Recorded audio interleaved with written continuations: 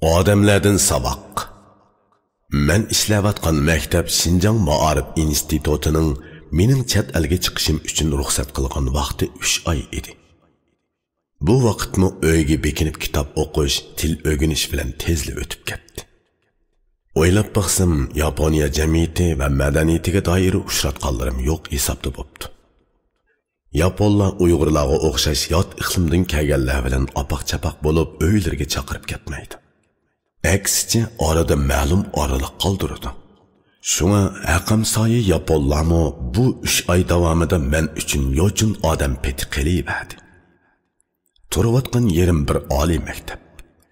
Vatanimda ishlagan yerimmi bir oliy maktab.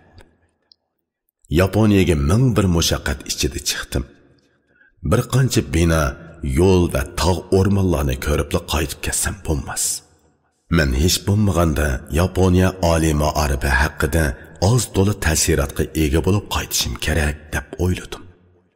Shuning bilan ayolim o'qiyotgan maktabning bilimshunoslik tarmog'iga kirib tadqiqotchi o'quvchi sifatida o'qish qaroriga keldim.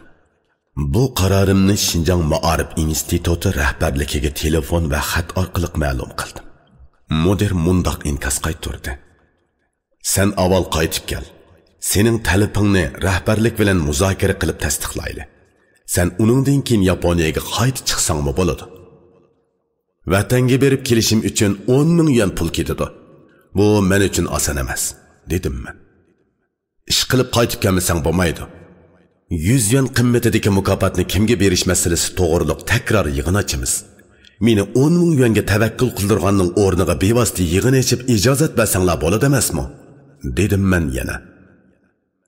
Mudir qaytib kelishimni chekilab turibgini qo'yibdi. Telefonning yenida bir hazar turib ketdim. Shu vaqtda nimalarni o'ylaganligimni o'zim bilmayman. Xizmatga chiqqan 16 yildan beri biror qitimmi bilim oshirish fursatiga erishamay keldim. Xizmatdoshlarim kam deganda 1-2 qitimdan o'qib kelishdi. Lekin xizmatning salmoqi mening zimmamda. Talay ilmiy muhokama yig'inlariga chaqirilib o'qitirish keldi. İqtisodiy sabablar tufaylidan u yerlarga borolmadim. Boshqa o'ringa yo'tkilish to'g'riliq taklif kelsa, siz bizdagi ixtisos egasi deb turavelib yo'tkilib ketishimga ruxsat qilmaydi. Undaqda men nima? Men o'ziga xos tafakkurga, tanlash va shallash ingiga ega odammi yoki dars o'tadigan bir fonksiyaga ega mulkmi? Mana endi o'z xarajatim bilan o'qiy desammi, hissdoshlikdan mahrumman. Neçe vaqtlardan beri oyig'imni ta'tir kaymay yashab kelganimga faxrlansam bo'g'dak.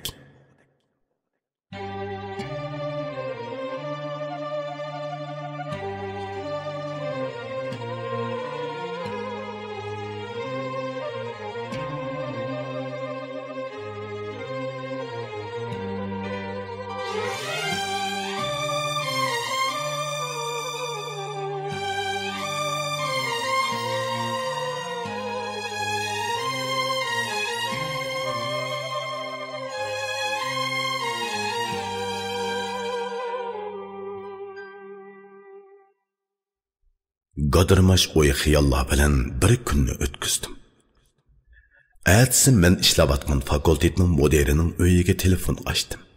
Mudir maqsadimni uqqandan keyin maktab rahbarligi qo'shilsa o'zining qo'shiladiganligini bildirdi. Men institut ishxonasining boshlig'iga telefon qildim va fakultet mudirining fikrini yetkazdim. Maktab rahbarligi qo'shilgan ahvolda fakultet mudirining qo'shilmay nima haddi? Qoida bo'yicha siz fakultet mudiriga iltimos yozasiz. Fakultet rahbarligi qo'shilish fikrini yozib bizga yo'llaydi.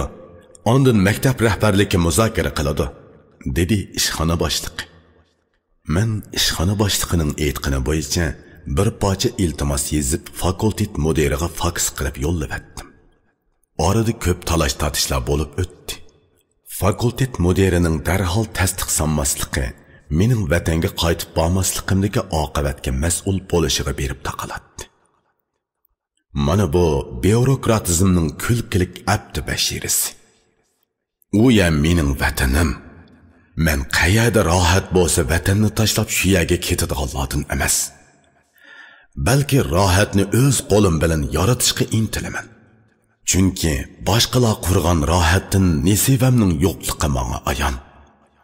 Boshqalar qurib chiqqan rohatning tilamchisi bo'lgunmi yo'q. Talay qitim telefon berish va faks yo'llashlardan keyin talabim ma'qullangan bo'ldi. Lekin fakultet mudiri bilan ikkimiz o'ttirisida burunqiga nisbatan so'g'uq bir kayfiyat paydo bo'ldi. Buning yo'lsiz sababkori emaslikim o'zimga ayon. Shunga xotirjam yurayverdim. Soğuq kayfiyat bizde asallı yüz berdi. Her qandaq bir huquqshunos oldi bilan insonshunos bo'lishi kerak.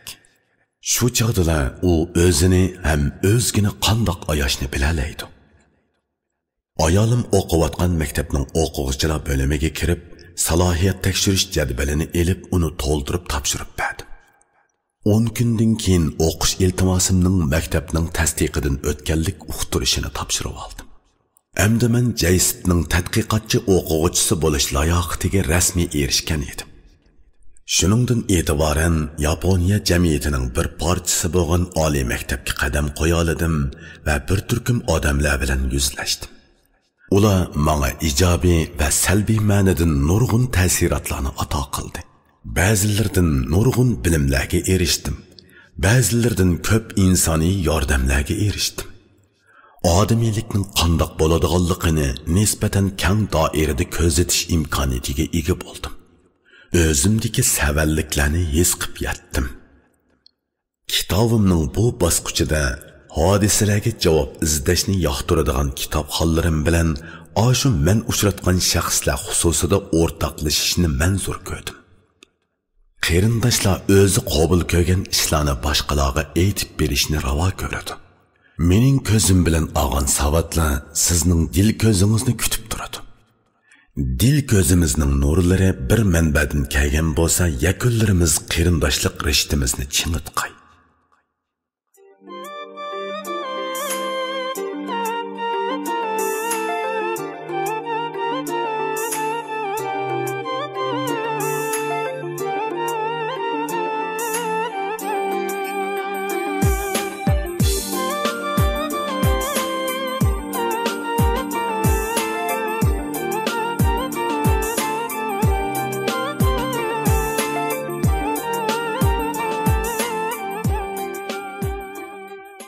Umemoto sensei.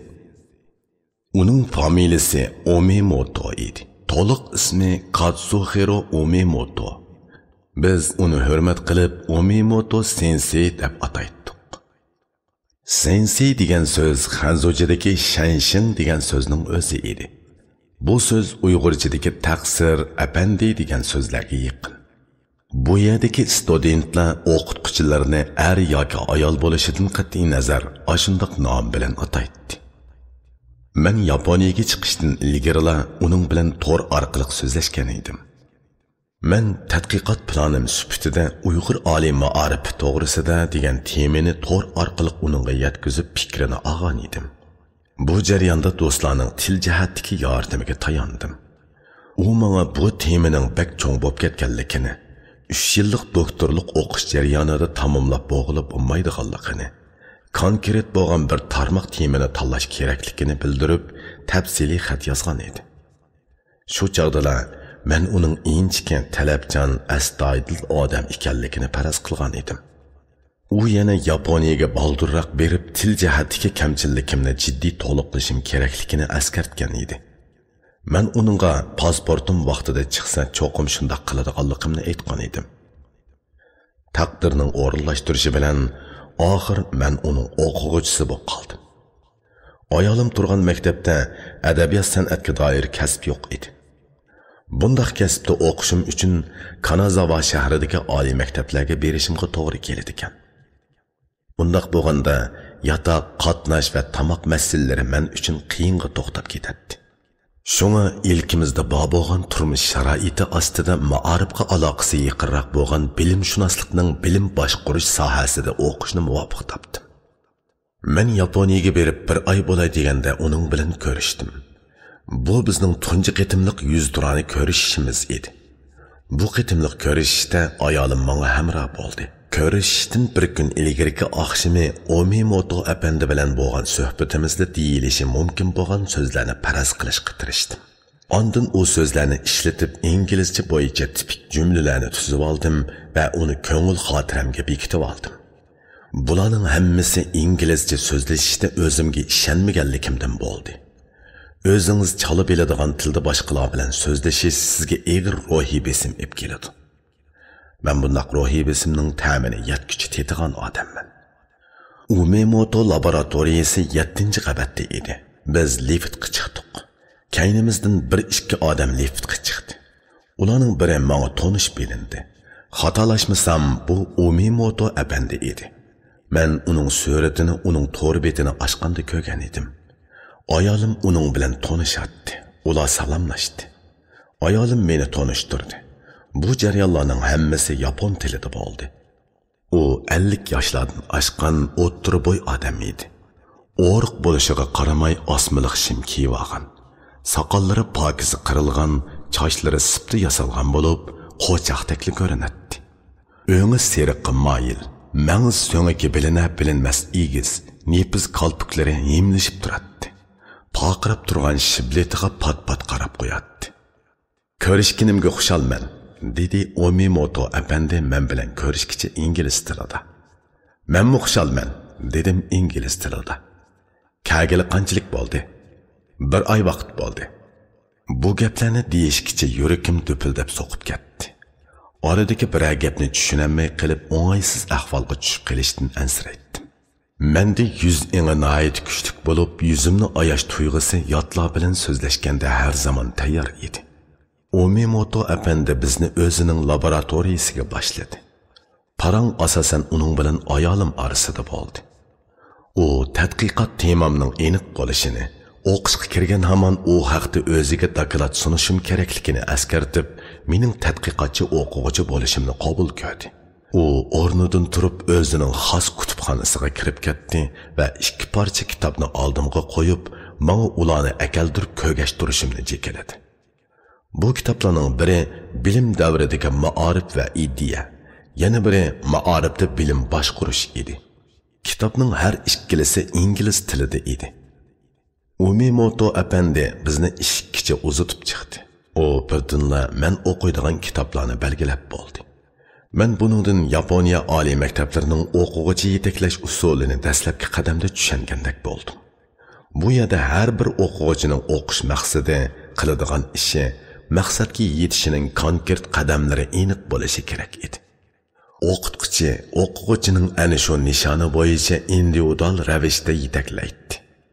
Omimoto apandi mening ma'arif orqa ko'rinishiga ega ekanligimni burunqi to'r aloqamizda bilgachga, menga yuqorqidagi kitoblarni o'qib chiqishni tavsiya qilgan edi. 2003-yili 10-oydan boshlab Omimoto laboratoriyasiga kirib tadqiqot hayotimni rasmiy boshladim. Bu qitim men Omimoto apandi bilan mustaqil ko'rishdim va mustaqil so'zlashdim. U mening oldimizdagi 1 oy ichida tadqiqot planim va bu haqda o'ylaganlarimni yezib topshirishimni aytdi. İngilizcemning yaxshi emasligi o'zimga ayon, qalbimda ho'diqish. Lekin Amerikadagi George Washington universitetida 6 yil o'qigan Omimoto apandining inglizcha so'zlashi ancha ravon emas edi. Bu hol menga ho'diqma degandek qildi. Men to'rdan bu apandining inglizcha maqolalarini ko'rgan edim. U bilim va mulozimatchilikka doir bir qancha kitobni inglizchadan yaponchaga tarjima qilib nashr qildirgan. Pamimcha u o'z sohasining puxta odami edi. Lekin inglizchani so'zlashga kelganda uningga rohat tuyulmaydiganligi aniq edi. Omimoto apandi mening doktorlikda o'qish planimning bor yo'qligini so'radi. Men yo'q emasligini bildirdim. U o'qish puli, turmush puli va tadqiqot planim to'g'risida bir muncha masalalarni zerikmay inchikilab so'radi. Men o'qish va turmush xarajatini qanday qilishim to'g'risida uni qoyil qilgudek javob berolmadim. Chunki menda undaq yetarli iqtisod yo'q edi. O'qishdan sirtqi vaqtlarda ishlab, o'qish va turmush xarajatimni qamdayman deb javob berishga petinolmadim. Bu herkesmi o'zining diqqatini o'qishga qaratgan bir odamning javobi bo'lmay qoladi. putining yenidagi o'rindiqqa artib qo'yib qahva ishga savol so'raydi. Men pishmagan inglizcham bilan tarlab tapchirab javob berdim. O'ylaganlarimni talto'kis ifodalab berolmayotganligim o'zimga ayon. Balkim Omimoto apandigimi tushunishlikdir. Bu jarayon menga 10 ming chaqirimlik tikanlik yo'lni yalangoyoq bosgandanmi mushaqqatlik bilindi. Suhbatimiz oxirlashgandan keyin Omimoto apandi menga o'ltiradigan o'rnimni ko'rsatib qo'ydi. Mening o'rnim ayrim bir bo'limchining ichida bo'lib, kompyuter, kitob ishkobi qatorliqlar tal edi. Bütün laboratoriya odam bo'yi egizlikdagi sun'iy materiallik taxtaylar bilan ayrim bo'limchilarga ajratilgan bo'lib, har bir bo'limcha 4-5 kvadrat metr bo'lib, bir o'quvchi uchun tamoman xos va erkin muhit edi. Ba'zi o'quvchilar bo'limchining kirish eshigiga melangza tortib olgan. Balkim ular maxfiyat tuyg'usi alohida kuchli o'quvchilardir. O'quvchilar u yerda o'ltirib kitob ko'radi, kompyuter mashg'uloti ib boradi, tamoq yeydi, hatto uxlaydi. Bundoq bo'limchidan bir laboratoriyada 16 bor. Biroq o'quvchi undoq ko'p bo'lib ketmaydi ekan. Yaponlar o'ltirib turib uxlashga nihoyat usta keladi ekan. Ular o'rindiqda o'ltirib bir necha soat uxlab yana tadqiqotini davomlashtira oladi ekan. Laboratoriyaning ichi o'rganish va turmushga nihoyat qulaylik edi. O'pcha ishlatiladigan to'nglatqi, mikroto'lqinliq o'choq, to'q qozonlarni o'quvchilar xohlagan vaqtda ishlatsa bo'ladi. Laboratoriya oldidagi koridorning bir tarafida gaz o'choq o'rinlashtirilgan ayrim uy bor bo'lib, o'quvchilar uningda tamoq assimi bo'ladi. Yaponiyada bütün yemeklik o'lchamlashtirilib, tayyor holatda o'rab qachalangan bo'ladi. O'quvchilar haftada yoki 2-3 kunda bir qatim tanla magazinlarga berib yemek-ichmak akilib oladi. Ularni xolisi yotoqdagi to'nglatqiga, xolisi laboratoriyadagi to'nglatqiga sep qo'yadi. Qo'saq ochgan hamon isitib yeydi. Buning uchun yo'qi 15 minut vaqt ketadi. Ular atoyidan qo'saq uchun bir muncha vaqtni sarf qilishni xohlamaydi. Laboratoriyada turmush ishlariga mas'ul biraylan bo'ladi ekan. U har xil ichimliklarni akilib to'nglatqiga sep qo'yadi ekan. Hojatmanda to'nglatqining yenidagi pul qachisiga pul tashlab, ichimliklarni ichidi ekan. Ichimliklarni pulsiz ichib oladigan satchiliklar yuz berib boqmaydi ekan. Ko'rib qoladigan biri bo'lmasimi, kishilar o'ziga tava bo'lmagan narsalarga hargiz tegmaydi ekan. Biz sapa ma'arifi deb vaqirab amalga oshirolmagan ishlar bu yerda tabiiy bir xuluq edi. Laboratoriyada muzokara o'tkaziladigan ayrim bir bo'lma bo'lib, charchagan o'quvchilar u yerda televizor ko'rsa bo'ladi. To'nglatqimi ashiyaga o'rinlashtirilgan. Ussug'anlarning ichimlik elib ichishiga aplik edi. U yerda qaynoq suv va qahva cho'gillari bor edi. Yetakchi o'qituvchimiz ichadigan o'zim haroqlari ashiyada bo'ladi. Balkim u charchagan chog'larida haroqdan 2 yutum o'tlab qo'yish kerak. Laboratoriyaning bir tarafida 2 ishxona bo'lib, uning birida bizning yetakchi o'qituvchimiz Omimoto turadi. Uning ishxonasining 4 temada liq kitob. Ishxonasining o'ttirasida kitoblar dövlangan. Faqat odam ma'nolaydigan orliqli qoldirilgan. Omimoto apandi bir bulungda o'ltirib kompyuter bilan hapilashadi. U ishxonasining oldiga kitoblarni qalaymaqan qo'yib qo'yadi. O'zi yaxshi ko'radigan kitoblarning hammasi uning ishxonasida bo'lsa kerak deb o'yladim. Laboratoriyaga faqat qoral xarakterlik, qo'llanma xarakterlik kitoblarni tizib qo'yadi. O'quvchilar uningdan o'pchi foydalanadi. Kitoblarning xarajati hukumatdan bo'ladi ekan. Kitob uchun ajratilgan xarajat cho'qim xajlab tugatilishi kerak ekan. Kitoblarni har bir laboratoriya o'zining alohidligi bo'yicha tanlab zakaz qiladi ekan. O'quvchilar kitoblarni olib ko'makchi bo'lsa, kitob jazosiga esib qo'yilgan daftarga kitobning nomi va o'zining ismini yozib qo'yib, ondan ep ketadi ekan. Eshikdan kirgandilar daska ko'zga cheliqadi. Uningga laboratoriyaning mashg'ulot plani yozilib, ishlar shu tartib bo'yicha yurgiziladi ekan. Sol tarafda yana bir daska bo'lib, alohida ahvollar askartiladi. Omimoto apandi bir yerga kelsa, uning vaqti va o'rni putib qo'yiladi. O'quvchilar daskaga qarabla o'qituvchisining nima ishlarda ekanligi, laboratoriyaning faoliyat yo'nalishini bilib oladi. Omimotoning ishxonasiga boradigan kichik zalning ikki tarafida kitob bor edi. Cho'ng-cho'ng lug'atlar echib qo'yilib, lo'pa aynak bilan bostirilgan. san'at buyumiga o'xshab ketadigan sevat kampit bilan to'shib turadi. Balkim bu kampitlar zerikishni oladigan armak sifatida yeyilsa kerak. Laboratoriyada nusxa olg'u xat bosqular tayyor edi. Qog'ozlar yetib eshib turadi. İşletilgan qog'ozlar elektron karta orqali xotiralanib turadi. O'quvchilarning o'zimi laboratoriyaning xotira daftariga nusxalash uchun qanchalik qog'oz ishlatilganligini chislasi bilan xotirlab qo'yadi. Har bir laboratoriyaga bir professor yetakchilik qiladi. Ularning ustiga oladigan tadqiqot vazifasi o'xshamaydi. Bir professorning elkida birdan 2 ga qadar yordamchi tadqiqotchi bo'ladi. Bular doktorlardan bo'ladi. Yana bir yordamchi professormi bo'ladi. Bizning yetakchi o'qituvchimiz Umimoto apandi yordamchi professor. Yordamchi professorlarning qo'l ostida yordamchi tadqiqotchilar bo'lmaydi ekan. Yaponiyadagi yordamchi professor bizdagi dotsent bilan tang bo'lib, aspirantlarni qabul qilish, yetaklash ishlarida uning huquqi belgilash xarakteriga ega bo'ladi ekan. Butun bir laboratoriyaga berilgan xarajatning tasarrufi uning qo'lida bo'ladi ekan. Men laboratoriyadan rasmiy o'rin olgan kunlar mening ismim laboratoriyaning oldiga chaplangan o'quvchilar tizimligiga kirgizilib bo'lindi. Buning qachon qilinganligini bilmayli qoldim. Tizimlikda mening o'ltirgan joyim xarita orqali ko'rsatilgan edi. Sirtdan kelgan biri oramizdagi birimizni izlamoqchi bo'lsa, shu xaritaga qarabla o'rnimizni topa oladi. Shu kuni kompyuterning oldida o'ltiratdim, biri kelib o'zini menga tanishtirdi. Men Yamamoto bo'laman. Bugundan boshlab sizning turmush yordamchingiz. Yordamlashadigan ishlar bo'lsa meni izlasangiz bo'ladi. U menga o'zining o'rnini ko'rsatib qo'ydi va bir kartani uzatdi. Uningda Tomoo Yamamoto deb yozilgan edi. Bu yerning qoidasida yangi kirgan chet ellik o'quvchilarga bir turmush maslahatchisi saplab beriladi ekan. Bir yerga berish, bir ishni bajarishda qanday qilishni bilmagan chet ellik o'quvchi uning maslahat so'rasa, u erinmay yordam beradi ekan.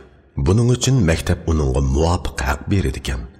Yamamoto bizning laboratoriyadagi doktor aspiranti bo'lib, yer tavrash ofatining oldini olishdagi bilim mulozimatchiligi temasida tadqiqot olib boradi ekan. U nayta aldirash bo'lsa kerak, uni ko'p chaqlarda ko'gili bo'lmaydi. Laboratoriyada Kawada ismli bir magistr aspiranti bor bo'lib, ikkimiz xeli chiqishib qoldik. U laboratoriyadagi uyushma ishlarini qiladi.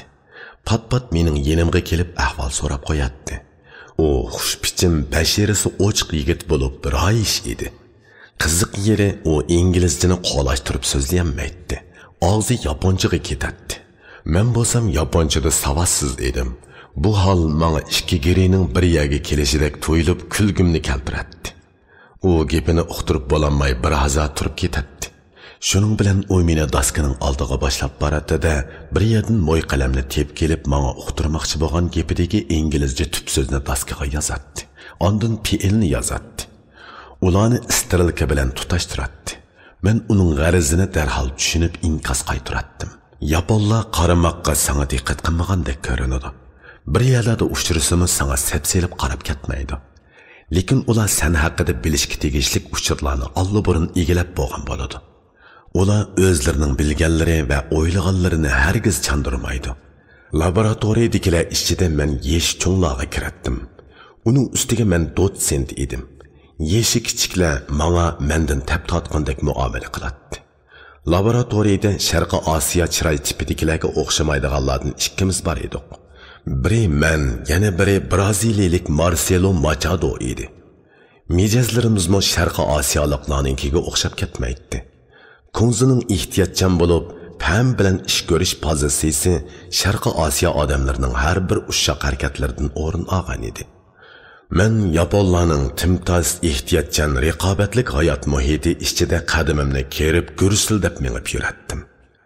O'zim sodda, lekin ularning nazarida undoq bo'lmasam kerak. Ular meni g'arbliklarga o'xshab ketadigan jongolog deb qaraydi. Ular jongoda Uyg'ur deb bir millatning bog'liqini uqmaydi. Men Umimoto apandidan o'zi menga o'qishni tavsiya qilgan kitoblarni oriyatga berib turishni so'radim. U kitoblarni o'zining tarjima qilmoqchi ekanligini, mening setib olmasam bo'lmaydiganligini, ularning menga oxirigacha lozim bo'ladiganligini aytdi. Kitoblarni nusxalash yaxshi ish emas. u aqliy mulk huquqiga cheqilish bo'lib sanaladi, dedi u askartib. Bu gap menga biroz qo'pol tuyuldi. Men unda qilishni o'ylamadim, dedim men. Ba'zi jungolik o'quvchilar toza diqqat qilib ketanmaydi, dedi u.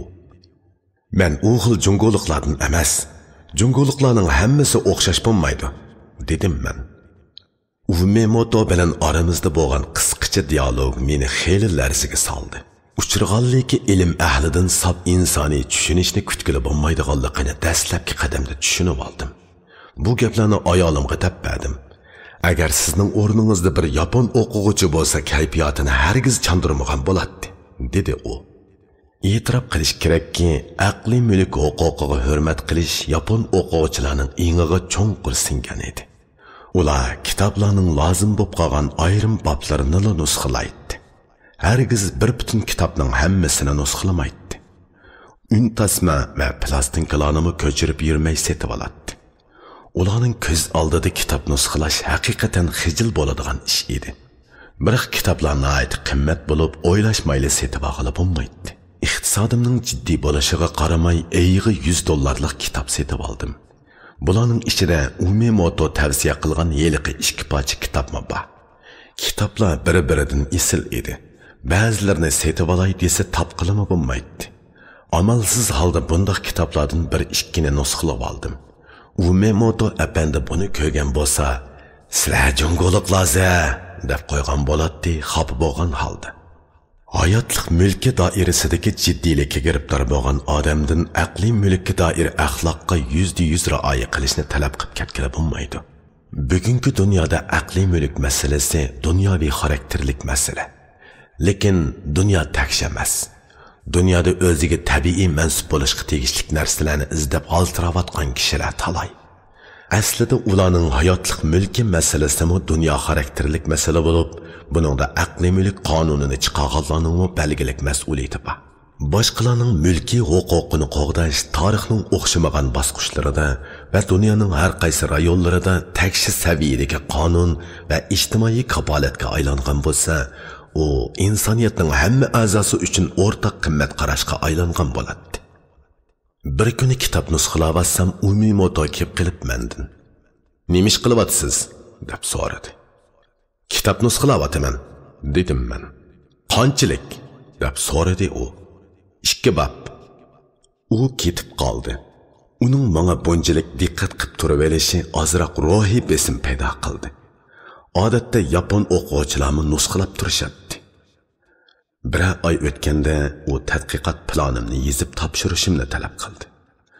Men uni degan vaqtida puturishim kerak edi. Avval uyg'urcha yozib baxtim. Ondan o'zim bilganimcha inglizchaga tarjima qildim. Bu jarayonda do'stlarning ma'lum yordamiga tayanmay turamadim. Bilim mulozimati haqida bir qancha maqolani va bir kitobning bir qancha bobini o'qishga ulgurgan edim. Bu haqdagi nazariyaviy bilimimning yetarlik emasligi bir amaliyat edi. Yetakchi o'qituvchim meni qanday nazarda ko'zatdi, men qaysi nuqtadan chiqishim kerak, bu haqda hech qanday taxminga ega emas edim. Yot bir madaniyat, yangi bir kasb muhitida tetishga tegishli hijolatning ta'mini tetishga boshladim. Bu ta'm mendek izzat nafsi nozuk odam uchun shu qadar ochiq ediki, odamni o'z mahallasidan chiqsala tamtiraydigan qilib qo'ygan jamiyat va ma'arif muhitini o'rtinib turib talayrat aslab chiqdim. Yig'in, o'ltirish, yana o'ltirishlar haqidagi o'kinishlik aslamalar xuddi ko'hi qopning ichidan turilib chiqqan qora tutundek to'lg'inib kelib qoniyimni siqatdi. Nafsim bo'g'ilib, tunjiqib qog'ili tas qalatdim. Odamda bor bo'lgan talant bilan vaqt oddiy turmush uchun dasmoyiga aylangan sharoitda qimirlab yurgan nurg'un gavdilar talantning tirik mumiyasiga aylanib ketadi. Umemoto apandi tadqiqot planimni topshirib olib 3 kun o'tgandan keyin men bilan so'zlashdi. Mening tadqiqot planimning temasi Uyg'ur darsxonalaridagi bilim mulozimati edi. Men Uyg'urlarning madaniyat orqi ko'rinishi ustida to'xtalib, shaman, budda, islom dinlarini tilga olgan edim. "Siz bu dinlar ustida to'xtalib o'tmoqchi, shundaqmi?" deb so'radi Umemoto apandi. "Shundoq qilish kerak deb o'ylayman", dedim men javoban. Meningcha bundaq bo'lganda maqolangizning tema doirasi kengayib ketadi. Buningda sizga berilgan vaqt yetmaydi. U menga qarab qo'ydi. Men beshimni langshitib uning gapini astoydil tingshayotganligimni bildirdim. Dinlar ustida to'xtalish sizning rayoningizning sharoitida mumkinmi? deb so'radi u. Ilmiy nuqtadan to'xtalishga oz to'la imkoniyat bor, dedim men. O'zingizni qiynab qo'ysiz. Bu tema haqiqatan cho'ng tema ekan. Mubada doktorlikqa qabul qilinsangizmi 3 yil ichida tamomlab bo'lolmaysiz. U menga qaradi. Men uning gapini tushunganimni bildirdim. Yozganlaringiz ilmiy tadqiqot planining yezilish qoidalariga degandek uyg'un emas. Siz yana bu tadqiqot uchun ketadigan vaqt, uning bosqichlari, metodi, unumi qatorliq taraflarni ochiq deb berishingiz lozim. Bizda uningga munosabatlik materiallar bor. Ko'rib baqasiz. İngilizce saviyangizni jiddiy o'stirmasangiz bo'lmaydi, dedi u. Men hushyorlik bilan chinqilib o'tkazgan suhbat vaqtimizning oxirlashganligidan xushal bo'lib, o'qituvchimga rahmat aytdim va uning bilan xo'shlashdim. Yotoqqa qaytib kirib, boyi bo'p o'tilgan gap so'zlarni tahlil qildim. Bu kuni tun yerimdan oshganda uxladim. Bu qitimliq suhbat men uchun ahamiyati zo'r bir qitimliq dars bo'ldi. Men uningdan o'zimdagi nurg'un kamtuk taraflarni his qilib oldim. İlmiy tadqiqot plani yezish darvaqa odatdagi yeziqchilikqa o'xshamaydi. Uning qilipi va talabi bo'ladi. Bizning oliy maktablarimizda ilmiy tadqiqot yeziqchiligi yo'q bo'lib, yaqinqi yillardan beri bir qism joylarda ozroq o'tirishga boshladi. Lekin u ilmiy talabdan ko'p yiroq. Uning ustiga biz abstrakt cho'ng gaplarni qilib o'rgangan. Yaponlar tadqiqotni amaliy, konkret, kichik temalar bo'yicha ep berib, cho'ng bir sistemaga tadrijiy yiqilishir ekan. Tadqiqot temasining ishlatishchan, amaliy qo'llanishchan bo'lishi asosiy maqsadkan. Ular iqtisodiy, ijtimoiy unumi bo'lmagan har qancha ulug' gapni rad qiladi ekan. Biz amaliyotni emas, g'oyani cho'ng biladigan qilib tarbiyalandik. Bu g'oya mamlakat bo'yicha birlik keltirilgan g'oya bo'lib, kimki ashu g'oya haqida eng jiq gap qila olsa, ana shu qobiliyatli hisoblanadi. Umemoto apandi meni ayab o'ltirmagan edi.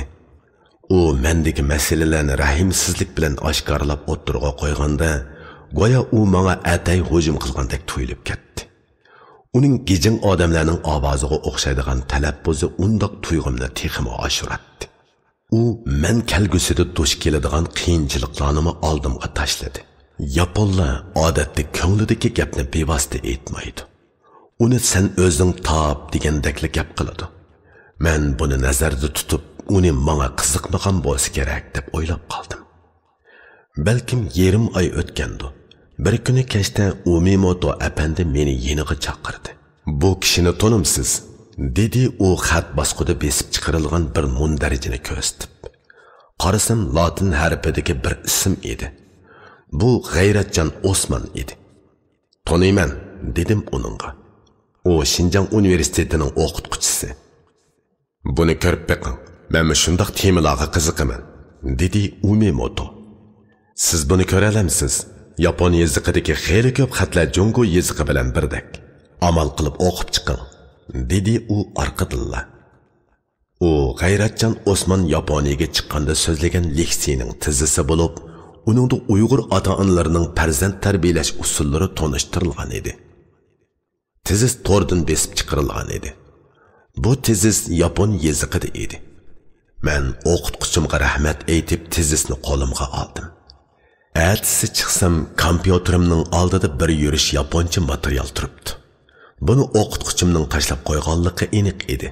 Qarasam u Fukuoka Ma'arifi universitetining professori Koichi Ikarining Uyg'urlarda yashanganlar bilan bolalarning darqamti turishi degan tekshirish maqolasi ekan.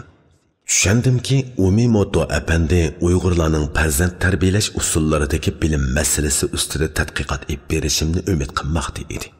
Men bu materiallarni qaytirqinib o'qib chiqish qaroriga keldim. Bu yaponcha materiallarni ayolimning yordamida oxir o'qib tugatdim. O'qituvchim havola qilgan tema ustida tadqiqot plani yozishni qaror qildim. 2002 yili 11 oyning 13 kuni Umemoto apandining tug'ilgan kuni edi. Kavada buningdan bir hafta ilgarilar har birimizdan 1000 yendin pul yig'di. O'quvchilar birlikda Umimoto apandining tug'ilgan kunini tabriklamoqchi bo'lishdik. Bundaq ishlarga anjiroyim bo'lmasimi, Yaponlarda tug'ilgan kunning qanday o'tkaziladiganligini ko'rib boqqim kelib qatnashishni loyiq topdim. O'ltirish bizning laboratoriyaning bo'lingidagi bir cho'ng bo'lmaga o'rinlashtirilib, tomoqlar va qo'rimalar sirtdagi bir oshxonaga zakaz qilindi. Soat 5 bo'lganda hammamiz yig'ildik. Yaponlarning dasturxoni ko'rkam hamratlik bo'ladi. Ular dasturxon aslahalarini noyat iditlik qilib tartiblik o'rinlashtiradi. Qo'rimalar, taomlar, meva-chevalar, ishkularning rangi bir-biriga shundoq moslashtirilgan. Meva-chevalar chiroyli to'g'ralgan. Ko'rinib turibdiki, Yaponlar dasturxon tuzishni hargizmi odatdagi ish deb qaramaydi. Unimi maxsus tadqiq qilib, g'izo va dasturxon ko'rinishlarini kishini hozirlantiradigan uzluq pallasiga yetkazishni o'ylaydi. Cho'qim bu mulozamat kasbining bir tarmoqi bo'lishi kerak. Umimoto apandi kirib keldi. Sinalg'ular va foto apparatlar harakatga keldi. Chavaklar chelindi. Umimoto apandi joylashib bo'lgandan keyin hammamiz o'rnimizga o'ltirdik. So'rinni ancha ozoda degili bo'lmaydi. Az to'la chaqchaqsaman gaplar bo'lingandan boshqa g'ayriy so'z harakatlar yo'q edi. So'rinda 2 musulmon bor edik. Biri men, yana biri Indoneziyadan kelgan potok. Dasturxon shuncha ko'rkam bo'lsa-mu, uningdagi g'izolarning halolligida shak bor edi. Ular meni bir narsa yeyishga zo'rlab qolsa qandoq qilaman degan andishada o'ltirdim. So'rinni Kavada boshqurdi. Hammamiz birlikda tug'ilgan kuningizga muborak degan naqshini o'qib, Umimoto apandini qutluqladik. Uning uzun umr tiladik. Bu laboratoriyadagilar bilan umumyuzlik holda tunji uchrashishim edi. Kavada meni boshqalarga tanishtirdi va menga so'z berdi. Men boshqalar bilan uchrashganimdan xursand ekanligimni bildirdim. Oramizdagi doktor aspiranti Ogoshi Masakining bir parcha maqolasi bilimshunoslik jamiyatining mukofotlashiga sazovor bo'lgan ekan. Hammamiz uni tabrikladik. Ogoshima ozroq so'z qildi. Orqadan g'izoga marhamat qilindi. Men meva-chevalardan abnus yeb o'ltirdim. Yaponiyaning abnuslari churuk ham shirin bo'ladi ekan. Bu menga bak yoqatdi. Go'shtli qo'rimalar va g'izolarga tegish qilmadim. Potokmi paxaslik bilan ish ko'rayotgandek qiladi. Elimi yaxshi Yaponlar odamni g'izoga zo'rlab turolmaydi ekan. Shak bor narsalarni yeb tashlashga majbur bo'lmadim. Ba'zilar bir istakandan pivo ichishdi. Men o'zir qo'ydim. O'zaro ko'ngir-mo'ngir paranglar boshlandi. Tamoqlarni qanday qilyapsizlar? deb so'radi Umimoto apandi mendan. O'zimiz etib yeyotimiz, dedim men. O'zinglar tamoq etalaydi ekansizlar-da? Bu qaltis ishkan. Shundoq bo'lganda tejashlik bo'ladi ekan. Uning ustiga biz musulmon. Bu atrofdan halol tamoq tap qila bo'lmaydi ekan. Umimoto apandi darvaqa shundoq deb beshini langshitdi. Bugungi Yaponiya ayollarining ko'pinchisi oilada tamoq etishni unutib ketishganmish. Ular vaqtni tejaymiz deb magazindan tayyor tamoq akilib uylarda isitib yeyishir ekan. Shunga Yaponiyada tamoq etadigan odamni hunar egasi deb biladi ekan. Magazinga nima bilan beryapsizlar? Mashinanglar bilanmi? Mashinamiz yo'q. Maktabning avtobusi bilan boramiz. Umimoto apandi tunji qatim turmushimiz haqida savol so'rayotdi. Men buningdan hayron qoldim. Mushi yeshigacha texi o'ylanmagan, bola chaqisi bo'lmagan bu odamning qallasida oddiy turmushga oid tafakkur yo'qmikin deb o'ylaydim. U yo'l yurganda yagi ingishi bo'ladi. Qallasi oldida puti kaynida qoladi. U menga hamisha kitob o'qib, kompyuterning oldida o'ltiradigan, hamisha og'zidan bilim boshqarish degan gap tushmaydigan mashina odamdek tuyuladi. Uning turmushim haqida savol so'rashi men uchun bir mo'jiza edi. Suhbatimiz zarur bo'lgan moddiy narsalar, obyektiv ishlar doirasidagi bir qancha ig'iz dialog bilan cheklanadi. Kishilik hissiyot, seg'inish, zerikish haqidagi gaplarning oramizda bo'lishi aslo mumkin emas edi. Umimoto apandi boshqalar bilan qandoqkin bunisi menga noma'lum. Uning bilan ikkimiz orasidagi munosabatda u menga mas'uliyat ham vazifa doirasida muomala qiladi. Uningdan insonlik mehrini kutish shaytondan iymon talab qilgandek bir ish edi. Agar men uning o'rnida u mening o'rnimda bo'lgan bo'lsa, uni bir ikki qatim uyga taklif qilib, uning bilan tafsiliy sirdashgan, uningga yurtimizning chiroyli yerlarini ko'rsatgan bo'lardim. Lekin bu bugungi kunda Uyg'urlarda bo'ladigan dilkashlik bo'lib, hamma narsa manfaat, foyda, pul bilan o'lchanadigan madaniyatning yomrishi orqasida undaq dilkashlik, hamoqatlik bo'lib sanaladigan bo'ldi. Agar laboratoriyadagi o'quvchilar Uyg'urlar bo'lsa, yangi kelganlarni qarshi olib, ularga do'stlik qo'lini chin insoniy muhabbat, sodda ham sop hissiyot bilan uzatgan bo'ladi. Albatta, yapon o'quvchilarni do'stona emas degila bo'lmaydi. Lekin bu do'stlikning issiqini ko'gili bo'lmaydi. Balkim u o'z-o'ziga puxta bo'lish asosidagi yuksak aqliyelashgan do'stlikdir. Sanoat va iqtisodiy hazoratning bo'shigida choy qilib cho'ng bo'lgan yuraklarda strategik manfaat yo'lidagi raqobat tuyg'usi bo'ladi. Bu yerdagi axloq ana shu raqobatni hurmat qilishda ko'riladi. Bu hol salpal yiroqdan kelganligi yot odamga bag'rini echib chuvib ko'rsatadigan, bu narsasining hammasini to'kib beradigan, oxirida hech kimning yaxshi ko'rishiga erishamaydigan sodda Uyg'urning mandak pushti uchun tamoman yot ham so'g'uq reallik edi. Orqa ko'rinishi yochin yot odamlarni bag'rida yoylatib o'ylarida qondiradigan odamlardan faqat Uyg'urlarla qolgan bo'lsa kerak. Biz bosog'imizga kelgan odamni kimligini so'ramayli uyimizga boshlaymiz. Ondan nom amalini so'raymiz. Amaliyotda uy bizning aqidamizning simvoli. Aqidadosh bo'lmaganlarni uyga boshlash uyning kayfiyatini buzib qo'ydi. Bosog'a hargizmi odatdagi narsa emas. Uningda kuchli aqida, mo'l falsafa bor. Uningdan qandoq odamni otlatishni bilmagan odam o'z uyining to'g'ri himoyachisi bo'lolmaydi.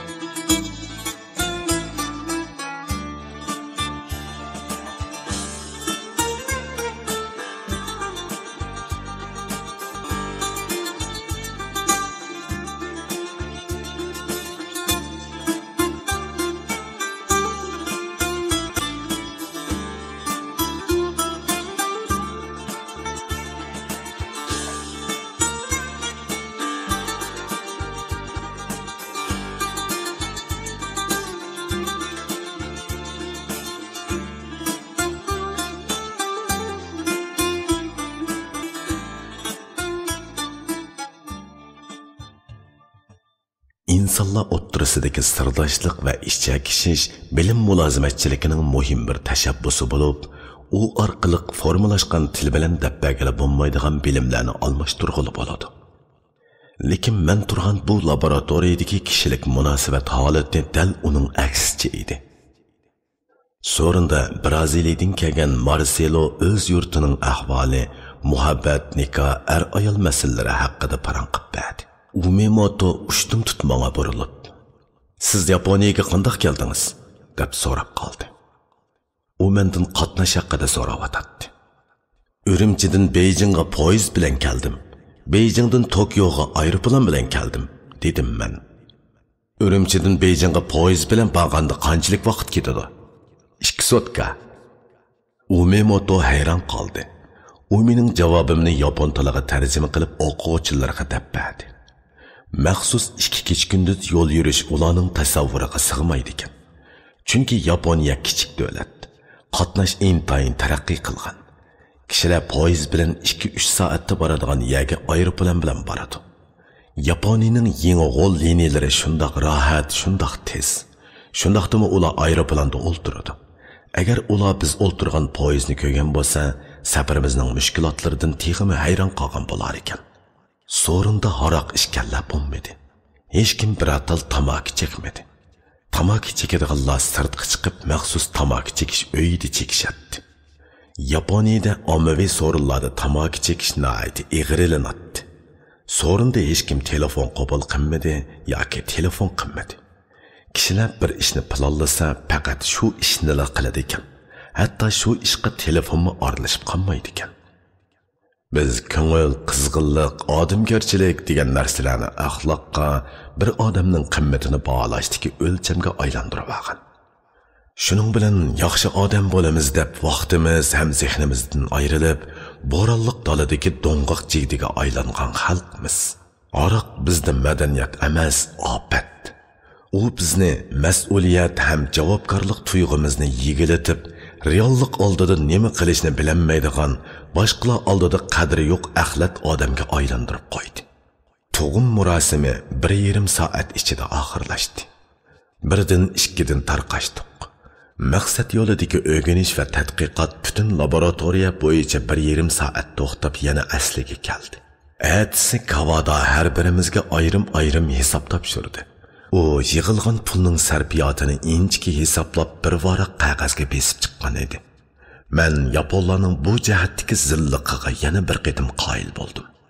Laboratoriyada haftada bir qitim seminar o'tkazilib turadi. Yetakchi o'qituvchi bir parcha kitobning har qaysi boblarini o'quvchilarga bo'lib berib, o'quvchilarni ulardan baytgan holda doklad berishga o'rinlashtiradi. Doklad beruvchilarning vaqt tartibi bir oy ilgari bekitilib daskaga chiqarib qo'yiladi. O'quvchilar o'zining tadqiqot temasining ahvoli haqida doklad beradi. Doklad anglab bo'lingandan keyin anglag'uvchilar ularga har xil nuqtadan savol tashlaydi. Dokladchi javob beradi. Anglag'uvchilar to'liqlash xarakteridagi taklif maslahatlarni berishadi. Dokladchi dokladdan burun muhim nuqtalar tizisi tuzib, seminar qatnashuvchilarga yetkudek besib tayyorlab, dokladdan avval anglag'uvchilarga bir nusxadan taqib beradi. Seminar nihoyatda astoydil muntazam o'tkaziladi ekan. Natijada har kim o'ziga loyiq uchur va bilimga ega bo'ladi ekan. Bu yerda hatto o'quvchilarning tadqiqot temasiga aloqador xodimlar yiroq yerlardan taklif qilib kelinib, ularga ishtiroklashish fursati tug'dirib beradi ekan. Seminarda Umimoto hammadan ko'p savol so'raydi. Chala qolgan taraflarga to'liqlama beradi. U ba'zi savollarni qomuslarni akilib turib so'raydi. Nimali degan bilan Umimoto apandi ishlashdan hozir oladigan odam edi. U har kuni atigan 9larda laboratoriyada paydo bo'ladi. Bu chaqda uning laboratoriya ishga oldida ba degan belgi bo'ladi. Har kim laboratoriyaga kirib o'zining ismiga to'g'ri kelganda qog'oz surgichni surib ba belgisini chiqarib qo'yadi. Qaytganda yo'q degan belgini chiqarib qo'yadi. U tushdimi bor edi. Kech soat 2 bo'lganda ondan orom olish uchun uyiga qaytadi. Odatda uning boradigan eng yiroq yeri maktab oshxonasi, o'quvchilar bo'limi va qiroatxonadan iborat edi. Uning kuniga 18 soat ishlaydiganligiga o'zim guvoh. Bu haqdagi ta'sirotimni Yaponiyadagi vatandoshlarimga aytsam, ularni o'z o'qituvchilarining xizmati haqida menga o'xshash ta'sirot ekan. Umimoto apandi yakshanba, shanba kunlaridami o'xshash ishlaydi. U orom olmamdigandi. Yo'qlaydigan do'stlari yoki tuqqanlari yo'qmidi deb o'ylab ketardim. Ayollarning oila tarbiyasidagi rolini tadqiq qilish Umimoto tadqiqot temalarining biri edi. U ayollarni ishxonasida kompyuter oldida o'tirib yoki kitob ko'rib tadqiq qilam degan tang belgilab bo'lmaydi. Braziliyalik Marcelo bilan ancha-muncha paranglashib qolatdim. U yengila to'y qilgan bo'lib, Yaponiyaga o'qish munosabati bilan ayolini qo'yib kelishga majbur bo'lgan. Ayolini akilishga texi ulgurmagan edi. U dam olish kunlarining hammasida laboratoriyada o'ltirmaydi. Kanazawaga ketib qoladi. Bu yosh boytoqning uyida yolg'iz o'ltirg'isi kelmaganligining tegiga yetdim. "Sen bizning laboratoriyaga qanday qaraysan?" deb so'radi u bir kuni mendan. "Zerikishlik, qabristondek jimjit" dedim men. "Yaponlar hech kim bilan paranglashmaydi" dedi u. "Akimoto bilan paranglashsang bo'lmamdi" dedim men chaqchaq qilib. U qaqoqlab kulib ketdi. Akimoto bizning laboratoriyadagi birdan-bir ayol bo'lib 50 yoshlardan oshgan edi. "Laboratoriyada tuzuk qiz bolami yo'q? Bunda qo'sa ajab turadi ekan" dedi Marcelo. "Sen qiz bola izlab Kanazawaga bora olaysan. Lekin bizning o'qituvchiga uval, u hech yerga bormaydi, dedim men. Marsilo kulib ketib, uning ustiga Akimoto xonim laboratoriyada asosan o'ltirmaydi, dedi. Marsilo yaponlarga o'xshamaydi. U ochiq yo'roq, chiqishqaq edi. Mijazining bir yerlari Uyg'ur yigitlarinikiga o'xshab ketadi. O'zimi qamlashgan Uyg'ur yigitlarga o'xshab qoladi. Orada men Kavadaga ayollar to'g'riliq chaqchaq qilgan edim. U xuddi kichik boladekli inkas qaytarmadi. Xizmat o'qish besimi Yaponiya erlarini besib ayollar to'g'risidagi nozik chaqchaqlarga eransiz qilib qo'ysa kerak. Akimoto xonimning ikki qizi oliy maktabda o'qiydi ekan. O'zimi doktorlikda o'qimoqda edi. Jungodan kelgan Leming ismli bir doktor aspiranti bo'lib, u boshqa laboratoriyada edi.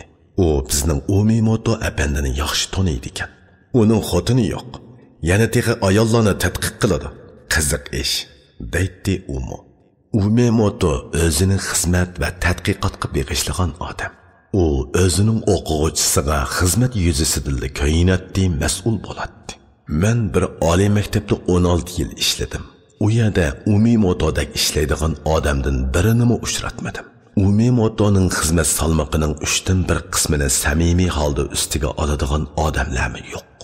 Umimoto menga Yaponiya xizmat stili va yaponlar ruhining tirik simvolidek ko'rinadi. U o'zi yavatgan nonga yuz kelish bilan emas, balki sharaflik maydon bilan ega edi. Umimoto o'zini unutgan holda qoldis ishlaydigan odam. Lekin mening nazarimda uning bir yeri kamtuk edi. U bir olim, lekin o'ylanmagan. O'z pushtidan bo'lgan bolani otaliq tarbiyasiga ep boqmagan. Bir nota toki soz bilan o'rindalmag'icha haqiqiy muzika emas. Sog'lom bir er toki xotin elib farzandlik bo'lmag'icha mukammal er emas. Umimoto apandi haqida bir qisturma. Qadrli kitobxon, mening unutg'oqligimni kechiring. Umimoto apandi haqida to'xtalib kelib, uning menga bildirgan xayrixohligiga oid muhim bir ishni unutib qolibman. Hali ham uni bayon qilib o'tishni zarur deb qaradim. 2003-yili 2-oyning 24-kuni BBC televiziyasidan vatanimning Maralveshi, Payzavot qatorliq nahiyalarida qattiq yer davrab, xalqimga yetgan musibatning ig'irligini anglab xonim o'rladi. Ertasi atigini laboratoriyaga chiqsam, Umimoto apandi mening yonimda o'ltiradigan Ugoshi Masaki bilan paranglashib turgan ekan. U meni ko'ribla, "Yurtinglarda yer davrabdi. Jamoatinglarga qazo yetmagandi", dedi. "Yo'q. Shundaqdami oqshom uxlayolmadim", dedim men. "Xotirjam bo'ling. Ofat ahliga yordam qo'lini sunadiganlar ko'p chiqadi", dedi Umimoto. Ogushi bu gapga agishib beshini lig'ishdi. "Rahmat sizga, professor", dedim men ta'sirlanib. Birdamdan keyin Indoneziyadan kelgan to'toq kelib mendan hol so'radi. Shu kuni mendan hol so'raganlar faqat shulola bo'lib qoldi. Junguluq savodoshlarimdan undaq inkas chiqmagan seri Umimotoning hol so'rashidagi insonparvarlikning qimmati shuncha bilindi. Umimotoga doir mendagi eng illiq sezim ana shu hol so'rash bilan munosabatlik bo'lib qoldi.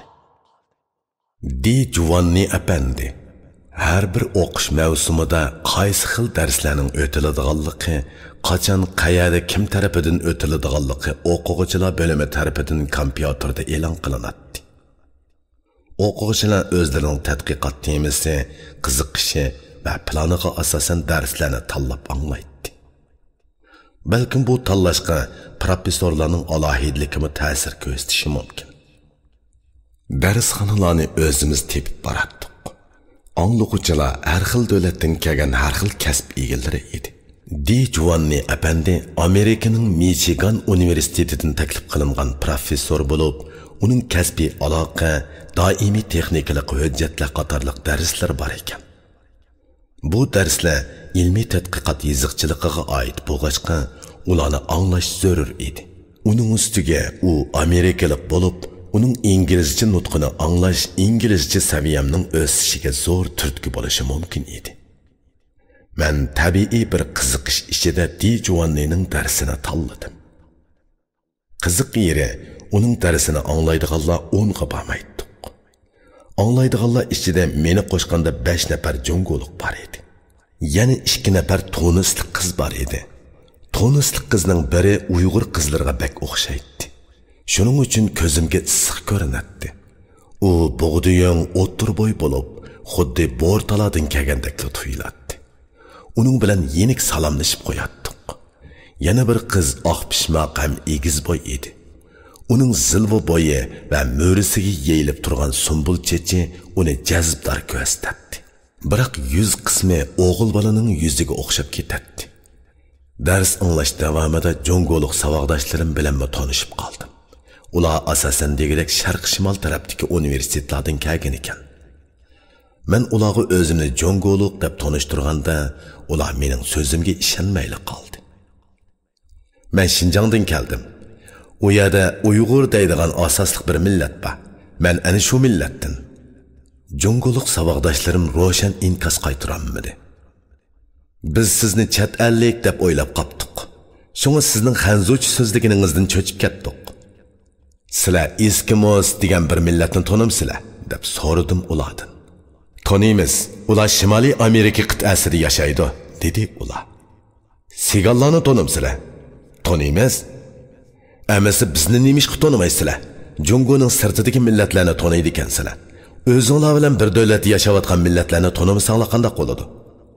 Ular bir-biriga qarab kulishib qo'ydi. Uyg'urlarning noposi qanchalik bordi? deb so'radi Li familiyalik bir savoddosh. Hukumat matbuoti ko'p hollarda 8 million deydi. Chet eldagilarni qo'shganda 10 millionmi deydi deb javob berdim. Shundaqdimi noposinglar xeyli bor ekan. Lekin sizlar bizning mavjudligimizni bilmaydi ekansizlar. Men bek afsuslandim. Sizlarga tarix, geografiya darsida biz haqda so'zlamaganmi? Savoddosh Li toza aniq asliyamadi. 1994-yili Changchundagi Sharq Shimol universitetida 3 oy turgan edim. Shu chaqdami nurg'un kishilarga o'zimning milliy salohiyati haqida yangi boshdan tushuncha berishimga to'g'ri kelgan edi. Hatto Jilin o'lkalik hukumatga kotib bo'lgan odamgami o'zimning Uyg'urligini aytganda inkas qaytarolmay qolgan edi. Meningcha, Jongoning g'arbiy shimolidagi eng cho'ng tuproqda yashaydigan avtonomiylik bir millatni har qanday bir Jongoliq tonishi kerak edi. Beijing, Shanghai, Guangzhoularda Uyg'urlarni taniydigan oddiy xalqlar yo'q emas. Lekin ular Uyg'urlarni kavobchi millat sifatida taniydi. Uyg'urlarni madaniy bir xalq sifatida taniydiganlar balkim 24 tarixni o'qigan bilimliklar ichidan topiladigandir. Baribir Uyg'urlarni biladiganlar nihoyat az. Ularmi Uyg'urlarni o'z nomi bilan atamay Şinjanlik deb ataydi. Bu hol nimadan derak beradi? Bu zo'r ijtimoiy fan temasi. Tunislik qizlar meni O'rta Osiyolik yoki Sharqiy Yevropalik deb o'ylab qolgan ekan. Ularmi Jongoliq ekanligimdan hayron qoldi. Kunlarning o'tishi bilan ularmi ham Jongoliq savodoshlarimmi mening turkiy til turkumiga tava Uyg'ur millatidan ekanligimni bilib ketdi. Shuningga intayin hayronmanki, Jongoliq savodoshlarimga xanzucha gap qilsam, ular inglizcha javob berishga tirishadi. Ular menga gap ochsa inglizcha so'zlaydi. Balkim ularning yoshirin engida mening kimligim haqidagi tonish rasmiy yildiz tatib ketanmagan bo'lsa kerak. Tunislik qizlar bilan bo'lgan salom sehitim bag'an siri illiq tus elishga boshladi. Ular meni ko'rganda assalomu alaykum deganni dona qilib aytadi. Yaponiyaga mendan keyin kelgan o'g'limni ko'rganda arkilatib so'yib qo'yishadi. Di Juanni apandining darsi ana shunday kishilar bilan tanishishimga sababchi bo'ldi. Men ular bilan o'zim va kasb haqida paranlashish fursatiga erishdim. Mana endi Di Juannining o'zi haqida so'zlashni o'ti keldi. Yuqoridagi bayonlarni Di Juanni sababiyotidan uyg'ongan turmush hislarining bir qismi sifatida Di Juanni temasini gavdlantirib beralaydi. Di Juanni oppoq sochlari o'ziga yarashgan, yuzlari qip-qizil, tambal, semiz odam edi. Uning semizligi ortiqcha bilinmaydi. Aksicha, uning salobitini texmi oshiradi. U yo'l yurganda shundoq tamkin ediki, faqat pishqan o'ziga ishongan odamlarla shundoq mangadi. Men uni Yaponiyaga yangi kelib o'quvchi sifatida maktabga kirmagan chig'imda ko'rgan edim. U har kuni kun o'ltiray deganda maktabning sirtidagi turalg'usiga qaytadi.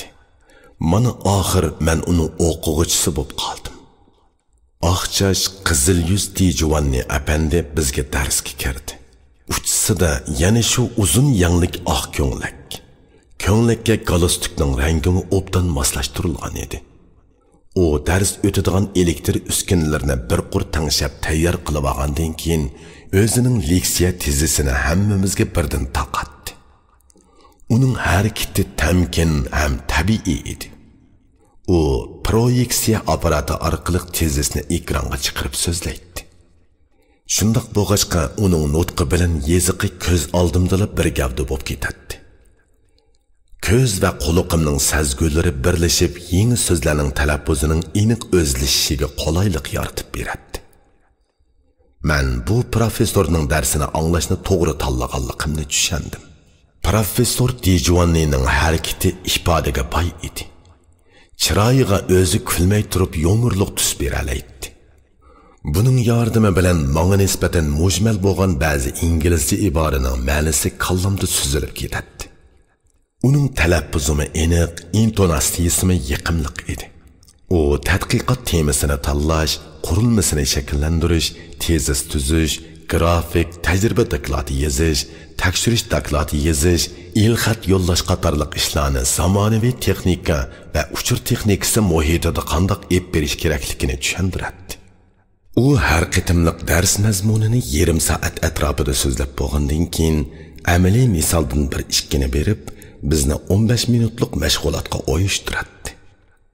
Ondan ko'z qarashimizni so'raydi. To'g'ri bo'lmagan yerlarni tuzatadi. Mening inglizcam savodoshlarim ichida to'van edi. Tezisda men bilmaydigan so'zlar va atalg'ular chiq edi. Shunga adab lug'at aqtiratdim. Bu hol meni qattiq azoblaydi. U bizni mashg'ulotga o'yishtirib qo'yib darsxonadan chiqib ketadi va yaqin atrofdagi avtomatik qurilmadan ichimlik elib darsxonada ichaveradi. Vah, nima degan issiq. Men bo'lolmayla ketdim deb qo'yadi. Amaliyotda sirtning havosi sovuq edi. Darsxonaning ichi bo'lsa havodan orqali isitiladi. U ko'ngilchan turibmi isib ketadi. U dars oraliqida ancha-muncha yaponcha so'zlarni aralashtirib qo'yadi. O'zi biladigan bir necha yaponcha iborani ishlatib olishni yaxshi ko'radi. Chet elliklarning til o'rganish psixikasida xijil bo'lish degan uqum bo'lmasa kerak. Ular qancha so'z bilsa, shularni ishlatib olishga oldiraydi. Orada yetakchi o'qituvchim Umimoto apandi tadqiqot planimni suylab qoldi. Men uni yezishga tutundim. Temam cho'nglar bilan balalar o'ttirisidagi bilim mulozimati bo'ldi. Uni boshda uyg'urcha yezib oldim. Ondan jumla inglizchaga tarjima qildim. İngilizce cümlelerimde mesele bağlıqı özümgümü eniq edi. Uni tamamlab bo'lib boshqalarga ko'rsatdim. Uning sog'lom cümlege ega tadqiqot planiga aylanishi jarayonida do'stlarning yordamiga erishdim. Chet elliklar so'zlashda yoki yezishda xatolashsangiz hargiz sizni kamsitmaydi, masxir qilmaydi. Siz xato so'zlasangizmi, ular mumkin qadar sizning aytganlaringizni to'g'ri tushunishga tirishadi. İngilizlar bilan paranglashish davomida shuni his qilib yetdimki, ular ingliz bo'lmaganlarning inglizchisini anglaganda chiroy ifodasi orqali ularni ilhomlantirib turadi. Hargiz sizning xatoligingizni demaydi, balki sizning to'g'ri taraflaringizni oldi bilan ko'rib, shularni maqtaydi. Ular sizning xato jumlangizdan maqsadingizni tushunaveradi va siz bilan chandurmay so'zlashaveradi. Shuning bilan siz boshda shakllantirgan xuduksirash, tap-tortish qatorliq psixik to'salg'alardan saqit bo'lib qolasizda, qarish tarafni o'z bilishga boshlaysiz. Til o'rganishingizdagi imkoniyat ana shu asosda kengayib boradi. Chet elliklar hargizmi sizning qobiliyatingizni noqul holdagi so'zlash bilan o'lchamaydi. Ular sizni texmi ilgirlab tushunishga tirishadi. Odam kichkidan tortib o'rganmay, keyin o'rgangan bir tilni shu tilning aqdolaridek so'zlayolmaydi. Bunisi intayin tabii. Yot bir milletni o'zidek o'lchamlik so'zlashga majburlash va ularning saviyasini shu bo'yicha o'lchash inson xarakteridagi bir xil mustabidlik. Chat elliklarning o'zimi boshqalarning tilini o'rganishning jafosini bilgachga til masalasiga kang nazarda qaraydi. Uni buni qilib yurib tadqiqot planimni Dijvanni apandiga ko'rsatgidek bir holga akeldim. Amdiki masala muvofiq paytda Dijvanni apandi bilan ko'rishib uning fikrini anglash edi. 1-2 hafta uning bilan ko'rishishga jur'at qilolmay keldim. Buning uchun o'zimni talay aybladim. Uning bilan ko'rishish va so'zlashishga oxir qat'iy niyatga keldim. Bir kuni tushdan keyin uning darsi bor edi. Darsdan tushib bo'lib boshqalarning qaytib ketishini kutdim. U darsxonada o'zi yolg'iz qolganda eshikni chaqdim. Ichkirisidan kiring degan ovoz chiqdi. Men kirdim. Azroq vaqtingiz bormidi? Dedim men jiddiylashib. Ba, biror ishingiz bormidi? İngilizcem nachar, kechirasiz. Tatinmang. Siz qaysi davlatdan keldingiz? Jongodan. Jongodan? Bu rasmo. Hayronman. Siz boshqa jongoliqlarga o'xshab ketmaydi ekansiz. Men Jongodagi Uyg'ur degan millatdan. Uyg'ur? Dijvanni apandi Uyg'ur degan iborani tuzuk talaffuz qilolmadi. Ha, Uyg'ur dedim men. Jongoning g'arbiy shimolida Xinjiang Uyg'ur avtonom rayoni degan bir yer bor. Men shu yerdan kelgan. Tilinglar qandaq? Tilimiz turkiy tillar turkumiga tava. O'zbekiston, Qozog'iston, Qirg'iziston kishilari bilan bo'lgan suhbatimizga tarjimon ketmaydi. Tilimiz ularning tiliga tuqqan keladi. Shundaqmi? Dedi professor mening salohiyatimni endi aniq tushungandek bo'lib. Qiziq ish. Mening bovammi turkkan. Nahayat afsus, men ularga o'xshamay qoldim. Bir tadqiqot plani yozib chiqqan edim. Ko'rib fikr beramdikin degan umiddiman. Bo'ladi. Ko'rib bo'lib sizni chaqiray. U tadqiqot planimni ep qoldi. Uning qishidan chiqib, dedim. Zimmamdagi hamma yuk birdilla irg'ib tushgandek yangillab qoldim. 3 kundan keyin professor Dijvanni meni chaqirdi. Ishxonasiga kirsam, u meni saqlab turibdi ekan. U mening tadqiqot planimni shu qadar astoydil ko'ribdiki, jumla so'zma-so'z, hatto bog'lig'uvchilardan tortib ko'rib, ko'p yerlarni o'zgartib chiqibdi. Uning aqidasidan nayt xijil bo'ldim. U menga har bir so'zni nima uchun o'zgartganligini tafsiliy izohlab o'tdi. Ishlaringizga muvaffaqiyat tilayman, dedi u meni uzatganda.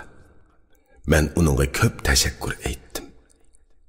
Tadqiqot planimni Dijvannining fikri izini bo'yicha tuzitib yetakchi o'qituvchimga sundim. Shuningdan keyin Umimoto apandi menga tadqiqot planimni tuzitish haqida gap qilmadi. Balki men o'qishga qabul qilingandan keyingi aniq iqtisodiy kafolati haqida so'zlaydigan bo'ldi.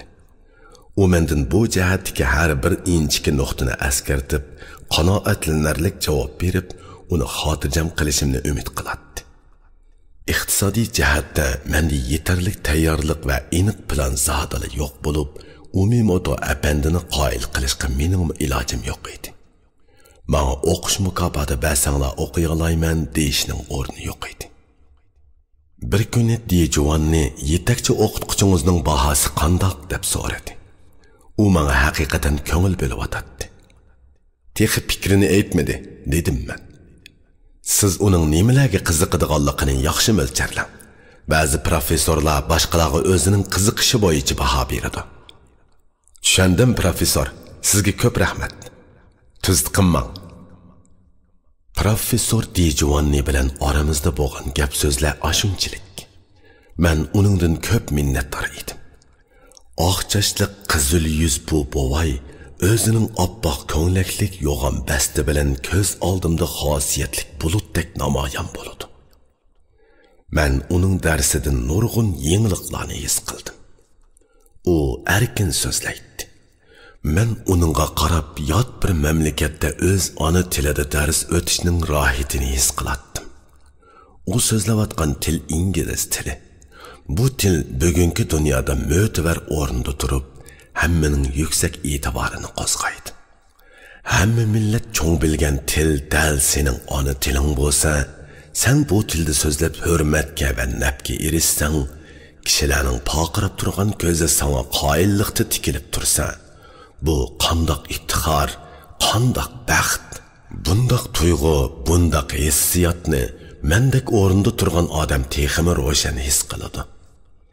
Dars o'tish professor Di Giovanni uchun o'yinning o'rnida edi. Chunki u hamma odam cho'ng biladigan ingliz tilida so'zlab o'tadi. Di Giovannining qandoq shaxsiy hasrati va buni faqat uning o'zi biladi. U so'zlayotgan til inglizlarning bugungi siyosiy, harbiy, iqtisodiy quvvatini orqa ko'rinish qilgan til edi. Bu til haqida ayni vaqtda Angliya yozuvchisi Bernard Shaw shundoq degan ekan. Sening tiling Shakespearening tili, Miltonning tili va Injil tili. Kesal tekkan kaptardek tugilib o'ltirma. Bugungi davrga yetib kelgan har qanday bir tilning o'ziga loyiq shalliq o'tmishi bor. Lekin u tillarda so'zlaydigan xalqning universal kuchi o'xshamaydi. İngiliz tilli xalqlarninkiga texmi o'xshamaydi. Professor Di Giovanni, sizning insoniy qalbingizga yana bir qitim rahmat. Professor. Amaliyotda professor haqida biladiganlarim yo'qning o'rnida. Uni yezishni nima uchun xohlab qoldim? Bunisi o'zimga toza aniq emas. Agar buni yozmasam, kitobxonlarimga aytib berishga tegishli qisqa, ammo muhim bir mazmun tushib qoladigandek tuyuldi. Qani kitobxonlarim, buningga o'zinglar bir nima danglar. Uning to'liq ismi Ho Bao Tu. U Vyetnamdan Yaponiyaga kelib, mushu maktabda o'qituvchilik qilayotgani 8 yil bo'ldi. U bilim ijodiyat metodologiyasi laboratoriyasining yetakchi o'qituvchisi. U maxsus sonliq ma'lumotni qezishni tadqiq qiladi ekan. U pakar edi. Yuzlari dugulak ham kichik. Qosh ko'zlari, eg'iz va burunlari uning yuz kiptisiga patmay qolgandek bir-biriga yaqin joylashgan edi. Uning yuz qismida faqat qonshirla alohida gavdalik bo'lib, monaman deb ko'rinib turadi. U hamisha shlap kiyib yuradi. Uni ko'z oldimga keltirsam, uning oq shlapisi sal egiz burniga naqlashadi. Qolganlarini xeyli qidirib aslashimga to'g'ri keladi. U menga koridorda, liftda va maktab qorosida uchrab qoladi. Beshini ozroq egib, "Hay" deb qo'yadi. Bundaq chaqda u totinchoq odamdek ko'rinib ketadi. Professor Ho haqida mening bevosita biladiganlarim oshunchalik.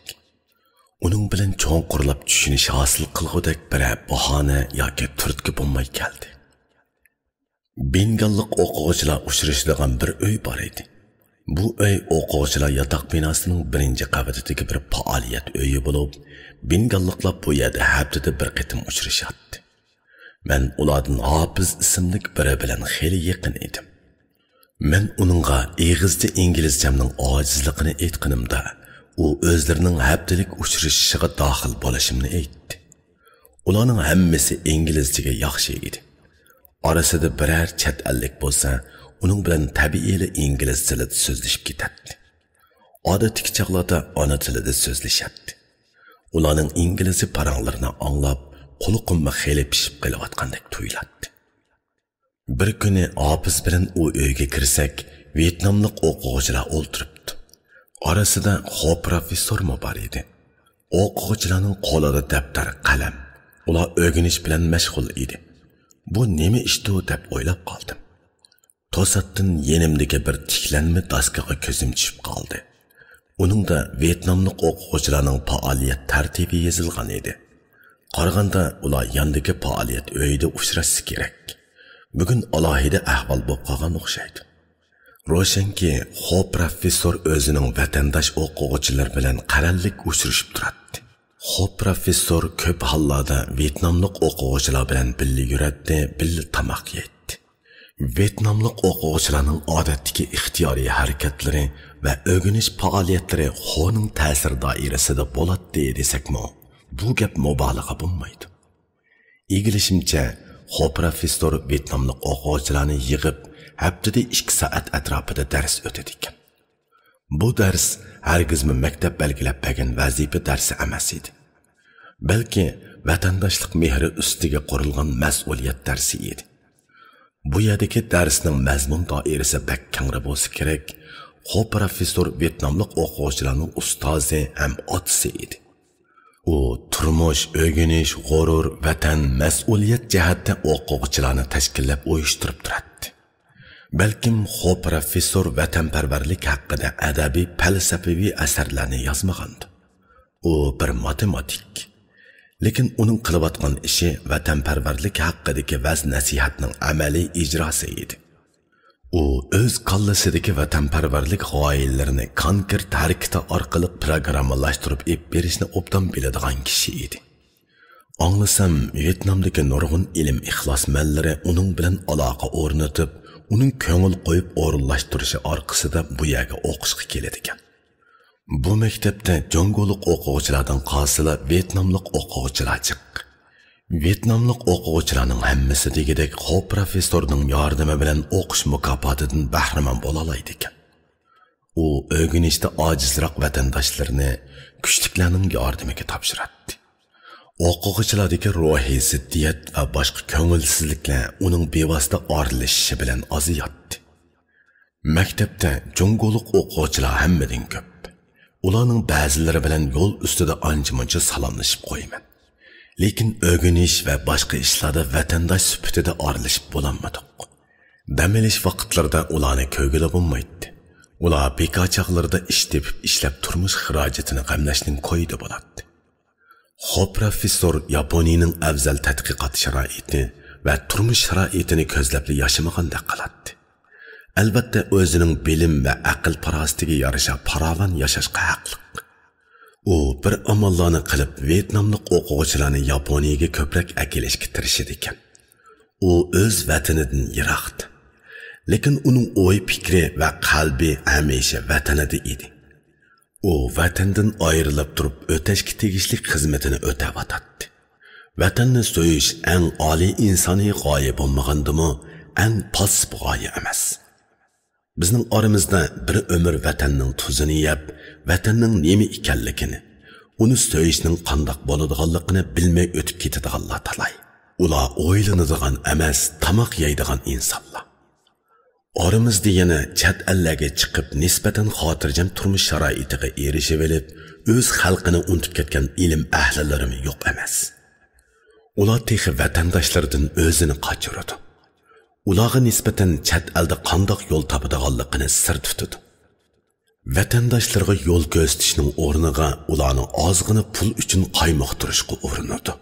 Xo professor o'zining maydasini mushlab, alhamdulillah musulmonman demisimi, shundoq deb turib o'z qavmiga tishini bilaydiganlardan ko'p ortiq.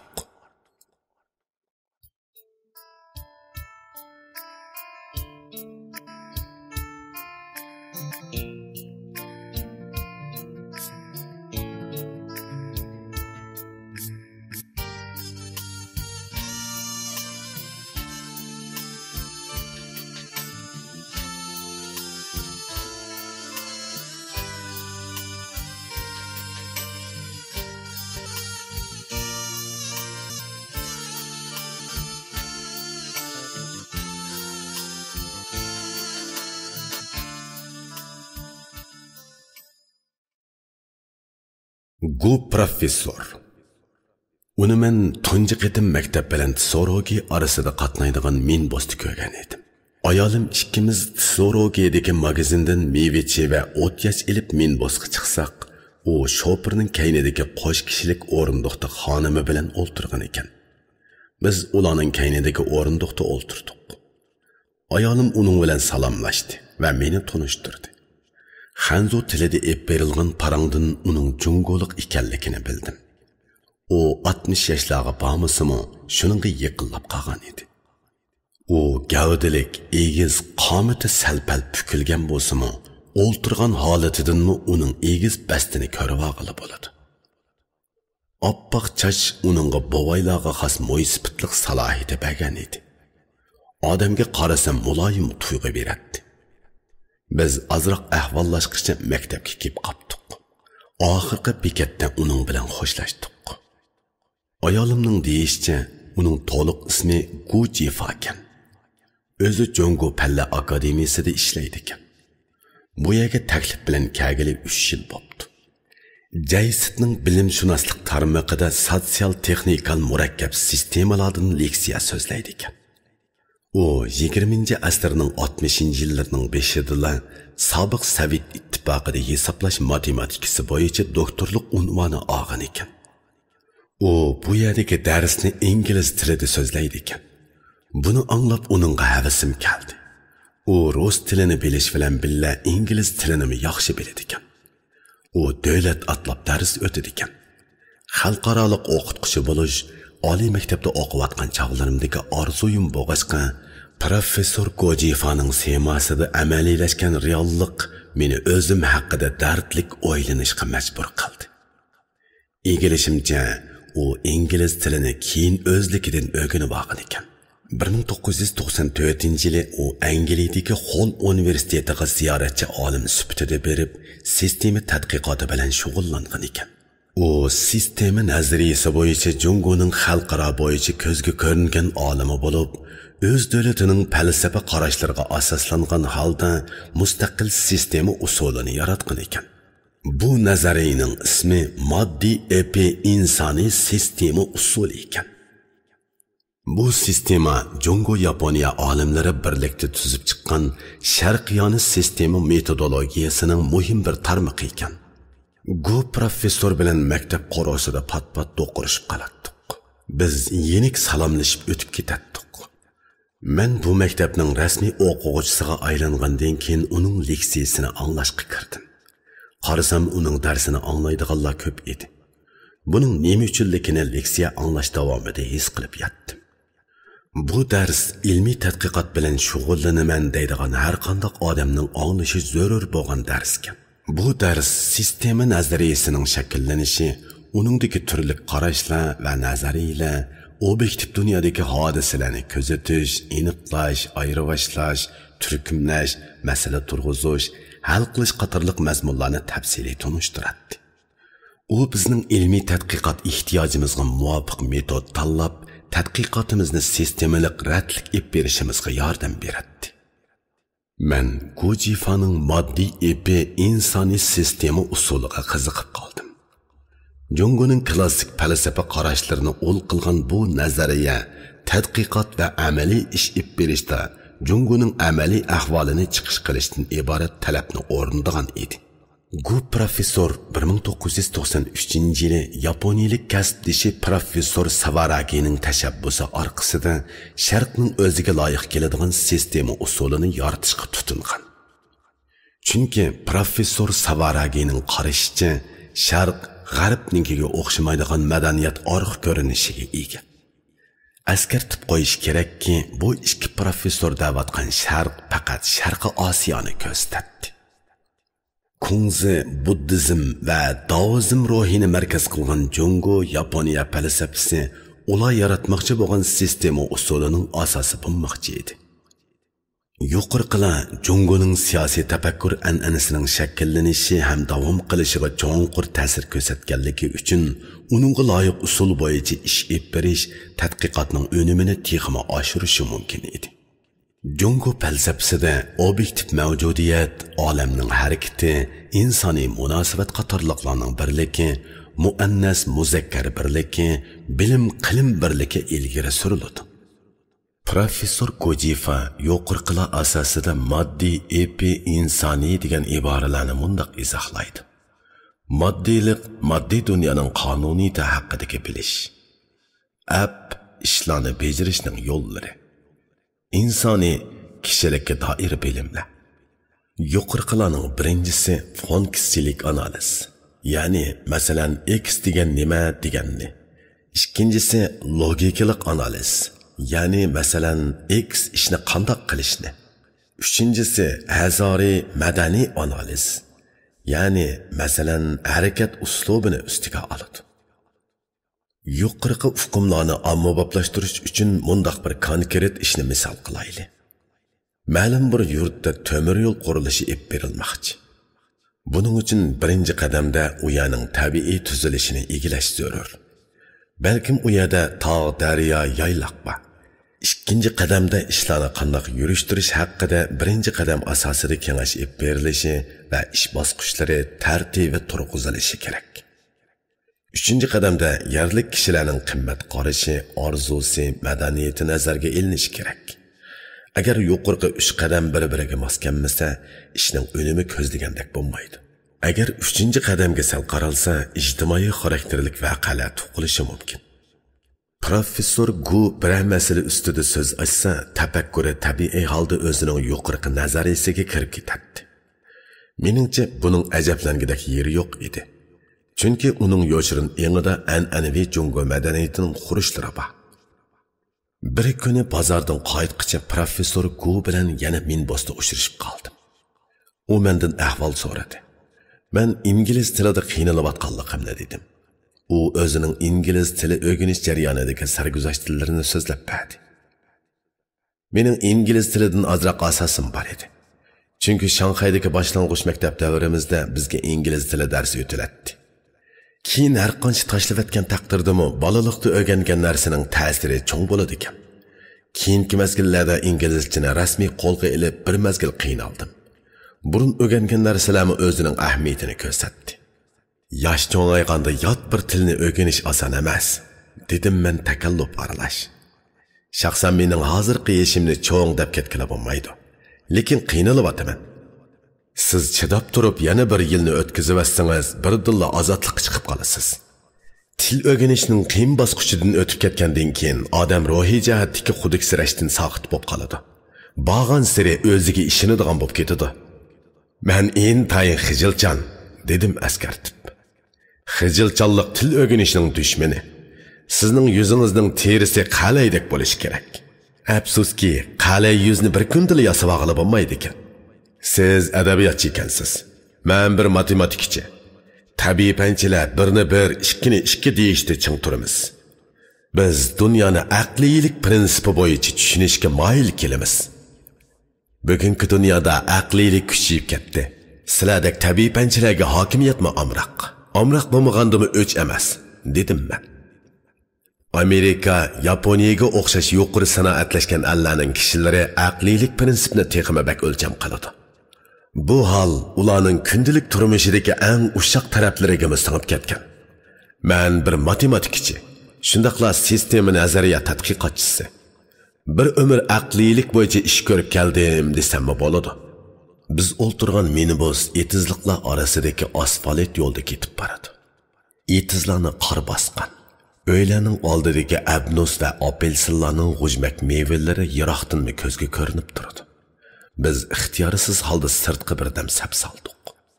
Men shunda qaraymanki, dedi Go professor so'zini yana davomlashtirib. Aqliylik, fan texnik sohasida asosli o'rin tutsimi, jamiyat sohasidagi va odamlar o'ttirisidagi ishlarda hissiyotni tushunishga ahamiyat berishi kerak. Odamda hem moddiy omil bor, hem ruh, hissiyot omillari bor. Moddiy ipi insoniy sistema usuli bo'yicha aytganda, odamlarning moddiy dunyo bilan bo'lgan munosabati, shundaqla o'zaro foyda ziyon munosabati aql ustiga quriladi. Lekin odamni odam qiladigan omil ruh va hissiyotdir. Amerika Iroqqa hujum qilishda neft, iqtisod, qurol kuchi deganlarni o'ylash bilan billa e'tiqodiy va qimmat qarashi o'zlarininkiga tubdan o'xshamaydigan xalqning hissiyotini nazarga olishi kerak. Manfaat to'qinishlarida tarixdan buyon undoq o'ylaydigan obdan hukmdorlarni tepish tas. Ularni faqat rivoyat tilla topqila bo'ladi. Millatlarning ahvoli o'xshash bo'lmaydi. Ba'zi millatlar aqliy prinsip bo'yicha ish qilishni yaxshi ko'radi.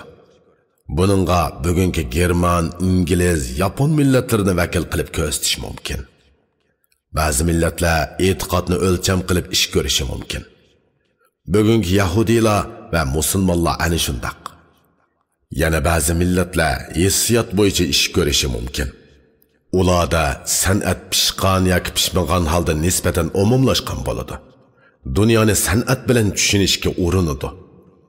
Buningga Uyg'urlarni misol qilsangiz bo'ladi. Qishloq va yoyloq millatlari asosan shundoq keladi. Biz yarmankalarga mahsulotlarimiz bilan emas, usullarimiz bilan qatnashimiz. Gapimizga kelsak, millatlarning ma'naviy taraflaridagi o'zgachiliklarni yaxshi o'ylashmay, hadislar fan texnikaning kuchiga ishonish yaxshi oqibat etganmaydi. To'g'ri dedingiz. Lekin bir millatni aynan tushunishning o'zi bir masala. Ularni qandoq maydon, qandoq pozitsiya, qandoq maqsadda tushunishning o'zi ayrim bir masala. Foydalanish uchun tushunish bilan so'yish uchun tushunish o'ttirisida zo'r farq bor. Jamiyatshunoslik va siyosatshunoslik nuqtasidan qaraganda bir qavmni yana bir qavm so'yish uchun tadqiq qilmaydi yoki tushunmaydi. Shunga Hindistonlik dangliq siyosiyon Nehru inglizlar hindilar haqida yozgan tarixlarini o'zlari o'qisin, bizmi o'zimiznikini o'qiyli degan ekan. Shundaq Amerika Iroqdagi yadro qurollarining boyo'qligini tekshirish bilan birga Iroq xalqining kayfiyatini tekshirib beqishi kerak. Amerika Iroq xalqini tushunish uchun islomni tadqiq qilishi mumkin. Balkim ingliz olimlari islomni bir qism arab olimlaridan obdan tushunishi, Qur'on va hadislarni suvdek bilishi mumkin. Ammo buninglik bilan ularning musulmon bo'lib ketishi notayin. İslam haqida ma'lumoti ancha cho'nqur bo'lmagan bir odam musulmon bo'lishi mumkin. Mana bu yerda qalb, muhabbat, ixlos masalasi kelib chiqadi. Shunga bir jamiyatni noqul aqlga tayinibla izohlag'ila bo'lmaydi. Tarix nima ham shundoq. Ayni vaqtda Mao Zedong 3-dunyo allari bilan yaxshi o'timiz deb shundoq qilgan. Bugungi kunga kelganda noqul undaq qilg'ila bo'lmaydi. Biz hozir kimning texnikasi ilg'or bo'lsa, kimning iqtisodiy kuchi zo'r bo'lsa, shular bilan yaxshi o'tyapmiz. Endi biz ularni Jahongir deb o'tirmay o'ginadigan yerlardan o'ginyapmiz. Burun baylarni kurash qildik. Endi o'ginish ulgisi qilyapmiz. Mana bu tarixdagi g'ayri aqliylik. Demak, tarixning xuy-paylini ufqili bo'lmaydi. Minbus oxirgi bekatga kelib qoldi. Parangimiz Mo'shiyaga kelganda to'xtab qoldi. Bu qitimqi parang Go professorning nazariyasini ommabop shaklda tushunishimga sharoit yaratdi. Orada bir mezgil o'tdi. Bu chaqda men tadqiqot planimni yetakchi o'qituvchimga topshirib bo'lgan edim. Yetakchi o'qituvchi bilan tot orada o'tkazilish ehtimoli bo'lgan suhbatimizning unumli bo'lishi uchun Go professordan maslahat olmoqchi bo'ldim. Chunki u Umimoto apandini obdan tushunishi mumkin edi. Bu o'yimni Go professorga aytib edim, u o'zini 12-oyning 30-kuni izdishimni aytdi. Tutishilgan vaqt bo'yicha Go professorning ishxonasiga kirdim. U meni saqlab turgan ekan. Uningga tadqiqot planimdan bir nusxa sundim. U tadqiqot planimni diqqat bilan o'qib chiqdi. Biri tadqiqot planimga qarata fikr bersangiz, yana biri Umimoto apandi haqida biladiganlaringizni deb bersangiz, dedim Go professorga. Mening tadqiqot planim Uyg'ur jamiyatidagi yashanganlar bilan farzandlar o'ttirisidagi ta'lim-tarbiya munosabatining shakli va uningdagi bilimlarni tema qilgan edi. Go professor gapni mushuningdan boshladi. Ba'zi ota-onalar bor, ular bolalarining tarbiyalanishiga nisbatan nihoyat aktiv ta'sir ko'rsatadi. Ota-onalar o'zlarining farzandlariga qandoq odam bo'lish to'g'riliq amaliy ta'sir ko'rsatsa, farzand tarbiyasining birinchi qadamini o'ngishliq bosgan bo'ladi. Ota-ona bu jihatda sistemalik bir narsa bilib ketishini atayin. Ammo ular bir millatdagi tarbiya an'anasining tirik mavjudiyati bo'lib, ularda shu millatga xos ruhning elementlari ko'p bo'ladi. Bu elementlar ularning ta'limlarida bo'lmasdan ish harakatida bo'ladi. Shunga bir savodsiz ota-onami o'zining amaliy harakati orqali bilib bilmasdan farzandlarga tarbiya ato qila oladi. Buning vazniga hargiz sal qaraqila bo'lmaydi. Oz sondagi ota-onalar bolalariga kasbiy jihatdan yoki bilim qurilmasi jihatdan ta'sir ko'rsatadi. Bizning ota-onalar ma'lum bir kasbning mukammal egasi bo'lishi kerak. Sizningcha qaysisi muhim? Bolalariga odam bo'lishni o'rgatanmagan ota-onani tarbiya ishlarida mag'lub bo'ldi desak xatolashmaymiz. U odam bo'lishni nimaga asosan o'rgatadi? O'zi tava bo'lgan xalqning g'oyasi bo'yicha o'rgatadi. Bizdagi ota-onalarning 90% dehqon, ularning ko'p qismi savotsiz yoki chala savat. Ular kasbiy yetakchilik qobiliyati yo'q bo'lishi bilan birga qo'saq beqishning g'amiga tushib qolgan. Jungoda kishilar ma'arif desa, maktabni ko'z oldiga keltirib oladi. Bu xato. Amaliyotda jamiyatdagi har bir omil odamga ta'sir ko'rsatish roliga ega. Bu jihatda butkul jamiyatni g'oyat zo'r ma'arif aslahasi deyishga bo'ladi. Jungoda dehqonlarning qaloq bo'lishi ma'arifga zo'r manfiy ta'sir ko'rsatadi. Nomrodlik bilan qaloqlik bir-biriga sherik. Dehqonlarning saposi o'ssa, Jungodek g'oyat zo'r yezigilik davlatida ma'arifdagi sifatning aqalli sharti hozirlangan bo'ladi. Sizningcha buning uchun qanday qilish kerak? Biz fikrda va ishda boshqalar bilan ziddiyatlashib qilishdan qo'rqamiz. Yuqori bilan ziddiyatlashib qilishdan texmi qo'rqamiz. Shuning bilan kishilar o'zlarini ayob qilish yuzasidan haqiqiy ko'z qarashini aytolmaydi. Yoq bilan ma'qul o'ttirisida obyektiv bog'lanish bor. Uni qayerda ishlatish amaliyotning taqozosi tarafidan belgilanadi. Biroq kishilarimiz ma'qulni ko'p ishlatadi. Bu ziddiyatdan o'zini qochirishning belgisi. Bir ish ko'ngilning chin moyilligi bilan qilinsa, unumlik bo'ladi. Bizdagi ma'qullarda ishonch yo'q. Odamlar o'zining qarashini yoshiradi. Natijada jamiyatni tadbir bilan ta'minlaydigan nurg'un aqliy boylik ko'milib qoladi. Hamdiki masala kishilarning fikr qilishiga imkoniyat beradigan, odamlarning xosligini hurmatlaydigan ijtimoiy havoni yaratish kerak. Jamiyatimizda mushundaq gaplar ommaviy vositalarda deyilib turadi. Bu xil sada kishilarning haqiqiy qalbidan chiqdimi, bu aniq emas. Jamoat fikrining hukumat sadosiga aylanishi uchun jarayon ketadi. Masala bu jarayonni qandoq yaratish va ilgari surishda. Jungoda olimlar ko'paydi, biroq ziyolilar ozib ketyapti. Go professor birdam jimib ketdi. U o'rnidan turib derazaning oldiga bordi va sirtqa nazar tashladi. Sirtda qor bilan chulg'angan qorg'ayliq do'ng bor edi. Professor, Yaponiyada bir qancha yil turibsiz. Bu yerga ko'nalamdikansiz, deb so'radim men uningdan bir narsa bilay deb. Ko'nmisam bu yerda nima ish qilatdim, dedi professor burilib o'rniga qaytib kelgach. Bu yerning tadqiqot, o'rganish sharoiti yaxshi. Uning ustiga bir tadqiqotchi o'xshamagan madaniyat muhitidagi odamlar bilan uchrashib hamkorlashsa, yangilik yaratishda allaqanday turtkilarga erisha oladi. Birovni tushunishning eng yaxshi usuli uning tilini bilish. Men har kuni kechda 2 soat yapon tili o'rganyapman. Bu ruhingizdan ta'sirlandim. Undaqda men umidsizlanmasam bo'ladi ekan. Siz o'rganaman desangiz, jiq narsalarni o'rgana olasiz. Bir ömür öğrenmesi bulmaydigan davrda yaşab etipdik. Ümit ve xiris degan ana şu. Azaplık bir oy kallamdan geçti. Bizde ömür boyu kitap emas, bir varaq qog'ozni qo'liga ep bakmaydiganlar qanchalikdi. Bizde öz xalqi orasidan chiqqan adib o'limalarning ismini bilmaydigan amaldorlar qumdek.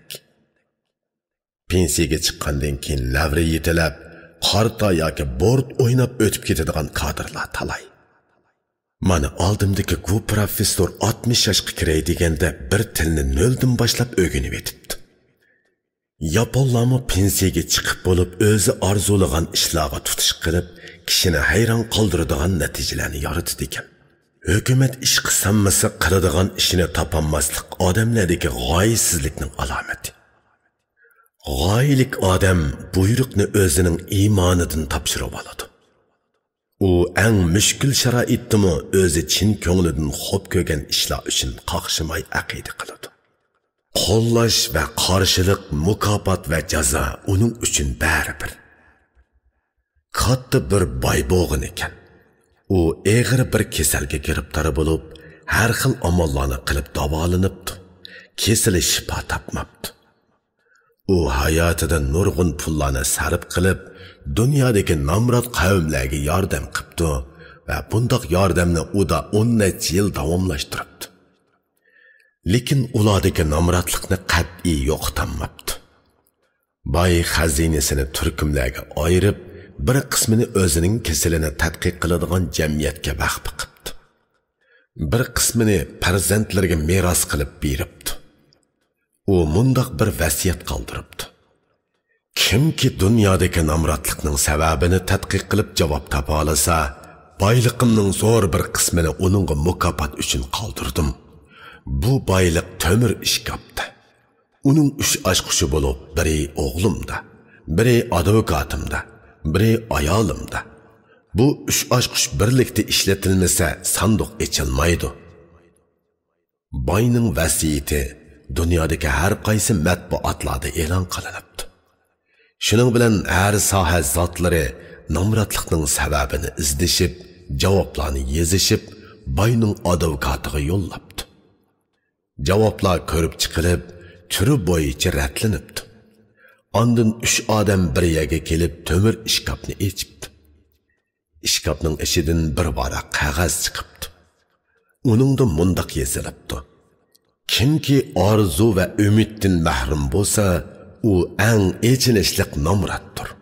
Bu javob 18 yoshlik bir qizning javobi bilan birdek chiqibdi.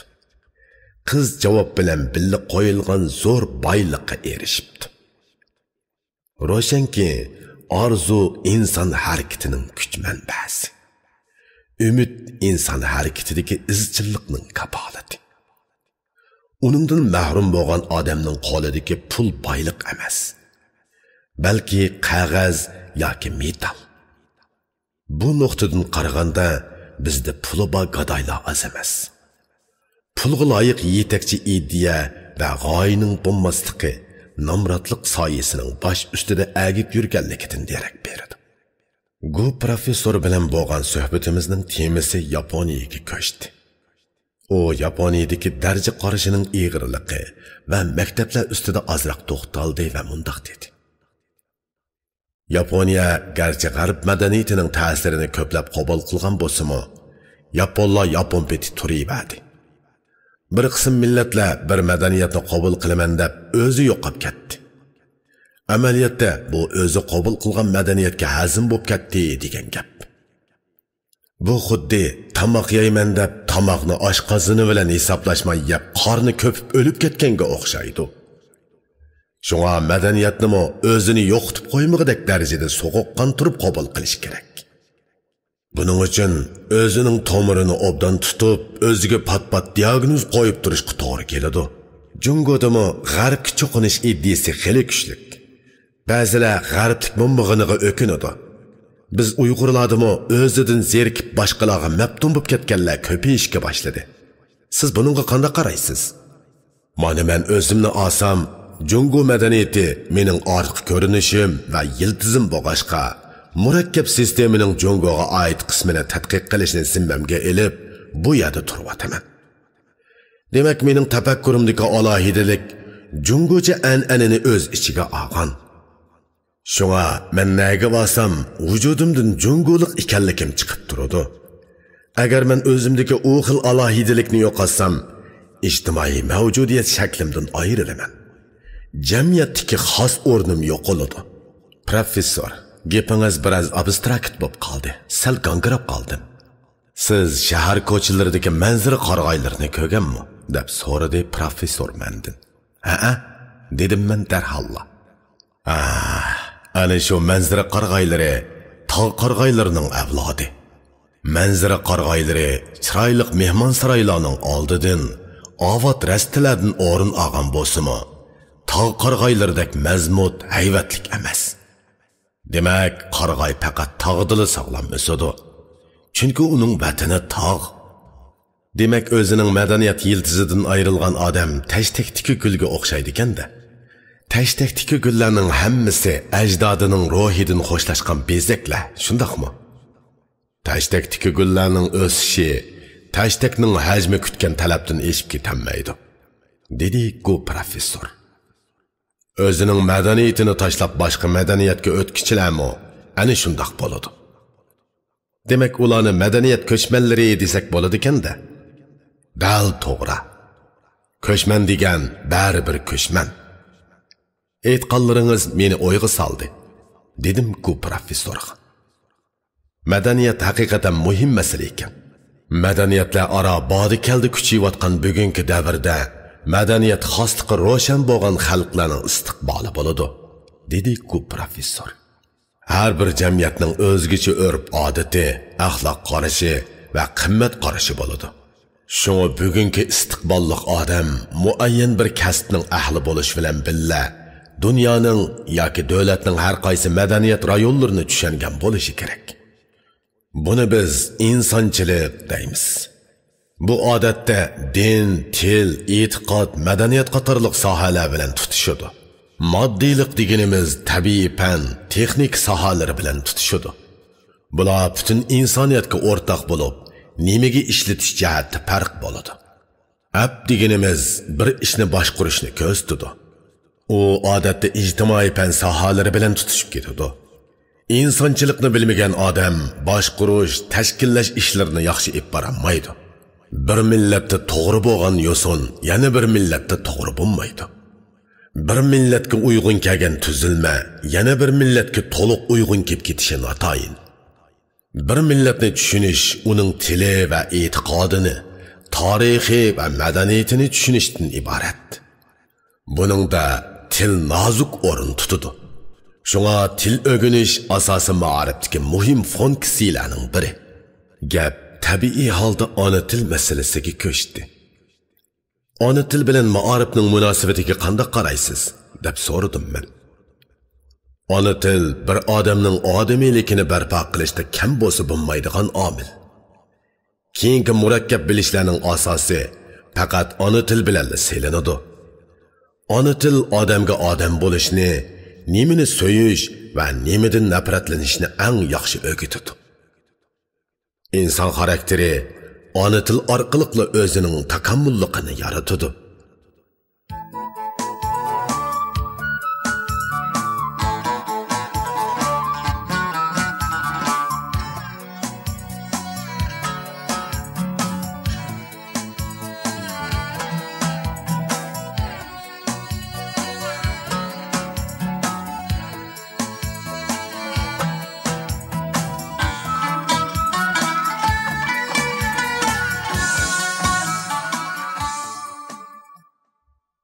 Biz ana tilimiz asosida ingliz tili va boshqa tillarga o'talaymiz. Ingliz tili biz uchun xalqaro ilm-fan tilidir xolos. Barliq millatlarning tushunish, his qilish shakliga o'rtaq vakillik qila oladigan til bo'lmasi kerak. O'xshamagan til, o'xshamagan turmush pozitsiyasiga vakillik qiladi degan bir so'z bor. Demak, bu bir til yana bir tilga vakillik qilolmaydi degan gap. Undaqda ilg'or til, qaloq til degan gaplarni qanday tushunish kerak? Siyosiy, ijtimoiy, iqtisodiy o'rni yuqori millatlar tabiiy holda o'zining tilini ilg'or hisoblaydi. Amaliyotda u tildagi ustunlik emas, huquq jihatdagi ustunlik. Dunyodagi har bir tilning o'ziga xos alohidaligi va yetarsizligi bor. Bir tildagi ma'lum bir so'z yana bir tildagi ma'nodosh iboraga to'liq vakillik qilolmaydi. Shunga Yaponiyada ingliz tilidagi ilmiy atalg'ular talaffuzi bo'yicha qabul qilingan.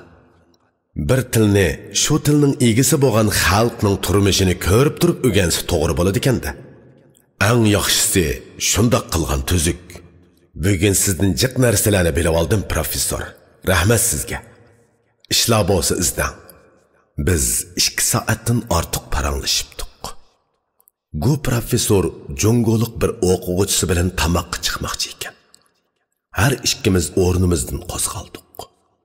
U mening nazarimda bir matematikli emas, balki ijtimoiy ishlar to'g'risidami kang nazar egasi bo'lib qoldi. Doktor Zubayda Bengallik bir qo'shnimiz bo'ladigan. U 2-qavatda edi. Uning ismi Hofiz bo'lib, öňe qaramtul o'ttir boy yigit.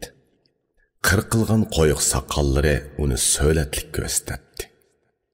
Hofiz desa, kuy o'qiydigan biri ko'z oldimga keladi. Lekin oldimdagi Hofizning o'zi Afg'oniston jangollarida ko'zga cheliqadigan surlik jangchiga o'xshab ketadi. Biz yeydigan go'shtlarimizni Tokiodagi halol go'sht do'konidan keltiratdik. Anlasam u Pokistonliklarning do'koni ekan.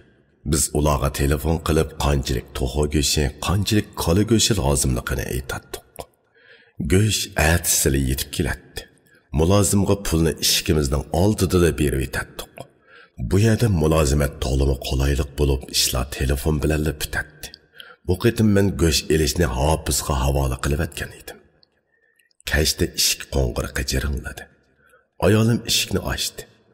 Bir ayol inglizcha so'zladi. Ayolim meni chaqirdi. Eshik oldiga chiqdim. Bo'sog'i oldida beshiga ro'mol artgan, uzun ko'ylak kiygan bir ayol turadi.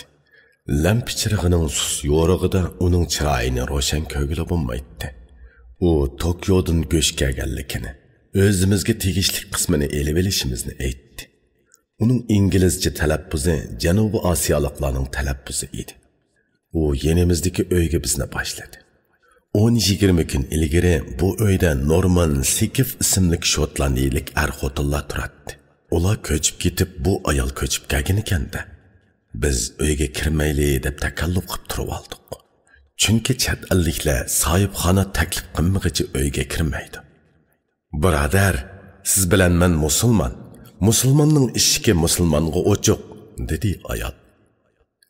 Ayol ikkimiz bir-birimizga qarashib qoldik. Biz uning qayta taklif qilishi bilan uyga kirdik. Bosog'idan o'tibla oyoqimizni soldik. Bu uy 3 egizlik bo'lib, doktor ashtalar turadi. Uyning asli hallarimi bizninkiga qaraganda to'liq edi. Ayol bizni divanga boshladi va darhol 2 istakan apelsin sharbati quydi. Bu hol menda taajjub uyg'otdi. Chunki chet elliklarning boshqalarga buncha iltifot bilan muomala qilishini tunji qitim ko'rib o'tdim. Ayol bizga nihoyat qizg'in edi. "Marhamat birodar, tatinmang", deydi u. U birodar degan bu so'zni inglizchadagi brother degan so'z bilan uyg'urchadagi birodar degan so'zning o'ttirisida talaffuz qiladi. Uning birodar deb chaqirishlari menga bo'lakcha yiqimliq anglandi. Bu qarindosh degan ma'noda edi. Yot bir madaniyat muhitidan uyg'ur tilidagi bir so'zni tepib olganimga xushal bo'ldim. Ayolning chiroyi qora edi. O'riqligidan mang'iz so'aklari mana menda bilinib turadi. Düpdügülük yoğan közleri çanaqlarından teşip durğandek görünüdü. Uçsidagi uzun ko'ylak onunğa çonkip qalgandekli edi. Tambilinin puşqıqıdan çıkıp durğan putlarımı o'ruq va qora edi. Putidagi sapma kash yelili tushib qoladigandak görünüdü. O bizga choy damlab akeldi. Biz onunğa Jongodan kelgan musulmon ekanligimizni, millatimizning Uyg'ur ekanligini, Pakistan, Afg'onistonga chegirdosh bir rayonda yashaydiganligimizni tushundirdik. Ayol bizning ismimizni so'radi. Biz ismimizni deb berdik. U ismlarning o'ziga oid tanishlik ism ekanligini aytdi. U mu o'zini tanishtirdi. Uning ismi Zubayda bo'lib, to'liq ismi Zubayda Ansari Muhammad Amin ekan. U Hindistonda tug'ilib, Hindistonda cho'ng bo'ldi. Başlangıç o'rta maktab va oliy maktab tarbiyasini Hindistonda tamomlabdi. Kashmirda bir mezgil turibdi. Singapur, Italiyalarda bir mezgil o'qibdi. Fiziki ilmi bo'yicha doktorlikni Janubiy Koreyada oldi. Orqadilla biz turgan maktabning material ilmi tarmog'iga doktor ashti sifatida kelib, nomi texnikasi bo'yicha tadqiqotini boshlabdi. U bu yerda hech bo'lmaganda 2 yil turadi ekan. U to'y qilg'ili 2 oy bo'lganligini, kuyasining Janubiy Koreyadagi bir oliy maktabda tadqiqot ustida ekanligini deb berdi. Zubaydaning 30 yoshlardan oshganligida gap yo'q edi. To'y qilib 2 oydan keyin eringizdan ayrilib bu yerga kelibsiz. Bu oson emas, dedim men. Birodar, buningdan boshqa amal yo'q, dedi Zubayda.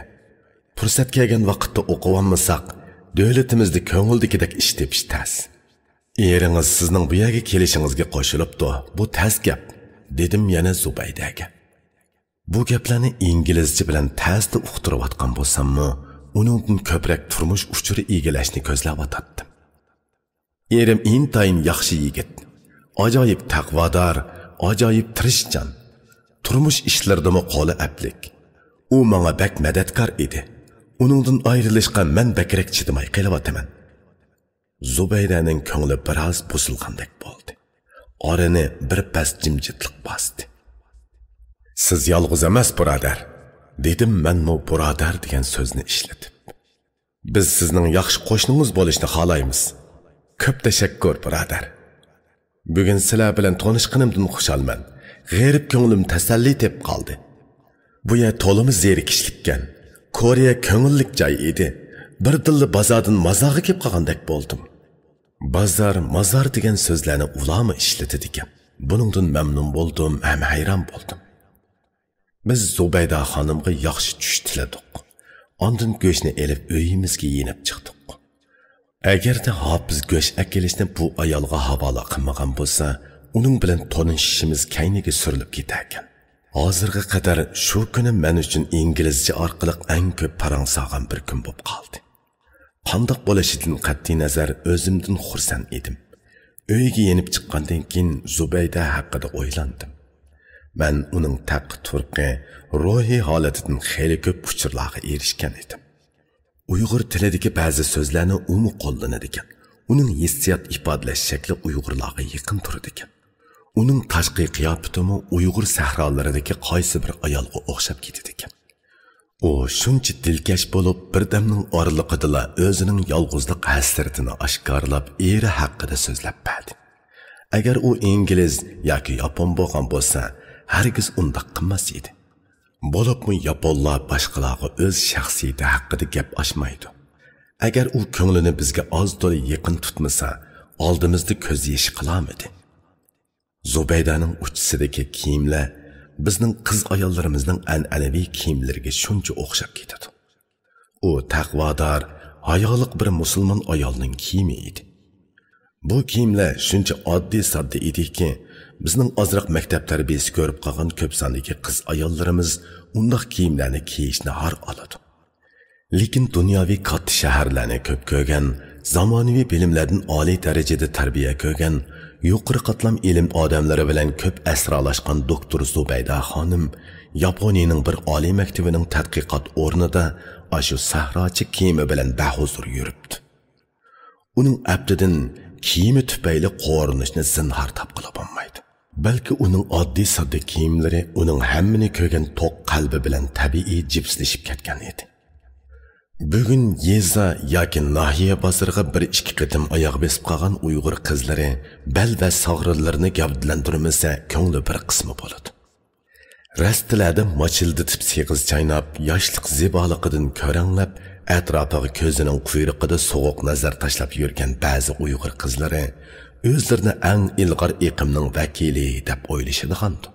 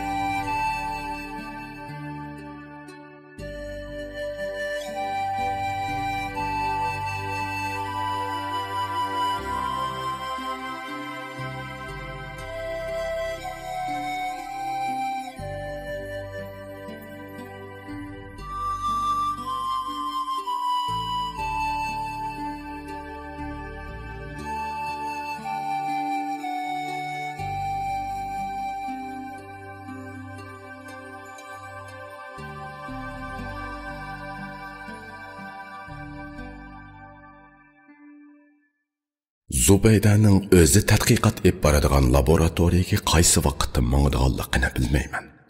Lekin u har kuni Qashqarayg'anda uyiga yenib chiqadi. U ishikimizning oldidan o'tkicha ishik qo'ng'iriqini besib biz bilan salomlashadi. Assalomu alaykum birodar. Bugungi kuninglar qandoq o'tdi? Alhamdulillah shukri. Qani ishkirga marhamat. Zubayda xo'sh deb o'tib ketadi. Ba'zida uyimizga kirib birdam o'ltiradi. Bundaq chaqlarda biz kashlik tamoq yeydik. U bir kuni kashti kirib keldi. Bu kuni Jamila tugri atgan ekan. Biz uni tugriga taklif qildik. U tamoqqa inchik sapselib so'radi. Bu qandoq tamoq? Biz tugri haqida tushuncha berdik. u tugrining qiymasida go'sht baliqini anglab yemaydiganligini aytdi. Men ko'ktat xumar, go'sht yegim kelmaydi, dedi u. Bu halol go'sht tursa, nemish qilmaysiz? O'zimmi bilmayman, birodar. Men shundoq odatlanib qoptiman. Biroz kuting, dedi Jamila Zubaydaga. U o'rnidan turib to'nglatqudagi palakni elib yuyib, qing'roqlab soqishga boshladi. U palakni so'qib bo'lib tayyor xemirdan zovul o'sdi. Men jilit ichib berdim. 30-40 tal palak tugrisi tayyor bo'ldi. Jamila pishqan tugrini Zubaydaning oldiga qo'ydi. Zubayda bir tal tugrini tetib ko'rib, qog'onlarni xotirjam yeyishga boshladi. Mazzalikkan, dedi u peshini lang'ishitib. Tetiqan bo'lsa, shundoq tamoq atgan kunlari sizni taklif qilay, dedi Jamila. Zubayda takallufsizlik qo'shildi. Sizlar palovni yaxshi ko'ramsizlar, deb so'rab qoldi Zubayda.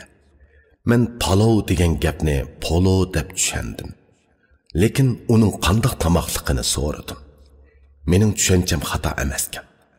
Demak, Hindiston musulmonlari polo yeydi ekan. Bu tamoqning ismi aynan o'xshaydi ekan. Polo biz Uyg'urlarning doimiy tamoqi, dedik ayol ikkimiz.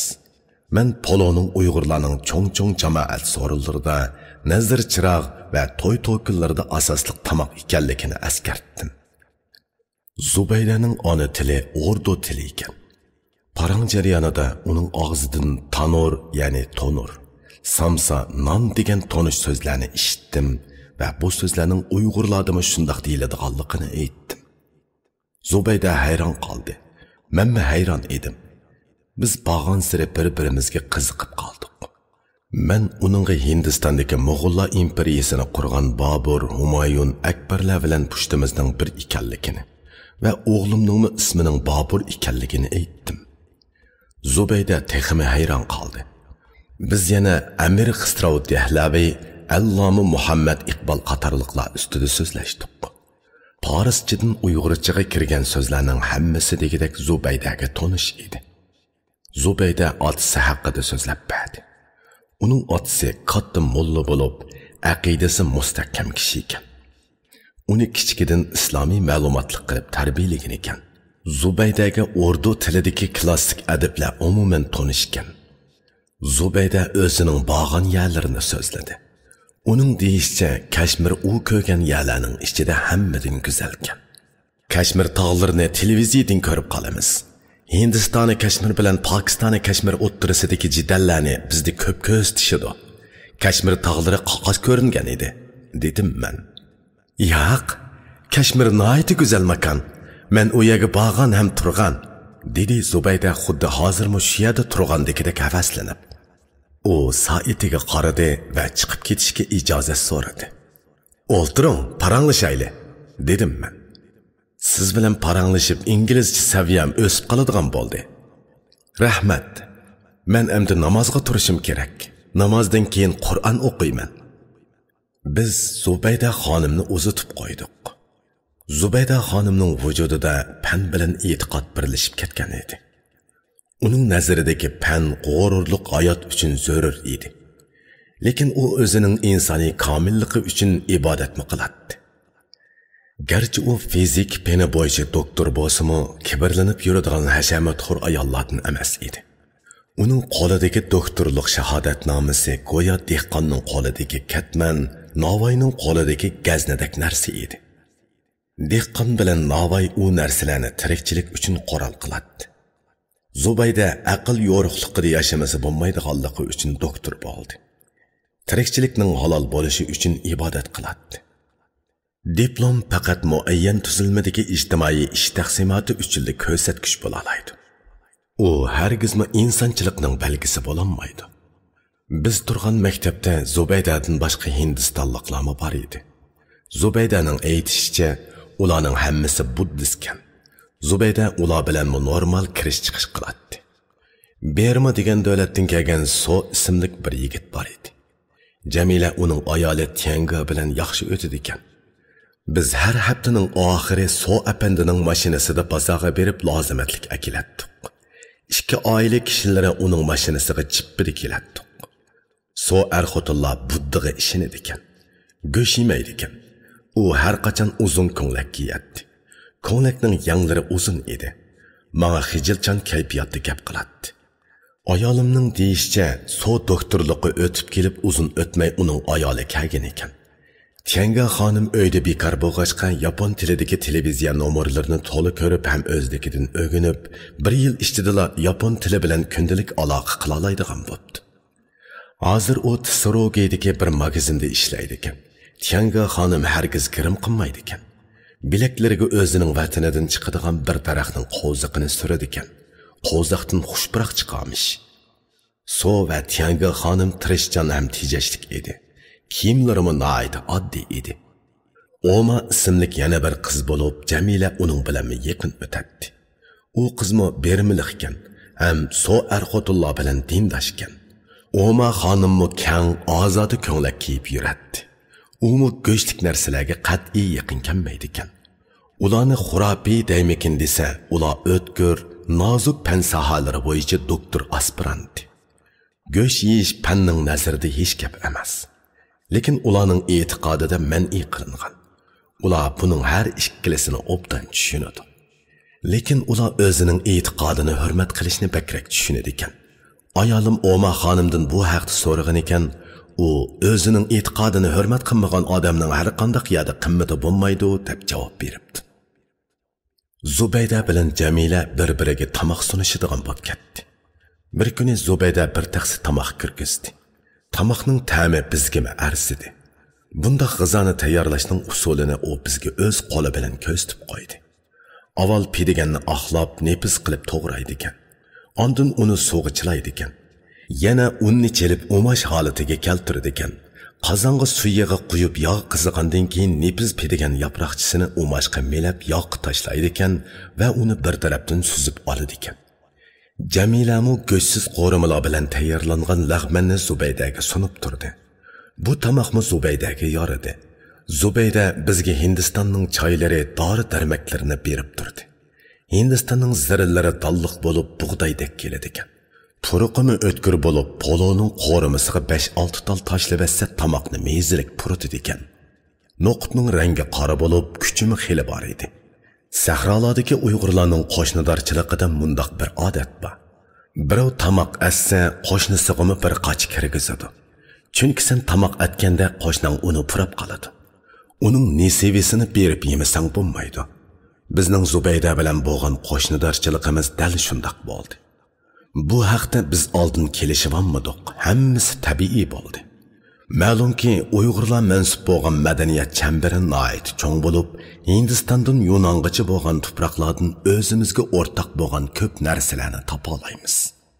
Hindistonning musulmonlar o'lkasidan kelgan Zubayda menga Bashkiramdagi qaysidir bir ma'ri issiq qo'shnimizni aslatdi. Kunlar ana shu tariqada o'tdi. Yil oxirida 2 farzandimiz Bulbulnaz bilan Bobur qishimizga yetib keldi. Zubayda bizning Boburga alohida amroq bo'lib qoldi. U har kuni kechda uyimizga kirib Bobur bilan chiqishibamsa ko'ngli unamaydigan bo'lib qoldi. U quruq kirmaydi. Bobur yeydigan shokolad, kampir, har xil meva-cheva va sharbatlar Zubayda tarafidan ta'minlanadigan bo'ldi. Bobur men bilan tursin deydi u. Lekin Bobur unamay turib oladi. Uyinglar tar, ballarning o'rganish qiladigan sharoit yaxshi emas. Ular meni uyimda o'rganish qilsin, qachon kirsanglar bo'ladi deb Zubayda oshqushni tanglaydi. Bir kuni Zubayda bizni oila bo'yicha mehmonga chaqirdi. Uning dasturxoni to'limi mo'l edi. U turli meva sharbatlarini tizayotgan edi. Issiq balvoq mevalarimi bor edi. Sharbatlarning ichida Hindistonning sharbatlarimi bor ekan. U noqut, purchoq va ko'ktatlardan 6 xil qo'rimi tayyorlagan bo'lib, hammasi ko'zsiz edi. Zubayda bu kuni polo etibdi. U poloni sabzi qo'rimisi bilan atmagan edi. Polo chuchimal dori-darmakli tetdi. Gurichimi biz yeb kelgan odatdagi gurishlardan emas edi. Zubayda bizga bundoq poloni yeyishning usulini o'rgatib qo'ydi. Avval poloni kichik bir taxsiga oladi ekanmiz. Ondan pishib milishlab ketgan purchoq va ko'ktatlarni ustiga silib, bevosita qo'l bilan aralashtirib yeydi ekanmiz. Polo dori-darmakli puraydi. Gurichimi chaynagan sira uvuladigan gurish ekan. Bu görüş maxsus Taylanddan keladigan. O'zimcha men bu görüşni zori görüş deb atab oldim. Zubayda yana chalpak tayyorlabdi. Lekin u buni bizga o'xshash chalpak demay, chalpati deydi ekan. Buningdan men hayron qoldim. Bu gap ulardan bizga taralganmi yoki bizdan ulargami bu haqda darrov bir nima demak tas edi. Uyg'ur madaniyatining tor rayon madaniyati emas, balki dunyoviy madaniyat ekanligi mushundaq inchki nuqtalarda g'ilpal ayon bo'ladi. Balkim biz buni selishtirma madaniyatshunaslik degan ilmni barpo qilsak bakrak tushunamiz. Zubaydaning chalpak etish mahorati haqiqatan yuqori ekan. Chalpak 2 qavat bo'lib, cho'rasidan tutashtirilgan edi. Chalpakning qavatimi qog'ozdek nefis edi. Chalpakni yirtib elib purchoq va qo'rmalarni selib yo'gab yeydi ekanmiz. Bu usul jungoliklarning o'rdak kavpi yeyishiga o'xshab ketadi. Tayyorlangan qo'rmalarga qarab Zubaydani polak bilan pidiganga alohida amroq bo'lsa kerak deb o'ylab qoldim.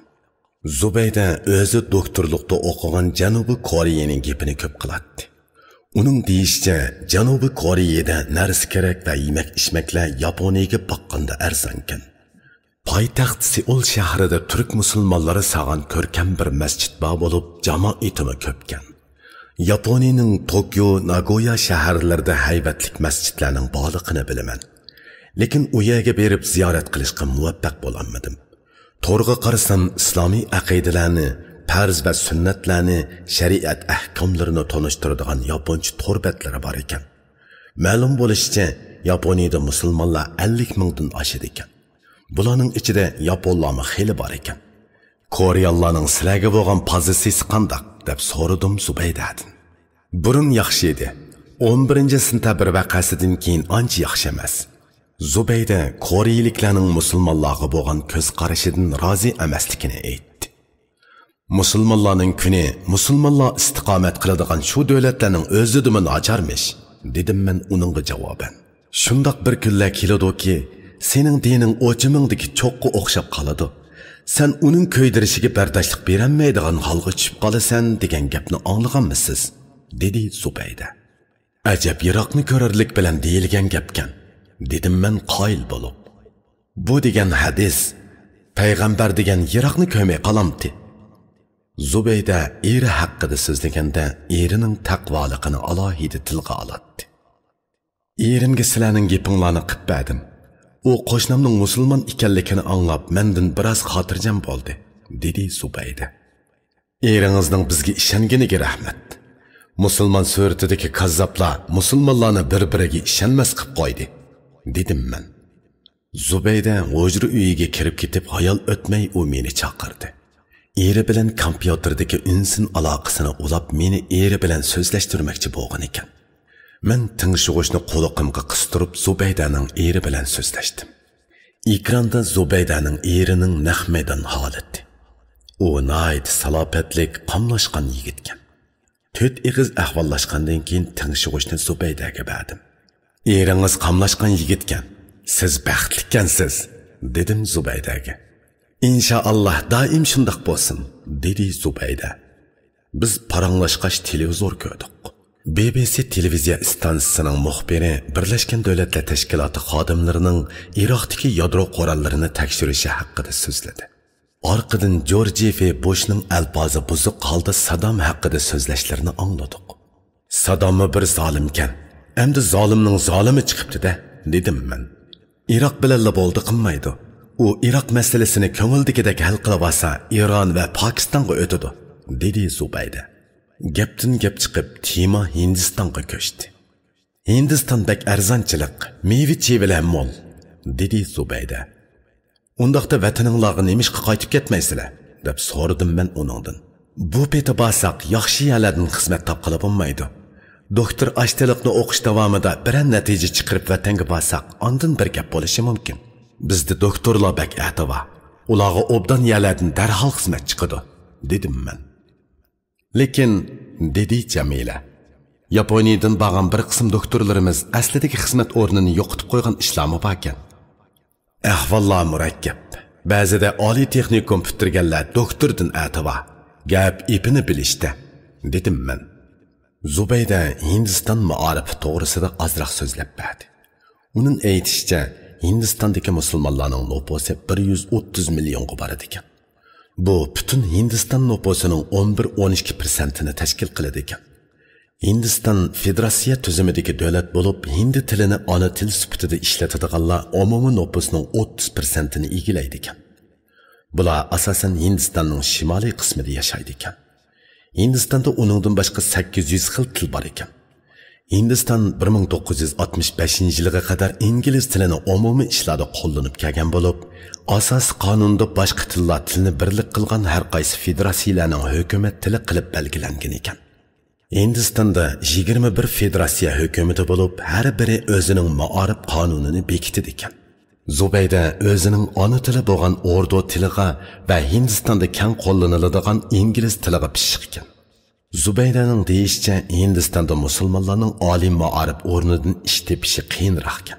Er-xotin ikkisining maqsadi mamlakat bo'yicha birinchi qatorda turadigan bir oliy maktabga kirib o'qituvchilik qilish ekan.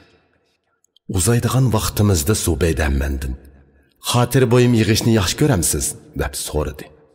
Men "Ha" deb javob berdim. Zubayda menga Gandining surati tushirilgan Hindiston qog'oz puli va tanga pulini sovg'a qildi. "Hindiston musulmonlari Gandini yaxshi ko'ramdi?" deb so'radim. "Yaxshi ko'ramiz, chunki u musulmonlarning huquqiga hurmat qiladi" deb javob berdi Zubayda. Ramazon oyi yetib kelganda Zubayda laboratoriyaga atiganda chiqib ketgan peti kechda qaytadi. U iftorda bizning uyda bo'ladi. U iftordan keyin menga 2 soat atrofida ingliz tili grammatikasidan dars o'tadi. Zubayda bilan o'zlashib ketgan siri uningdan tortinmaydigan bo'lib ketdim. Zubayda mu xato bo'lib qolgan so'zlarimni tuzitib tushunadigan bo'lib ketdi. U so'zimning grammatiki jihatdagi xatoliklarini eskartib qo'yadi. Zubayda bilan bo'lgan paringimizning tema doirasi bak kengri bo'lib, ba'zida inglizcha so'zliklarim yetishmay qoladi. Zubayda biz bilan shu qadar ijillashib ketdiki, u har kuni eri bilan telefonda qancha minut so'zlashganligini, nima deyishganligini bizga deb berishni yaxshi ko'radi. U bizning davomli o'qishimizni, davomli uning bilan qo'shni bo'lib o'tishimizni umid qiladi. Aytiyoz oylari kelganda bizning vatanga qaytishimiz qaror tepib qoldi. Professor Umimoto bilan o'qish ishlarim haqida ep bo'lgan suhbatimiz iqtisodiy masalaga kelganda uni xotirjam qilolmadim. U kunlarning birida turmush masalasi tufayli mening qiynalib qolib o'qish bitirishimning kayniga surilib ketishidan ansiragan bo'lsa kerak. U mening tadqiqotchi o'quvchi sifatida yana yarim yil turishimni talab qildi. Ongacha bir iqtisodiy imkoniyat chiqib qolishi mumkin dedi. Lekin tadqiqotchi o'quvchilik pulini hal qilishim baribir oson emasdek turadi. Zubayda qaytish haqidagi qarorimizni anglab to'liq ma'yuslandi. U Janubiy Koreyaga berib, eri turayotgan maktabda o'qishimni tavsiya qildi. Ish bo'lmaganda Hindistonda o'qishimni umid qildi. Biz bir qator sabablarni tushuntirib Zubaydani qoyil qildik. Qaytadigan chig'imizda bir bo'lik uy saymonlarimizni uningga qoldirdik. Maktabdan Kanazavaga mangadigan oqshimi Zubayda bizni bir vaqt tomoq bilan uzitib qo'ydi. U ko'zlariga yosh oldi. Buningdan keyingi kunim ta'sda o'tadigan bo'ldi, dedi u. U bizni uzitib bekatga chiqdi. U Bobirni bag'riga besib, peshonasiga so'ydi va Bobirning qo'liga $100 tutqizib, "Meni unutib qolmagin" dedi. Zavol edi. Zubaydaning ko'langisi zavol qo'ynida ko'zimizdan yetdi. Bobir Zubayda bilan o'ltirib "O'michik odam" degan kinoni ko'rgan edi. U hozirmi Zubayda bilan yangi kinolarni ko'rishni orzu qiladi.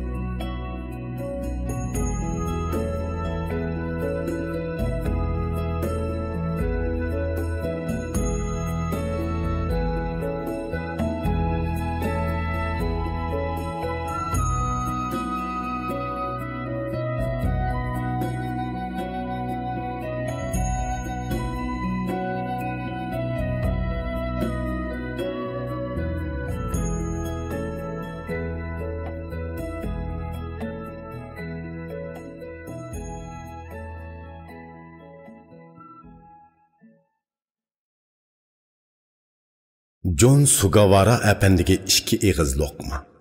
Keyingi 1-2 asrdan buyon bekinma holda yashab kelgan Uyg'urlar o'zlarini mastu hayron qoldiradigan ajoyib yangiliklarni sirtdan eshitadigan bo'lib qoldi. Ularga nisbatan katta ishlar va katta odamlarning hammasi o'zlari yashab kelayotgan zaminning sirtida maydonga keladigandek tuyuladi. Öz qavmidagi tangdoshsiz boturliklar va farosat bobidagi mo'jizalarmi o'zlaridan burun yashab o'tgan kishilar orasida yuz bergan. Lekin bu ishlarning hammasini ular o'z ko'zi bilan ko'rmasdan faqat bir-biridan anglagan bo'lg'achqa ular qo'yiq afsonaviy tus ep ketadi. Sultan Sutuq Bug'raxon, Saidxon, Poyiz, elektr chirog, Musa Jarulla, Vladimir Ilyich Lenin, Stalin qatorliq uqumlar yaqinqi davrlargacha Uyg'urlar uchun yarim real, yarim afsonaviy uqumlar edi. Yeni ishlar haqidagi xabarlarning hadislar sirtdilla taralishidek ijtimoiy qiyofatning uzun davom qilishi, mo'jizalar o'zimizda emas boshqalarda yuz beradi degan xato mantiqiy qarashni kishilarning kallasiga qo'yibdi. Natijada Uyg'urlar o'zidan bakrak yotlarga qiziqadigan va qoyil bo'ladigan bo'lib ketgan. Bu xil ongning alomatlarini tarbiya ko'rish fursatidan mahrum qolgan oddiy xalq tili emas, qalam va alam bilan hapilishadigan odamlarimizdan xeli ro'shan darajada ko'gili bo'ladi. Mana bu bizdagi milliy o'zlik o'qidan chatlash hodisasining paydo bo'lishidagi sabablarning biri. Uyg'urlar haqida Angliyalik, Germaniyalik, Shvetsiyalik, Yaponiyalik ekspeditsiyachilar xeli ko'p xotiralarni qoldirishgan. Ular o'tgan asrning boshlarida xaroba shaharlarimiz va qumliq bayovonlarimizda arxeologiyalik tekshirish olib berib, nurg'un narsalarni payqagan edi. Bu chaqda bu sirliq muqaddas zaminning egillari bo'lsa g'aflat uyqusida edi. Uyg'urlar haqida rus turkloglarning tadqiqotlari nihoyat ko'p. Lekin Uyg'urlar ommasining asosiy gavdasi ulardan bexabar. Ularni bir qism bilim ahli biladi degandimi talto'kis emas. Xinjiang ijtimoiy palla akademiyasidagi Qodir Akbar apandi Yaponiyalik mehmonlarga hafta 10 kun hamroh bo'lib, bir qism joylarimizni aylantirgan ekan. Yaponiyalik mehmonlar ketadigan chaqda Qodir Akbar apandi ulardan so'rabdi: "Sizlar biz haqida oz to'la tekshirish olib bordinglar. Bir qism ziyolilar bilan uchrashdinglar. Lekin biz haqidagi ta'siratinglarni demedinglar. Bu haqdagi qarashinglar qanday?" Yaponiyalik mehmonlar birpas turib ketib, oxir mundaq debdi: "Sizlar Uyg'ur ziyolilari nihoyat ko'p narsalarni biladi ekansizlar. Ammo bilgan narsanglarni tushunmaydi ekansizlar va uni ishlatmaydi ekansizlar." Qodir Akbar apandining qalamidan bu qurlarni ko'rib, Yaponiyalik mehmonlarning qarashiga shu hamon qo'shilgan edim. Ularning nima uchun shundaqligini ko'pchilikning mulohazasiga qoldiraman.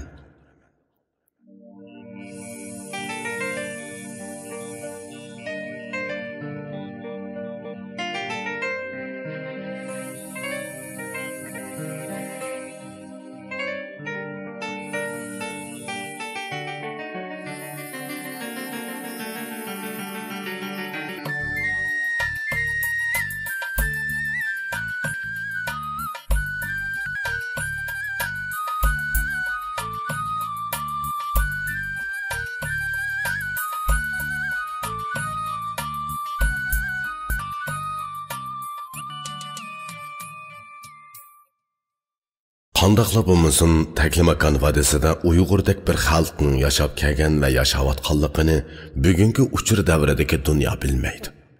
Biladiganlarimiz nihoyat yo'q hisobdagi bir o'chim mutaxassislar. Bugungi Uyg'urlarning o'zi haqidagi biladiganlarimiz o'zgilar haqidagi bilimidan ko'p az. O'zini bilishga amdilatin qiziqishga boshlayotgan xalq yuqorqi sabablar bilan tutashgan holda o'zgilarning o'zi haqidagi ko'rsatishlariga va baholariga alohida e'tibor bilan qaraydi. Shu qatorda men ajnabiylarning biz haqidagi yozganlariga nazar og'dirib qo'yaman. Bu ularning ko'rsatish usulidagi ba'zi taraflarni o'rganishga foydali. 2002 yılı 8. ayda Uyg'urlar haqida tadqiqot bilan shug'ullanayotgan John Sugawara apandining to'r betini ko'rib qoldim. Albatta yapon tilini bilmayman. Baxtimga yarasha ayolim Jamila John Sugawara apandining bir qism xotiralarini o'qib berdi. Sugawara apandi yosh bo'lishiga qaramay nihoyatda inchga astoydil odamkan. Buni uning kundalik xotirasidan ko'rib olg'ili bo'ladi. U o'zining tadqiqot turmushidagi har bir ushoq ishni zerikmay yozibdi. Texi uningga nurg'un suratlar va hujjatlarni qistirishga ulguribdi. U bir ishlarni tujupilab qiladigan Yapon millatining pushti bo'lg'achqa, biz Uyg'urlar sal qaraydigan kichik ishlarga nihoyat astoydil pozitsiya tutgan. Uning xotirasidagi nurg'un kichik ishlarni qorashtirib qarasa, Jon Sugawaraning xarakterini, shundaqla Uyg'ur hayotining ayrim sohalarini bayqag'ili bo'ladi. Buni Jon Sugawaraning men o'rganishga tegishli bir taraf ekan deb qaradim. Bu xotirani ko'rishdan ilgari Jon Sugawara haqida anglaganman. Uning yurtimizga pat-pat kelib ilm sohiblarini ziyorat qiladiganligi, shahar va qishloqlarni aralab tadqiqot uchun material ham uchur yig'adiganligi to'g'risida qarindishimiz Obliz Urxun As'ad Sulaymonlar gap qilib beradi. Obliz Sugawara apandining Uyg'ur tamoqlariga bo'libmi lag'manga bak omroqligini xushxuy zubon bilan bayon qiladi. Biz Uyg'urlar tamoqlarimizdan so'yinamiz. Chet elliklar tamoqimizni yeb qoltisgan deb qo'ysa xushal bo'lib ketamiz. Chet elliklarmi bizning mijozimizni bilib olgan bo'lsa kerak, oldiga kelgan tamoqni muqambarlik bilan maqtab qo'yib yeb beradi. Nihoyat sohibxona ajnabiylarga yarab ketgan tamoq to'g'risida hikoya to'qig'idek xam materialga ega bo'ladi. Jon Sugawara Uyg'urlarning risolalari va yeziqlari ustida nuqtaliq tadqiqot yurgizganda qiladi.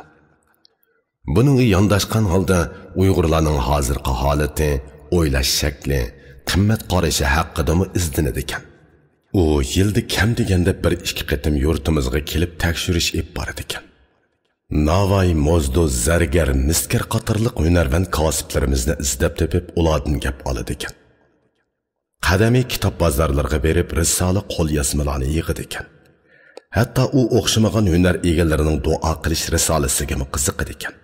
U Toshkent, O'sh shaharlarga borgandimi, Uyg'urlarga oid yeb ushlarini qezib, uni Taklamakan vodisidagi Uyg'urlar bilan chatadi ekan.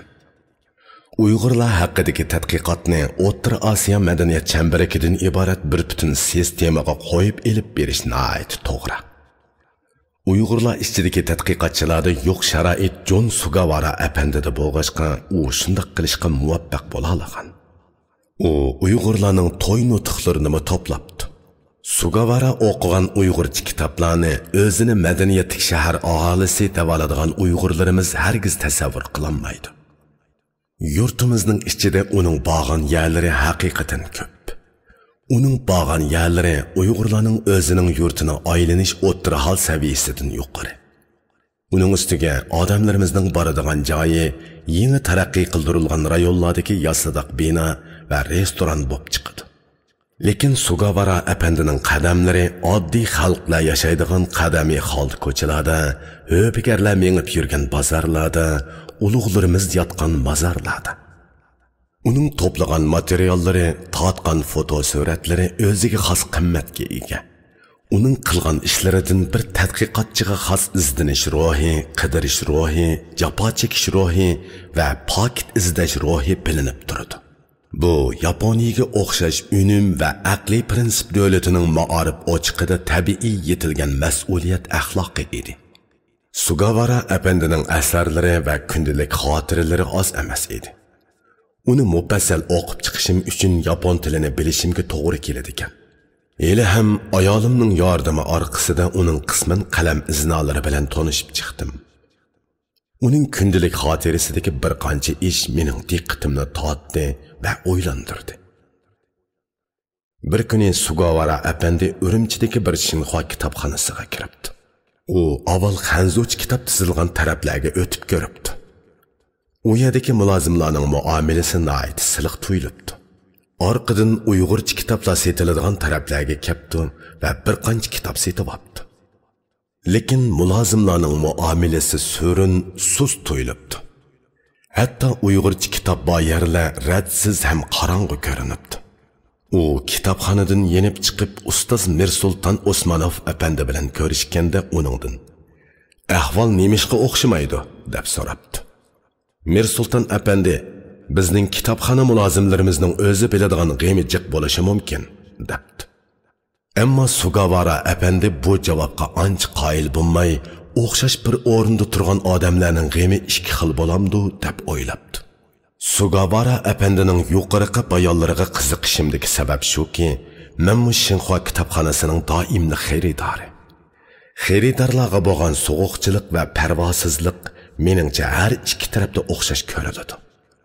Ular o'zlarini kitob va kitob xaridorlari bilan aloqasi yo'qdek his qiladi. Ularning nazarida kitob xaridorlari to'la kirib o'zlarini aram og'ili qo'ymayotgan hamoqat kitob mastonalari yoki qog'oz qurtlari hargizmi o'zlarining hamyonlariga barakat ato qilayotgan kishilar emas. Xodimlarning chiroyidan bezorlik alomatlari chiqib turadi. Mening bu xil ta'siratimda ozroq subyektivlik bordi. Lekin xodimlarning muomalasining mulozimat qoidasiga uyg'un emasligida hargiz shak yo'q. Ularning ba'zilari ko'zimga kitob bilan ishi yo'q, lekin kitobning shilimig'i sezik chashqonlardek ko'rinadi. Har holda Jon Sugawara apandi yana bir tarafdan bo'lsa-mu illiq muomalaga uchrabdi. Mana bu uning mendan farqli yeri. Uning Mir Sulton apandining javobiga nisbatan boshqacha qarashda bo'lishimi, uning Mir Sulton apandi bilan bo'lgan farqli yeri. Sugawara bu jihatdagi ishlarni mantiqiy nuqtasidan tushansimi, qalbidan tushunmasi kerak. Lekin men uning o'ziga non berayotgan kasbiga nisbatan qizg'in bo'lmagan mulozimlar haqidagi ajablanishiga qo'shilaman. Yana bir kuni Sugawara apandi Tokioning Shinjuku rayonidagi bir Uyg'ur oshxonasiga bir ikki mehmonni boshlab kiribdi. Ayol xo'jayin buyurilgan tamoqlarni akilib berib, yaqinda bir yerdagi o'rindiqda o'ltirib televizor ko'ribdi. Tamoqlar Sugawara apandiga haqiqiy Uyg'ur tamog'idek tetimabdi. Ularning hojatlariga nisbatan ayol xo'jayin erinchaklik bilan muomala qildi.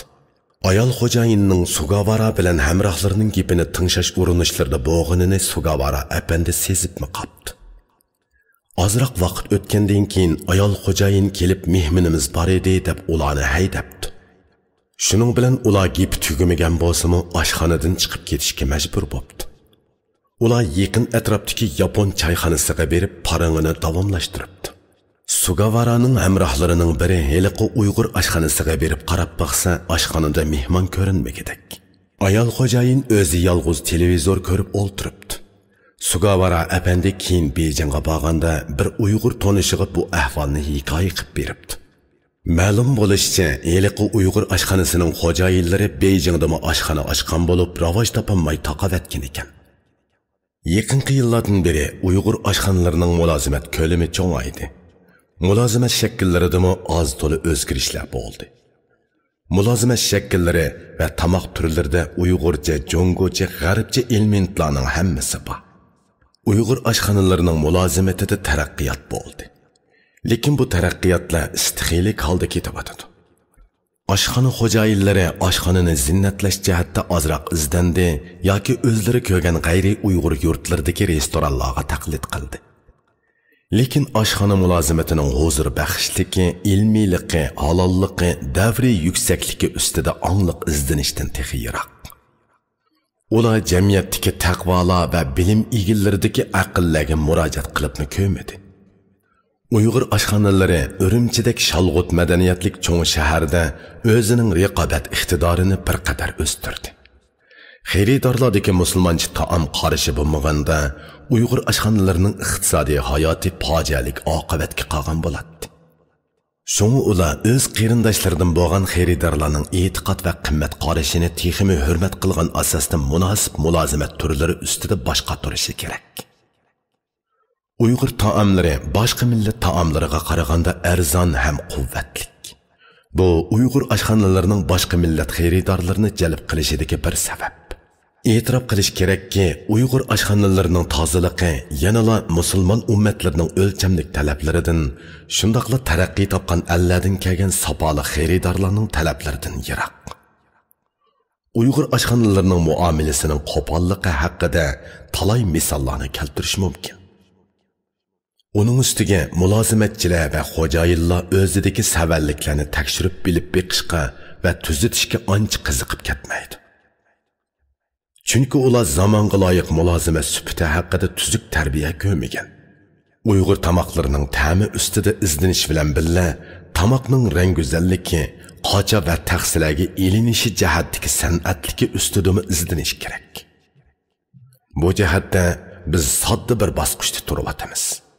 Uyg'ur oshxonalari yuqorqidek aqalli taraflarni o'rindamay turib, xalqaro bir muhitga yuzlanib, o'zining o'zgacha milliy obrazini tiklayolmaydi. Tokiodek bir shaharda Uyg'ur oshxonalarining ochilishi ijobiy bir urinish. Men bu oshxonaning bog'liqini to'rdan ko'rib, xo'jayinlarning shijoatidan so'yingan edim. Lekin Sugawara apandining xotirasidan zamonaviy bir shahardagi tig'dak yolg'iz bir oshxonaning muomalasini ko'rib nihoyatda afsuslandim. Qaraganda xo'jayin tozaliqqa qattiq talab qo'yadigan Yaponiyaning eng katta shahrida oshxona echishdagi iqtisodiy sharoitni hozirlab, madaniyat va safo shartini hozirlamagandek turdi. Odatda Turkiya va Saudiya Arabistoniga yerlashgan Uyg'urlarning ikkinchi avlodlarimi shu yerning ilm havosidan yetarlik oziq olmadi. Aksicha o'z ona tilini unutib ketganlarimi ko'p. Paris shoiri Firdavs ochiq mevalik daraxtning ko'chdini jannatga tikib, uni kavsar va hasal bilan sug'arsimi, uning mevasi yana ochiq bo'ladi degan ekan. Bu so'zni ikkinchi avlod muhojirlarimizga tatbiqlasak ortiq ketdi. Lekin bir qism ahvollar Firdavsning fikrini tabiiy holda esimizga soladi. Uyg'urlarda osh egisi bilan mazzilik degan gap bor. Mana bu muomalaga qaratilgan so'z bo'lib, osh egisining xulqi soz bo'lsa, tabiati pokiz, oshning lazzatli bo'ladiganligi ilgari surilgan. Tokiodagi Uyg'ur oshxonasining xo'jayini ota-bobolardan qolgan bu so'zning tegidagi hikmatni sezmagan bo'lsa kerak. Balkim sezishdanmi yiroq bo'lsa kerak. Uyg'urlarda yuqoriqi maqolni to'liqlaydigan yana bir maqol bor. U bo'lsa-mu osh tovoqi kerak emas, qosh qopiqi kerak. Sohibxonaning chiroyidagi illiqlik va xushtabiatlik xaridorlarning ruhiga so'yinish beg'ishlaydigan oldingi omil. Bugungi sharoitda xulqi va turqi bilan, xuyi va bo'yi bilan, o'yi va o'ngi bilan o'zgalarga qoyillik paydo qilinmagan xalqning qozini to'shik bo'ladi.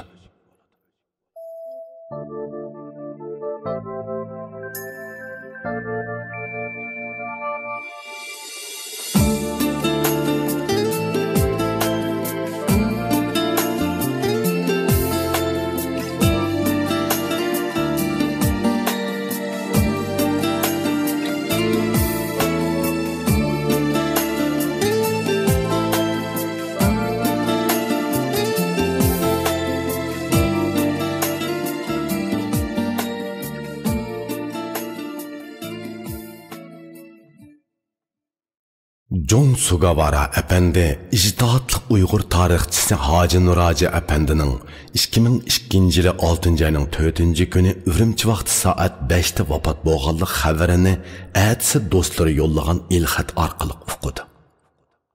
Uning o'z hayotida har xil tuhmat va shuhrat xirislariga to'la uchragan bu ustozning vafotiga qanchalik echinganligi xotirasidan monaman deb chiqib turadi. U Hoji Nuraji apandining o'zini qabul qilib asrorlashgan chog'larini sevinish bilan eslab chiqadi. U xotirasining oxirini mundoq abzas bilan tushirgan. Men bu kunni qoriliq kuni qilib belgiladim. Bu kunni apandining kitobini o'qib, rasmlarini ko'rib, qalam izlarini tavob qilib o'tkazmoqchiman. Bu Qur'onni o'qib, shularni o'ylab qoldim. Biz Uyg'urlarda bilim egilari az. O'zining tarixini biladiganlar texmi az.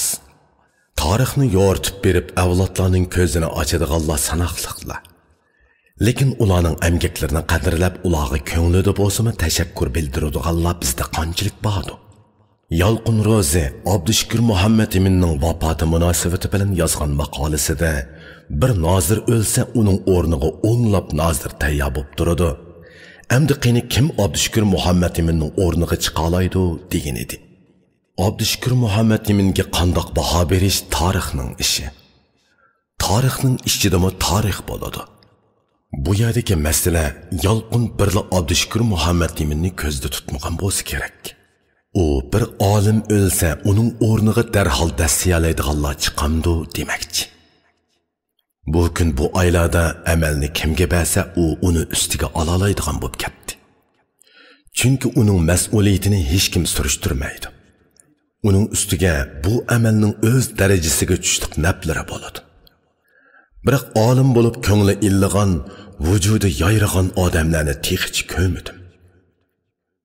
Men qalamidan alga lozimliq aql tamadigan nurg'un kishilarimizning jon beqish uchun kunjira va kepak bozorda yurganini talay qitim ko'rdim. Bizda ilm ahlini bakrak hurmatlaydiganlar ilm ahlillarini ziyofatga chaqiradi. Ularning ilmiy tadqiqoti va qalam orzulari uchun mablag' soladiganlar balkim oramizda bor. Lekin men undaqlarni o'z ko'zim bilan ko'rmadim. Zo'rdun Sabir akamiz o'lib ketib uzun o'tmay Ona yurt romani nashrdan chiqdi. Kishilar voy isit, u odamning qadriga yetmabdikanmiz deb qilishdi. İlim ahliga dasqon silib uning gapini anglashga xushtar bo'lishmi xeli sapoliq odamlarning ishi bo'lib qoldi. Yiroq Yaponiyadagi bir yapon kishisi bir Uyg'ur olimi uchun qayg'urib, maxsus bir kunni qoriliq kuni qilib belgiladi va uning asarlariga ixlos bildirdi. Biz mushunda qila olamdik. Hech kim tashkillamagan, hech kim zo'rlamagan ahvol ostida Sugawara o'zining millatidan bo'lmagan olimni xotirladi. Mana bu ilm ahliga xos bo'lgan aqalli bir axloq. O'zining keraklik olimlarini titlab chiqa oladigan va uning qimmatiga amaliy ish harakati bilan inkas qaytara oladigan xalq tarixdan iborat paraxotning yo'lovchisi emas, balki rolchisi bo'la oladi. Ma'lum bir ishni shu ishning haqiqiy ahlining boshqarishiga topshirilmagan xalqning oyig'i olli-burun xor va zabulluqning nijosatlariga petib bo'lgan bo'ladi. Sugawara apandining xotiralari yot bir millat kishisining biz haqidagi inkosi bo'lish sifati bilan menda to'liqlama xarakterlik fikr va tasavvur uyg'otganligi uchun ahamiyatlidir. U biz to'liq ko'rib odatlanib ketgan narsalardan yengillik his qilgan. Biz sal qarg'an narsalarga diqqat qilgan. Bizni o'zgacha nuqtadan kuzatgan. Garchi bularning hammasi oldi bilan uning o'z tadqiqoti uchun ep berilgan bo'lsa-mu, bizmi uningdan tanqidiy nazarda belgilik ibrat elishimiz lozim. Uning mehmondo'st nomidagi adabiy xotirasiga nazar selishning xeyli qiziqarliq tarafi bor deb o'ylayman. Sugawara bu adabiy xotirasining mavzusini mehmondo'st degan uyg'urcha so'zning ohangi bo'yicha katakana orqali yozgan. U Uyg'urlarning bir-biri bilan ko'rishgandagi qizg'inlik va o'yga taklif qilishlari, dostxon selish qoidalari, dostxondagi har xil ne'matlar haqida o'zining bilgini bo'yicha yozadi va dostxoni keng bo'lishning Uyg'urlardagi mehmondo'stlikning belgisi ekanligini eskartadi. Chiqarilgan tamoqlarning qandoq bo'lishidan qat'iy nazar, tamoqlarning miqdori yaponlarning ideyasidan o'tmaydigan darajada ko'p bo'ladi deb yozibdi Sugawara apandi. Darvaqa Yaponlar Uyg'urlarga boqqanda oz tamoq yeydi. Lekin ular bir vaqtlik tamoqining xurechini ko'p qilib yeydi. Shundaqla tamoqining kaloriya miqdorini o'zining ish harakat miqdori bilan nisbatlab yeydi. Nimani degan bilan Yaponlar mashinalashgan xalq bo'lib, ularda bevosita jismoniy kuch bilan qiladigan ishlar oz. Uyg'urlarning qora emgaklari ko'p bo'ladi.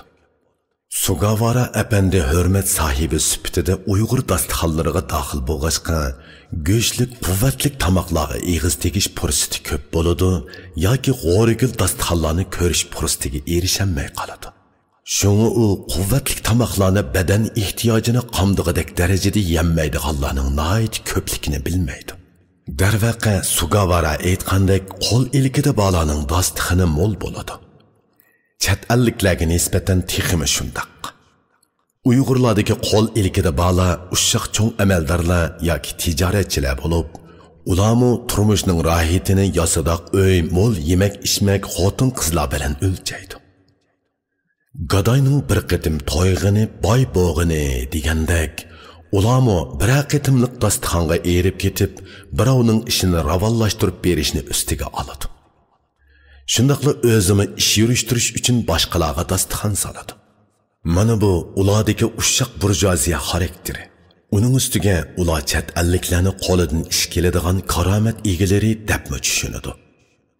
Shunga chet elliklar oddiy xalqning sodda qalbini emas, yerim shaharlashgan, yerim bozorlashgan oz sondagi to'qosoqlarning g'arazlik dasturxonlarini, chekidan oshgan koyishlarini, odamning ichi seriladigan isrofchiliklarni ko'radi.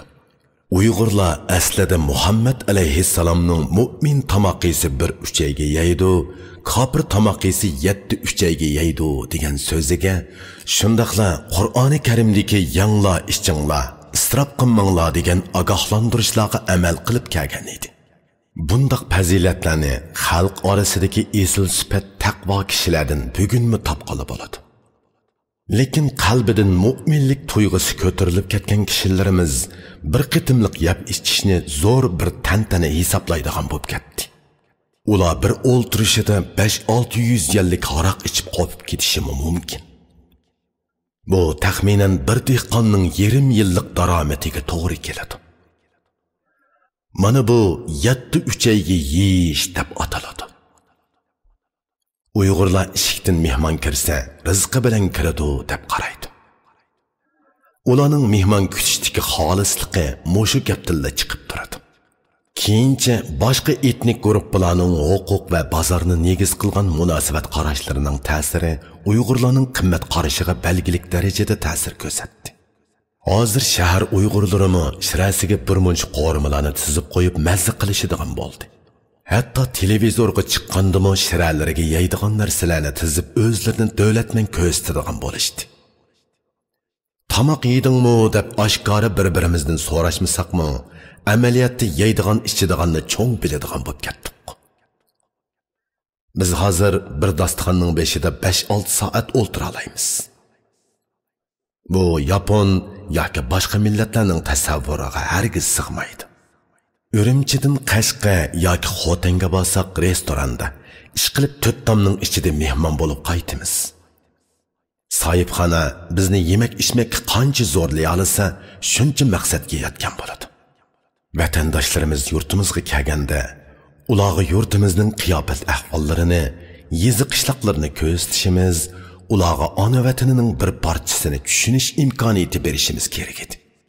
Qarindoshlar aro yurtlarimizni, mahallalarimizni bir-birimizga tashviq qilishimiz kerak edi. Bu oxir bir butun vatan haqidagi tushunchimizning amaliyotga uyg'un bo'lishiga foydali.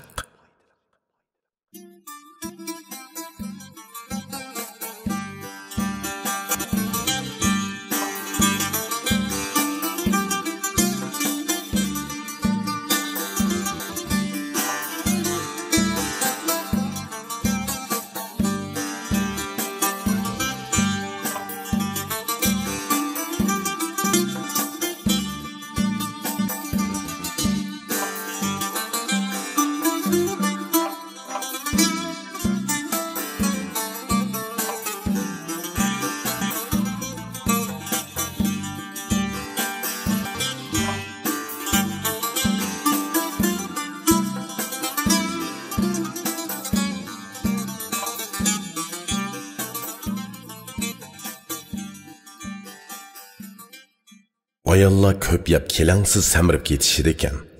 Bu hol iqtisodni biroqla kayniga surayotgandek tuyg'u beradi ekan debdi Sugawara yana. Balkim Sugawara restorandagi ayollarni ko'rgandi. Bu ta'sirot rostilla shularga qaratilgan bo'lsa, mening boshqa fikrim yo'q. Ayollarning ko'payadigan bo'lib ketishi bir millat ayollaridagi latofatning yo'qolganligidan, to'la gap qiladigan bo'lib ketishi bir millat ayollaridagi nazokatning yo'qolganligidan derak beradi. Bu holda erlar ayollik bayovonida ussizlik izlab yurgan bo'ladi. Restoran madaniyati Uyg'urlarning turmushiga nimalarni olib keldi? Bu folklor madaniyatshunoslari uchun bir muammo. Jon Sugawara Uyg'urlarning mehmondo'stligini Xanzularning mehmondorchiligi bilan selishtiradi. Uning bayon qilishicha, Xanzular zaruriyati bo'lmagan ahvol ostida bir-birini izlamaydi. Ularning ejil birodarlardan bo'lib ketishi uchun uzun musofa ketadi. Mubodo birodarlarga aylanib ketsa, osonlikcha tashlashib ketmaydi. Lekin bir qancha Uyg'ur tasodifiy bir sabab bilan hamdast ham bo'lib ketalaydi. Uyg'urlarning bir-biri bilan tanishishi oson, do'st bo'lishimi oson, ayrilishimi oson. Sugawara xato ko'zatmabdi. Uyg'urlar hissiyotliq millat. Ular hissiyotsiz moddiy to'qchilikdan ma'nisizlik his qiladi. Ular bug'doy nening bo'lmasa, bug'doy so'zing bo'lsin degan so'zni yoqtiradi. Lekin Uyg'urlarning bir yerga kelib dasturxon tuzishida ko'p hollarda hal qiladigan bir strategiyalik masala bo'lmaydi. Biror murakkab maqsadmi yo'q. Faqat ko'ngillar yoki zerikishdan qochish ruhiy holati bor. Demak, bu so'rinda hissiyot omili qo'yiq. Shunday ekan, tepishgan do'stlar yana bir hissiyotning turtkisi bilan bir-birini izlashmas bo'lib qoladi yoki boshqa bir ishning malik qilishi bilan bir-birini izlashga cho'lisi tegmay qoladi. Bularni tasodifiylik bilan tushundirsak muvofiq kelishi mumkin. Uyg'urlar bir qitimliq so'rin ustida uncha murakkab o'ylashib ketmaydi. Ishlarni ziyofat ustilida planlab, ziyofat ustida puturadigan tadbirlar xeyli ko'p Uyg'urlar uchun yanada notonish. Lekin Uyg'urlarning bir-biriga berishgan tuzning qadriga yetmaydigan bo'lib ketganligida gap yo'q. Bu yanala tuzuk jahon ko'rib, dunyoda bir piyola so'g'uq suvni bekorga beradigan Uyg'urdan boshqa bir xalqning qonmaganligini ko'rmaganlikdan bo'ladi. Uyg'urlar osmoni kang zaminda yashab o'rgangan. Uning ustiga boshqalarga boqqanda soni oz. Ular bir-birini izlashishdan tasalli topadi, yolg'izlik his qilmaydi. Lekin bu xil beqinishni bir aqliy mezon darajasiga ko'tarishni o'ylab ko'rmaydi. Jungoga tunji qitim kelgan yapon sayyohlari mehmonga darhol qiziqib ketmaydigan xanzularning orasidan o'tib Uyg'ur yurtlariga kelganda Uyg'urlarning mehmon do'stligidan sehrlanib ketadi deydi Sugawara va munda xulos chiqaradi. Har qanday ishning ikki tarafi bo'ladi. Uyg'urlar qarshi tarafga qanchalik mehmon do'stlik ko'rsatsa, qarshi tarafdan shunchalik javob kutadi. Sugawara bu xulosani mundaq misollar bilan dalillaydi. Uni mehmon qilganlar orqadilla oq to'shqan markaliq kampit, to'qash, hatto ko'pildab purab turadigan seriqmay qochilingan xaltalarni tayyorlashib, Yaponiyadagi tuqqanlarga og'ash ketishni havola qiladi. Sugawara o'ziga sohiblik qilganlarning bu ishidan rosa qaqshaydi. Uyg'urlarning buni bilib turib qilmaganligini tushunmaydi. Aeroplanga o'ltirib safar qiladigan Uyg'urlar ko'p emas. Shunga kilolab xalta berishning eg'irini nurg'un Uyg'urlar o'ylab yetanmaydi. Soddalachi bu qiliqni Uyg'urlarni tadqiq qiladigan Sugawara tushunmay qopti. Uyg'urlar mehmon do'stdek ko'ringan bilan amaliyotda bir-biriga ishonmaydi. Gumonxo'r, hasadxo'r, g'ayvatxo'r keladi. Bir Uyg'urga yana bir Uyg'urning gapini qilmaslik oqiloniliqdir deb yezibdi Sugawara. Bunisi rost. Lekin u qanchalik va qaysi xil Uyg'urga mos keladi? U bir turkum Uyg'urlarning xarakterimi yoki barliq Uyg'urlarning xarakterimi? Sugawara apandi bu haqda javob bermabdi. İjtimoiy illat tabiiy bo'lmaydi, balki sun'iy bo'ladi. Uning yuqtirg'uvchilari va yuqtirilg'uvchilari boshlanishi va taraqqiyoti uning manbasi va sababkori bo'ladi. Sugawara apandi keyinchi jamiyatshunoslik bo'yicha javob berib maqola. U yana mundaq deb yozgan: Mehmon do'stlik Uyg'urlarning yo'riq bir tarafi bo'lib, boshqa taraflarining mubolig'ini bilib qo'yishimiz zarur. Nima degan g'alati ogohlantirish? Sugawara apandi Uyg'urlarning mehmon do'stligidan qandoq cho'ng ziyon tatqandi deb o'ylag'isi keladi odamning. Uyg'urlarning mehmon do'stligida nodonlik tufayli sodir qilingan hamoqatlik va o'ta javob ketishlar bor. Lekin birovni aldashdagi strategiya darajasiga ko'tarilgan qahvashlik yo'q. Agar ularda strategiyalik qahvashlik bo'lganida edi, u bugungi dunyoning xilvatida turib ayblashlarga qanmagan bo'ladi. Mana ular oxir mehmon do'stlik tufayli yana bir xato tushunchaga erishdi. Bu yerda shundoq bir haqiqat o'z-o'zidan ayon. Bir millatni aql bilan tushunish boshqa millatlarning qo'lidanmi keladi? Lekin muhabbat va qalb bilan tushunish faqat shu millatning o'zining qo'lidan keladi. Men Sugawara apandining yuqoriqi adabiy xotirasini ko'rib, shu hamonda uningga Uyg'urcha ilxat yozib, uni tarjima qilib Uyg'urcha e'lon qilishimga qo'shilmasligini so'radim. Sugawara apandi O'zbekistonda turib qisqacha bir javob yozib, qayerda e'lon qilasiz deb so'rabdi. Men Şinjan madaniyati yoki Tangritog jurnalida e'lon qilaman degan edim. Shuningdan keyin Sugawara apandi yo'qolib ketdi. Qancha suylasammi inkas bildirmadi. Buningdan Sugawara apandining pashni qandoq qiqishni biladigan odam ekanligini tushundim. John Sugawara apandida bizda yo'q fazilatlarning borligini tushundik. Biz uning bu xil taraflaridan o'rganamiz, ham uning bizga bo'lgan mas'uliyatchanlik ko'rsatishlaridan so'yinamiz. Tafakkur, inkas va inkasga inkas qaytarish yo'llari bilan beyib boradi. Koichi Ikari nima deydi? Koichi Ikarining Uyg'ur yezilarini tekshirishiga baho. Aytganimizdek, Uyg'ur jamoati yotlarning nazaridagi o'ziga nihoyat qiziqadi. Bu qiziqish hissiyot omillariga shu qadar boyki, yot bir millatning bir muallifi Uyg'urlarning ayrim bir tarafini muayyanlashtirganligi sababli kishilar uning fikr qilish yo'llari va maqsadi haqida o'ylab ko'rishni yodidan chiqarib qo'yishadi. Natijada bizga baho berguchilar aslidagi real qiyofatini yo'qotib, rivoyat tusini ilishga boshlaydi. Uningdan o'rganishga tegishli narsalarimiz ko'milib qoladi. Uyg'urlarning bola tarbiyalash usuliga yaponlar qiziqqanmish, ular bu jihatdagi qoyilligidan maxsus kitob yozibdi degan gaplarni Urumchida anglaganman.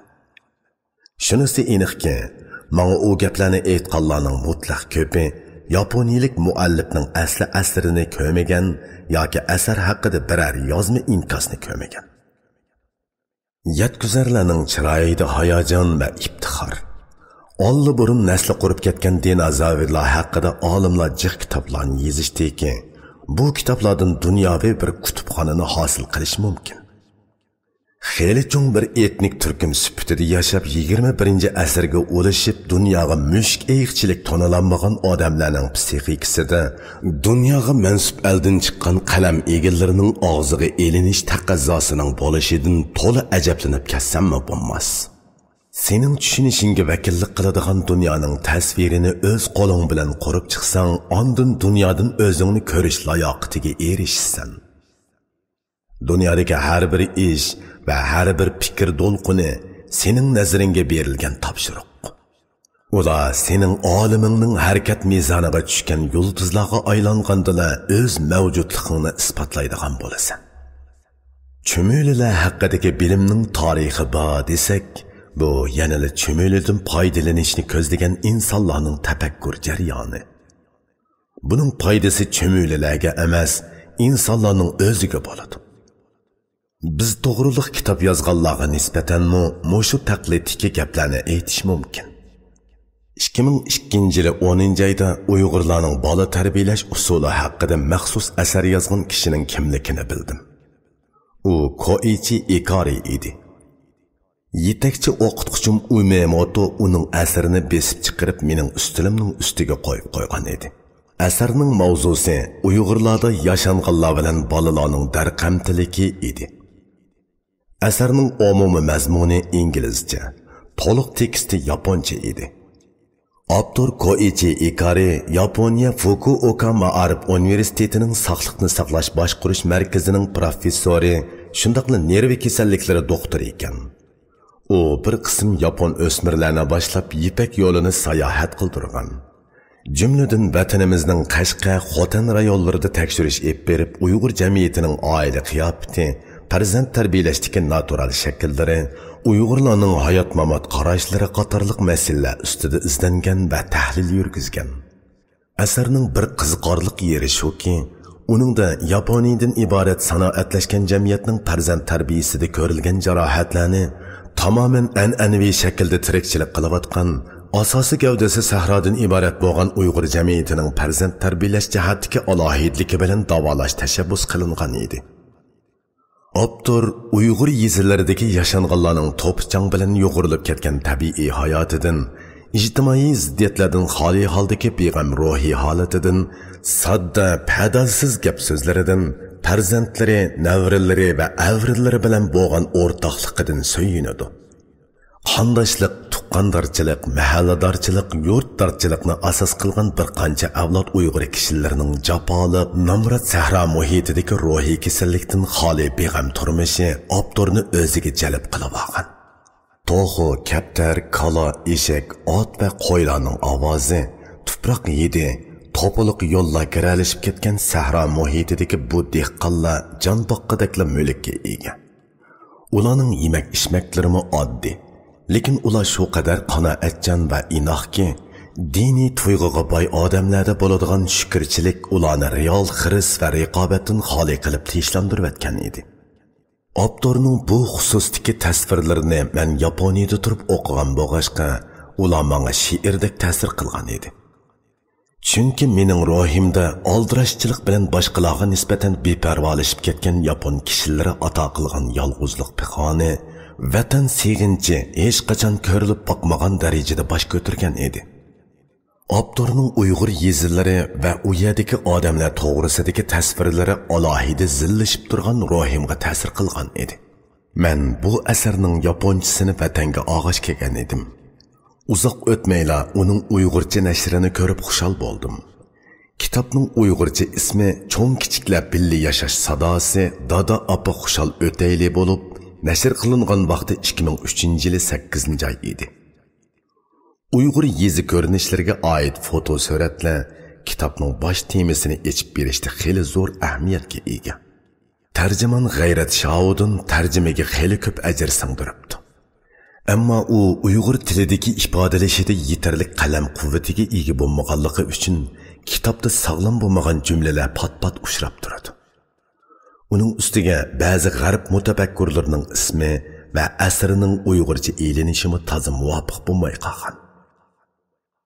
Nashriyatchiligimizda bevosita tarjimaning oz bo'lishi sababli mazkur tarjimadagi savalliklarga to'g'ri qaradim. Asar avtorining asli demakchi bo'lganlarini Uyg'ur kitobxonlariga har holda uqtirib beralaydi.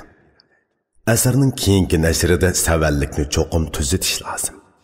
Men tarjimonning amgikiga hurmat qilish yuzasidan uningdan naql elishga tegishli jumlalarni aynan oldim. Avtorning Uyg'ur yezillarga bo'lgan mahliyalik holatini uning tövendagi bir qism jumlalardan ko'rib olg'ili bo'ladi. Yo'l ustida u yoq bu yoqqa chepayotgan eshak qarg'asida qip-qizil yog'liq o'rib olgan yoki bo'lmasa qumdan saqlanish uchun og'ziga oq yog'liq o'rib olgan buloqdek ko'zlari nurlanib turgan Uyg'ur cho'qqanlari. Yipak yo'li manzaralarida eshak qarg'asi, yashanganlar, uningdan qolsa bolalar kam bo'lsa bo'lmaydi. Norisida bolalar o'ynabla qolsa, uning atrofida jazman cho'nglab bo'lgan bo'ladi. Xom xishtamga yo'langan bovay yoki mo'may uyon bu yonga tavrabmi qo'ymay bolaga qarabla turadi. Cho'nglarning ko'zi bolalardan zoda ayrilmaydi. Uyg'ur do'ppisi kiygan, oq soqol qo'ygan bovaylar paylasoplarga xos salofat bilan eshakni qamchilab yiroqlab ketadi.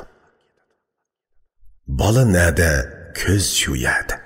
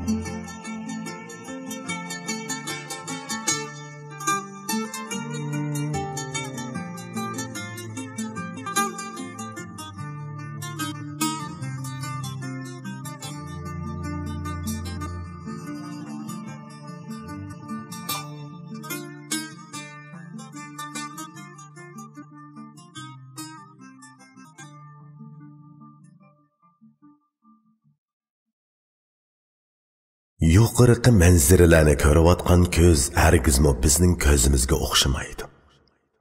Bizning ko'zimiz u mahliya bo'lgan yezi manzarasiga to'yingan. Bizning izlaydiganimiz u yezilarning bayashat holati yoki yo'llari asfaltlashgan, qatnashlari zamonaviylashgan, suv inshootlari qulaylashgan, uylari yo'ruq ham pokiz, ammo ma'naviylikda an'ana bilan izchillikni saqlagan tipik Uyg'ur yezilari. Aksicha, Koichi Ikari apandining ko'zi sanoatlashgan jamiyatning ko'rinishlariga to'yingan. Bu xil jamiyatdagi kishilik g'aribonaligidan zerikkan ko'z. U tinch, beg'am, sodda, oq ko'ngil odamlar bilan to'lgan jamiyatdagi samimiy kishilik aloqani izlaydi. Bu ko'z asarning beshidan oxirigacha yutmaydi. Avtor o'zi izlagan samimiylik, qo'yiq kishilik munosabat, muhabbat, tabiiylik qatorliqlarga yetkicha erishidi va uni 9 tal Yaponiya jamiyatining jiddiy ruhiy holati bilan selishtiradi. U Uyg'urlarning yezilari bilan selishtirganda Yaponiyadagi oila va maktablarda kambog'ini insoniy mehribonlik, yaqinlikdan iborat degan xulosani chiqaradi. Avtorning selishtirmalik mulohizasi Yaponiya kitobxonlarida qanday ta'sir qo'zg'adi, bunisi menga noma'lum. Yaponlarning xarakteridan aytganda, ular jamiyatdagi salbiy hodisalarning xavfini zo'raytib tushunadi. Bu jamiyatdagi ajallik masalalarga beparvo qaraydigan bizdek kishilarning xarakteri bilan ro'shan selishtirmani paydo qiladi. Yaponiya mening ta'sirotimda qonunga muxolif ishlar eng oz yuz beradigan jamiyat. Tog' tepasidagi bir poch xoda tosh domalab tushib tosh yo'lda to'xtab qolgan bo'lsa, bu Yaponiya televiziyalarida kishining diqqatini tortqidek axborot bo'la oladi ekan. Shuningdan qaraganda, Yaponlarda yuz berish ehtimoli intayin oz bo'lgan salbiy oqibatlarga jiddiy inkos qaytirib, oldini elish xarakterlik tadbir qo'llanishdek astoydil pozitsiya umumiyizlik etilgan edi. Yaponiyada uzun umr ko'radiganlar boshqa allardagidan ko'p. Buni avtorning o'zimi muayyanlashtirdi. Lekin u qerilardagi yolg'izlikdan bakrak ansiraydi.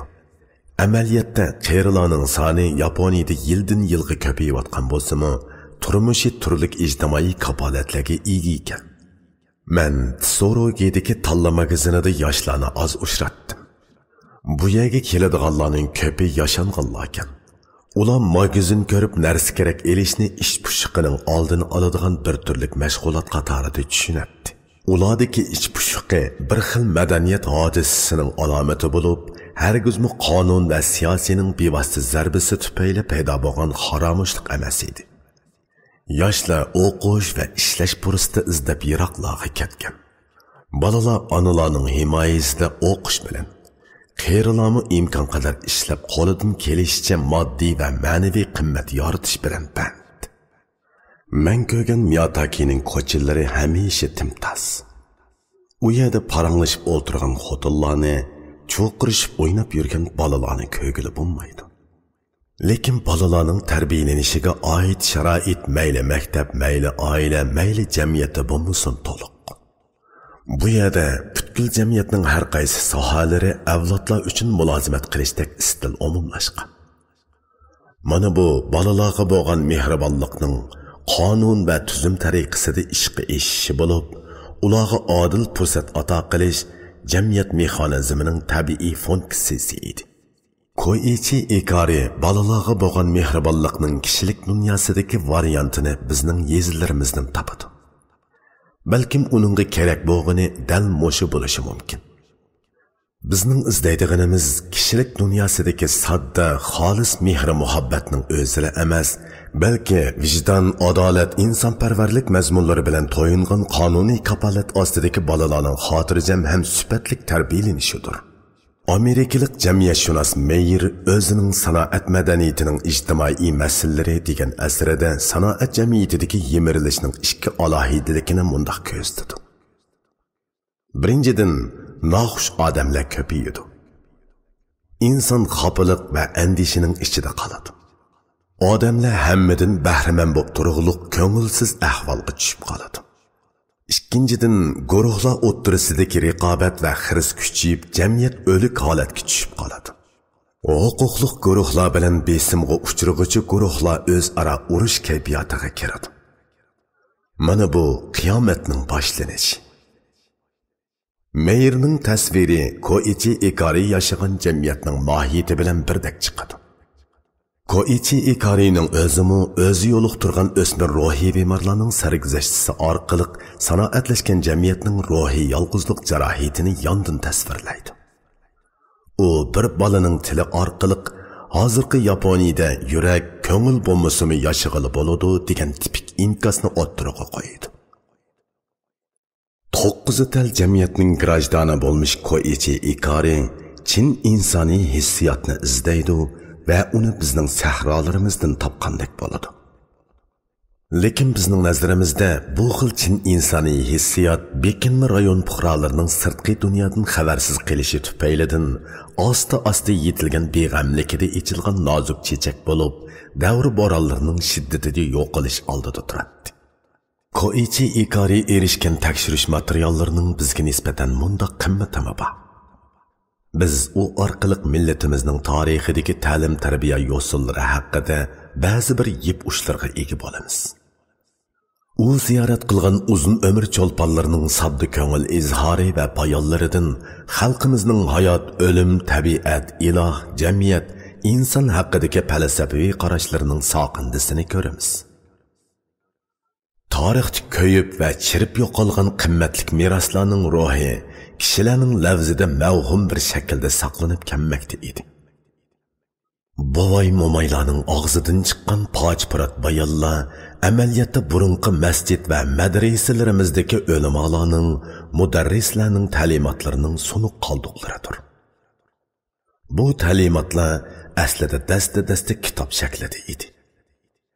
Keyin biz bu kitoblarni har xil siyosiy boranchab qo'llarda yo'qotib qo'ydik. U kitoblarni o'qiganlarmi davr bo'ronlari tarafidan to'zib ketdi. Hozir uni so'zlab bergan challa o'qiyanmay qolgan yoki chala o'qigan kishilarimizdir. Bugungi kunda biz avlodlarimizga o'rgatishga tegishli axloqiy qoidalarni, qonunlarni, dunyo haqidagi falsafiy tushunchalarni boshqa yerlardan tarjima qilib akiryapmiz. Bu haqda o'zimizdagi tayyor narsalarga sal qarab ularni unutib ketyapmiz. Bu ma'naviy ko'rliqdan kelib chiqqan ma'naviy tilamchilikdan boshqa narsa emas. Tarjima orqali akirilgan narsalar yillarning o'tishi bilan bizning ma'naviyatimizni ajdodlarimiznikiga o'xshamaydigan alfozda qurib chiqadi.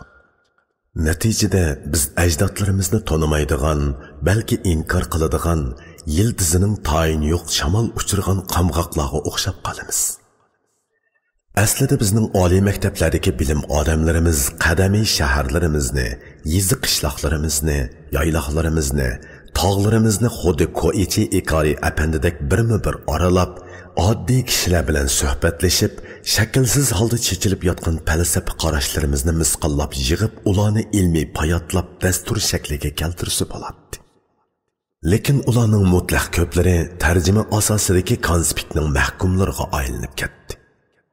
Bizning axloqiy, qonuniy, falsafiy dasturlarimiz oddiy xalqlarning so'z harakatida bo'lib, Koichi Ikari ana shu daryodan bir qancha unchini suzib chiqqan. Amaliyotda xalqimizning oila tarbiya usullarida dal ana shu xil shaklsiz tushunchalar rol o'ynab keldi. Agar biz xalqimizning asosiy gavdasining zamonaviy ma'arifning ta'siriga uchramaganligini ko'zda tutsak, bizdagi farzand tarbiyasi klassik sharq donishmandlarining ta'limotlarining istixiylashgan ruhini asos qilganligini jazmlashtira olamiz. Onam chala savat ayol bo'lsa-mu, Ahmad Yasaviyning yoki Alisher Navoiyning mazmunliq she'rlaridan bir qancha kublit yodlab beraydi. Menga xalq maqol tamsillari va o'zi bilgan beytlar orqali tarbiya beradi. Mahallamizdagi oqsoqollar Aflatun, Shayx Saidi aqliyalari bilan o'git beradi. Men ana shu xil tarbiya davomida odam bo'lishning yo'llarini qadrlash, insonni so'yishdek gumanistik aqidalarni o'zlashtirdim. Koichi Ikarining tadqiqot usuli haqiqatni amaliyotdan izlash prinsipining dal o'zi bo'lib, bizdek tarjimaga, kutubxonadagi kitoblarga tayinib tadqiqot olib berib bo'ldi qiladigan odamlarga nisbatan bir tanqid. U Uyg'urlar farzand tarbiyasida islom dinining hal qilg'ish o'rin tutganligidan iborat pokitni, o'zi ziyorat qilgan ashu oddiy kishilardan bayqaydi. 100 yoshlik Imanaxun akadan salomatligining siri haqida so'ralganda, u o'zi amal qilib kelgan 13 turlik aqidasini aytib berdi. Uning aytganlarining bir qismi Qur'onda va hadisda, bir qismi Ibn Sinoning tibbiy kitoblarida va Qobusnomada uchraydi. Garchi u bir oddiy kishining mundaqla deb qo'ygan so'zi bo'lsa-mu, mo'l ham kang madaniyat orqa ko'rinishiga egadir. Koichi Ikari balalarning gunohiga qarata jazo berish salohiyati ota-onasi, cho'ng-onasi, cho'ng dadasida bo'lmaydi. Bundaq salohiyat faqat Allohdila bo'ladi deb yezib, Uyg'ur ota-onalarning balalarning savalligiga bo'lgan pozitsiyasini yig'inchoqlaydi. Uyg'ur jamiyati 20 asr mobaynida yangicha bir tuzumga mansub bo'ldi. U dal konfuzi madaniyat chambarida yashab kelgan xalqning ijodiyati bo'lmish jungochi sotsializm, materializm va oila formasidagi kollektivizm, islom mafkurasidagi Uyg'ur xalqini o'zgacha bir tarixiy davrga boshlab kirdi. Bu jarayonda huduqqanlar, qaymoqqanlar, qarshi chiqqanlar, qarshi og'anlar bo'ldi. Yeni tarix o'zining shallash jihatdagi shiddati bilan zamonga boqmagan odamlarni tarmar qildi. Yillar burunqi an'analardan ro'shan darajada yiroqlashgan, yangicha hokimiyat andizasiga moyillashgan odamlarni hokim qildi. Yeni boshqurish tuzilmasi, yeni ijtimoiy ish taqsimotini shakllantirdi. Bu tabiiy holda o'ziga xos siyosiy, ijtimoiy o'lchamlarga ega edi. Kishilar yashash fursatlariga erishishda ongliq yoki ongsiz holda shu o'lchamlar asosida o'z qimmat qarashlarini isloh qildi yoki o'zlarini tarbiyaladi. An'anaviy Uyg'ur oilalari yangi siyosiy va yangi madaniyat vaziyati shakllantirgan yuzlanish bo'yicha qisman parchalanishga boshladi. Yoshlar o'zlarining yurtidan yiroq shaharlardagi maktablarga o'qishga berib uylaridan ayrildi. Bir janublik yigit shimollik bir qiz bilan muhabbatlashib to'y qildi. Natijada jamoat xalqlari burunqi mustahkam holatdan tadrijiy bo'shashga boshladi. Xotanning yiroq bir yezisidan chiqqan bir yosh Urumchidek birovat shahrining shalg'ut muhitida ishlarni ota-onalarga uyg'un dunyo qarashda bir taraf qilolmaydigan bo'ldi. Uning aslidagi jamoat va yurt salohiyati suslashga boshladi. Demak, yoshlar fursat izlab yangi barpo bo'lgan, yangi gullangan shaharlarga qarab oqadigan bo'ldi. Oxir cho'ng jamoat chambarakidan ajrab chiqqan kichik oilalar shaharlarda ko'paydi. Bu kichik oila o'zlarining cho'ng jamoati bilan yilda 1-2 qatim yoki bir qancha yilda bir qatim aloqa qilishi mumkin. Demak, ular sab an'anaviy Uyg'ur jamiyatidan nisbiy ma'noda yiroqlashdi. Zamonaviylikning ta'siri, ish taqsimoti talablari kichik bozorlardagi Uyg'urlarni hukumat tarafdan oz to'la nafga erishgan kadrlarni hukumat nizomlariga moyil holda fursat izlaydigan qildi. Ular hukumatdan maosh oladigan farzandlarning bo'g'anligidan faxrlanadigan bo'ldi. Shaharlashgan Uyg'ur kichik oilalari planliq tug'ut cheklamasi ichida topgan bir yoki 2 bolasini o'zi mustaqil tarbiyalanmay, ko'p millatlik balla bog'ichisiga berishadigan bo'ldi. Chunki yosh ota-onalarning har ikkisi xizmatda. Onalarning uyda o'ltirib bola tarbiyalashidek an'ana bir tarafdan u tuzilmaning kafolatiga ega emas. Yana bir tarafdan yosh Uyg'ur onalarining iddisidan o'tmaydigan bo'lib ketdi. Yosh ota-onalar Uyg'ur an'analarini yo'q hisobda tushunadigan bo'ldi. Chunki ular uchun aytganda an'anani bilishning maosh bilan munosabati yo'q edi. Ular bir ijtimoiy mavjudlik va salohiyatning yoshirin zo'r qimmatini ko'rib yetamagan edi. Ballarga Chin Temir Botir, Nozigum, Sodir Polvon haqida hikoya aytib beradigan burunqi onalarning o'rnini, Xanzu tilini va o'zining ona tilini o'xshashla chala so'zlaydigan bir turkum yosh ota-onalar egiladi. Hatto yezidagi ota-onalarmi farzandlarini ichkiridagi vakolatan tarbiyalab beradigan o'tir maktabga avatishni qo'g'lashadigan bo'ldi. Chunki ular uchun ma'arif oldi bilan qo'saq baqalaydigan avlodlarni tarbiyalash bo'lib qoldi. Dal mushundaq vaqtda Koichi Ikarini maftun qilgan Uyg'ur mahallalari va uningdagi necha avlod kishilarning bir taqdirda darqamti yashashi, qo'yiq qarindoshlik muhitidagi bolalarning insoniy muhabbatga qinib cho'ng bo'lishi xiralashayotgan kashki shafaqdak bilinadi. Albatta, Koichi Ikarini va bizni shaydo qiladigan mari issiq oilalar yezi qishloqlarimizda yanada ko'p tepiladi. Ammo bunda holatning qachongacha davomlashishiga bir nima demak tas. Bir tarafdan biz ashundaq illiqlikning davomli mavjud bo'lishini xohlaymiz. Tabiiyki, bu sifat sakrishiga ega mavjudlik. Yana bir tarafdan biz yezidagi kishilarimizning bilimsizlik changalidan chiqib, dunyodagi xilma-xil madaniyatdan huzurlanadigan, davr bilan mos qadamda tafakkur qiladigan kishilardan bo'lishini orzu qilamiz. Bu ziddiyatni unumli hal qilishda aktual tafakkurlik kerak bo'ladi.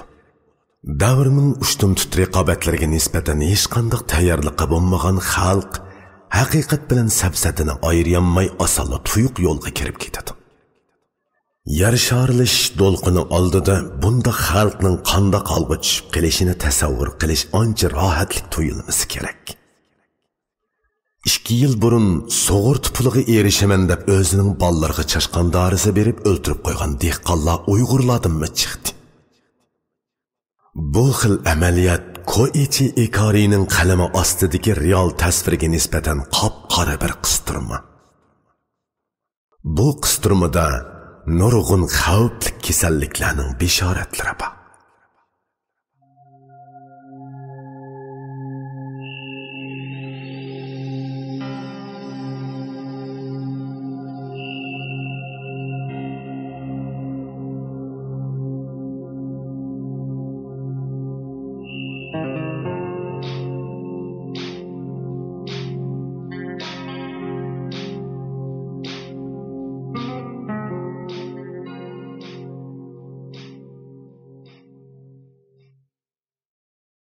Kawasaki Saori bir Yapon ayol haqida. Men Yaponiyadan qaytib kelgandan keyin do'stlarim mendan Yaponiya ayollari qandaqkan deb so'rashdi. Bu savolda chaqchaq, ayyorlik, qiziqish, intilish deganlarning hammasi bor edi. Hatto azra xotin purishliknimi yo'q degili bo'lmaydi. Jahonni tuzuk ko'migan va tushunmagan elning erkaklari yemek-içmek lazzatidan ilhamlangan halda xotin qizlar to'g'risida uzoq paranglarga cho'kadi. Bu haqdagi hayosiz latif chaqchaqlar ularning ko'nglining detini oladi. Bu jihatda har qancha tuturuqsiz gaplarmi ularga mazzasiz bilinmaydi. G'izo sharob va xotin mana bular bugungi Uyg'urlarning ishrat lug'atidagi asosli so'zlar. Bu üç halqa bir-biri uchun vosita, bir-biri uchun maqsad. Do'stlarim yana Yaponiya ayollari erlariga shundoq sodiqmikan, ular erlarining oldida belida yostiqi bor kiyimni kiyishib muloyim holda turishamdikan deb so'rashdi. Ba'zilari hatto Yapon ayollari bilan orlashib baqdingmi debmi so'rashdi. Bu savollarda muqaddas erlik qarishi va shahvoniyat tang aks etadi.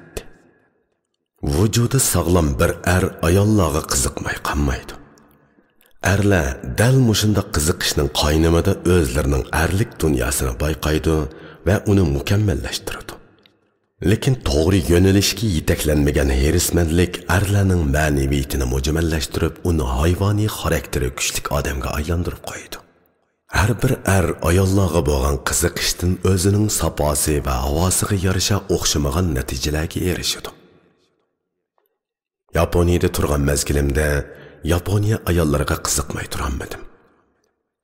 An'ana va axloqqa noiti e'tibor beradigan bu sharq millatining oila ahvoli, ayollarning oiladagi vazifasi va roli, ayollardagi ruh va intilishlar, muhabbat va go'zallik bobidagi alomatlarini bilishga shuncha taqozo bo'lsa-mu, til sharoitim va turmush sharoitimdagi cheklamalar tufayli ularni yuzaki ko'zitish holatida turib qoldim. Men ularning tirishchanligini, pokizligini haqiqatan yoqtirib qoldim. Ular erlarga boqqanda tashabbuskor va mehrli ko'rindi. xizmat va turmush aldirashchiligida haltirab ketgan erlarning chehridan tuzukroq bir kulkini ko'gili bo'lmaydi. Ular odamga chaqchaq qilish nima bilmaydigandek, boshqalarning chaqchiqini tushunmaydigandek edi. Lekin ayollari shundoq yiqishliq. Yapon qizlari chiroy jihatdan Uyg'ur qizlaridek chiroyli emas. Lekin ularning qizlik latofati Uyg'ur qizlarininkidan ko'p ustun. Ular ancha chiroyliq bo'lmasa-mu, xarakter va bilim qurilmasidagi bir qadar mukammalligi bilan muayyan saponi yetildirgan bo'lib, bu sapodan kelgan so'z va qiliq go'zalligi odamni o'ziga tortadi. Bugungi Yapon yoshlarining oila va axloq qarashidagi o'zgarishlar nihoyat cho'ng bo'lib, yashanganlar bundoq o'zgarishlardan rozi emas. Cho'nglar yoshlarni bak rohatparast bo'lib ketdi, ajdodimizning qolgan yo'sillarni unutib ketyapti deb ayblashidi ekan. Aytilishicha, hozir ko'p sondagi nikoh qizlarning nikohsiz holda ikki qat bo'lib qolishi tufaylidan vujudga keladi ekan. Chunki bu yerda qo'saqdagi bolani tushirib etish intayin og'ir elinadi ekan. Ro'shanki Yaponiya ayollarining o'rganadigan taraflarimi, o'rganmaydigan taraflarimi bor. Albatta bu jihatda biz o'zimizning e'tiqod va axloqimizni o'lcham qilamiz. E'tiqodsizlikqa olib boradigan har qanday o'rganish insonni mahkumlikqa duchor qiladi. Bizning yuksak sanoatimiz, gullangan iqtisodimiz, xalqaro birdek to'naydigan obrazimiz yo'q. Bundaq sharoitda e'tiqod, axloq, ma'naviylikning mavjudligimizdagi to'g'rilik roli texmi gavdalik bo'ladi. Taqvo kambag'al, posiq boydan ojiz emas. Ayolim Yaponiyada mendan ortiq turdi. Bu jarayonda u bir qism yapon ayollarni do'st tutib, ular bilan aralashdi. Yapon ayollari haqida gap qilishga to'g'ri kelsa, u menga qaraganda bakrak layoqatlik. Amdiki bayonni Jamiladan eshitsak to'g'ri bo'ladi deb o'yladim. Tövendiki bayonlar Jamilaning qalamiga mansub, fikr aynanligiga hurmat qildim. Men Tokyo Tabiiy Fanlar Universitetidagi 1 yillik o'qishimni tamomlagandan keyin Hokkaido Ilg'or fan texnika oliy universitetiga kompyuter kasbi bo'yicha magistrlikka imtihon berib layoqatli bo'ldim. Bu maktabga imtihon berishimda mundaq sabablar bor edi. Birinchi, u davlat qaramog'idagi oliy maktab bo'lib, o'qish puli arzon edi. Ikkinchi, u oliy universitet bo'lganligi uchun magistrlikka kirishimdagi ehtimollik cho'ng bo'ladi. Uchinchi, u maktab o'zini Amerika oliy ma'arif andizasi bo'yicha o'qitish imkonimiz deb tashviq qiladigan bo'lg'achqa, bu xil andizlarni ko'rib boqqim keldi. To'rtinchi, maktabning joylashgan o'rni chatrak bo'lg'achqa, u yerda tinch ham tejashlik yashag'ili bo'ladi. Beshinchi, maktabning yotoq sharoiti yaxshi bo'lib, qimmat baholiq uylarni ijaraga olib o'ltirmasam bo'ladi. 3-oyning oxirgi kuni kechilik avtobusga o'ltirib Kanazawaga qarab mangdim. Sahardala Kanazawaga tushib, tok poyezdiga almashdim-da maktabga yo'l oldim. Poyez yap-yeshil itizlarning bag'rida ushqandek ketib boradi. Yiroqdagi tog' cho'qqisida imoratlar cho'qchiyib ko'rinishga boshladi. U xuddi kinolardagi yakka yigona olvosdi qal'asiga o'xshab ketadi. Kishilar uyqusidan ko'zini ocholmaydigan qoq sahardimi binolarning chiroqlari yonib turadi. Buningdan to'limi ajablandim. Bugun yakshanba edi. Poyezdning oxirgi bekitida tushib biroz saqlagandan keyin maktabning maxsus qatnash avtobusi yetib keldi. Men uningga o'ltirib maktabga keldim. Bu men burun ko'rgan maktablarga tamoman o'xshamaydi. Darvoza yo'q, qora temimi yo'q, viviskimi yo'q. Faqat yo'l bo'yida maktabning ismi o'yilgan qoram tosh turadi. Binolar egizpaz tog' qoptallarga apchillik bilan o'rinlashtirilgan bo'lib, egiz binolar yo'q bu atrofda boshqacha haybat ko'rinadi. Binolarning atrofiga tikilgan har bir tip daraxtga uning nomi kichik bir taxtaga yozilib esib qo'yilgan edi. Allaburun belgilangan yotoqqa o'rinlashdim. Boshqalarning yordami bilan 1-2 kun ichida xeyli saramjallashib qoldim. Bu maktabdan ketish oldida turgan Changchundagi savodishim G'ayrat menga bir yapon qizni tanishtirib qo'ymoqchi bo'ldi. Ko'rishadigan vaqt yakshanba tushdan keyinga to'g'rilandi. Belgilangan vaqtda belgilangan joyga kelsam, G'ayrat u qiz bilan meni saqlab turibdi. Qiz oq ko'ptisining teshiga havorang oldi ochiq mayka, osti tarafiga padichi raxtidan tikilgan uzun yopka, putiga ko'k ranglik sport oyig'i kiyib olgan edi. Uning yuzi oppoq bo'lib, kichik ko'zlari kulsiri yo'qab ketadi. Gapni past ovozda erkilab turib qiladi. Bu hol uning cho'ng gavdasiga ancha mos kelmagandek tuyuladi. Uning ismi Kawasaki Saori bo'lib, u 30 yoshlardan oshgan noit tetik qiz edi. Uchimiz Kawasakining mashinasiga o'ltirib, Plant 3 nomli cho'ng bir talla magaziniga bordik. Kawasaki menga magazinning har bir bo'ligini tafsiliy tanishtirdi. Magazindan har qanday bir turmush buyumini topqili bo'ladi. Biz bir haftalik lozimatliklarni setib olgandan keyin maktabga qaytdik. Shunday qilib men uning mashinasining doimlik mehmoni bo'lib qoldim. U haftada bir qitim degidek magazinga boradi. U tabiiy ravishda meni chaqirib oladigan bo'ldi. Ba'zida bizga bermiliq va Vyetnamlik bir ikki qiz hamroh bo'ladi. Men uning meni chaqirib olishini xohlaydim. Bundaq bo'lganda ko'p magazin, ko'p rasta va ko'p odamlar bilan tanishib oladim. Asta-asta uni tushunib qoldim. U qiz intayin romantik edi. U burun Tokiodagi cho'ng bir shirkatda ishlagan bo'lib, maoshi xilili yuqori ekan. U ashu maoshiga tayinib Afrikaning nurg'un joylarini aylanib chiqibdi. Ana shunda g'amsiz sho'x yashayotgan bu qiz 20 yillik dam olish fursatiga erishib qelish bilan hayotida bir burilish paydo qildi.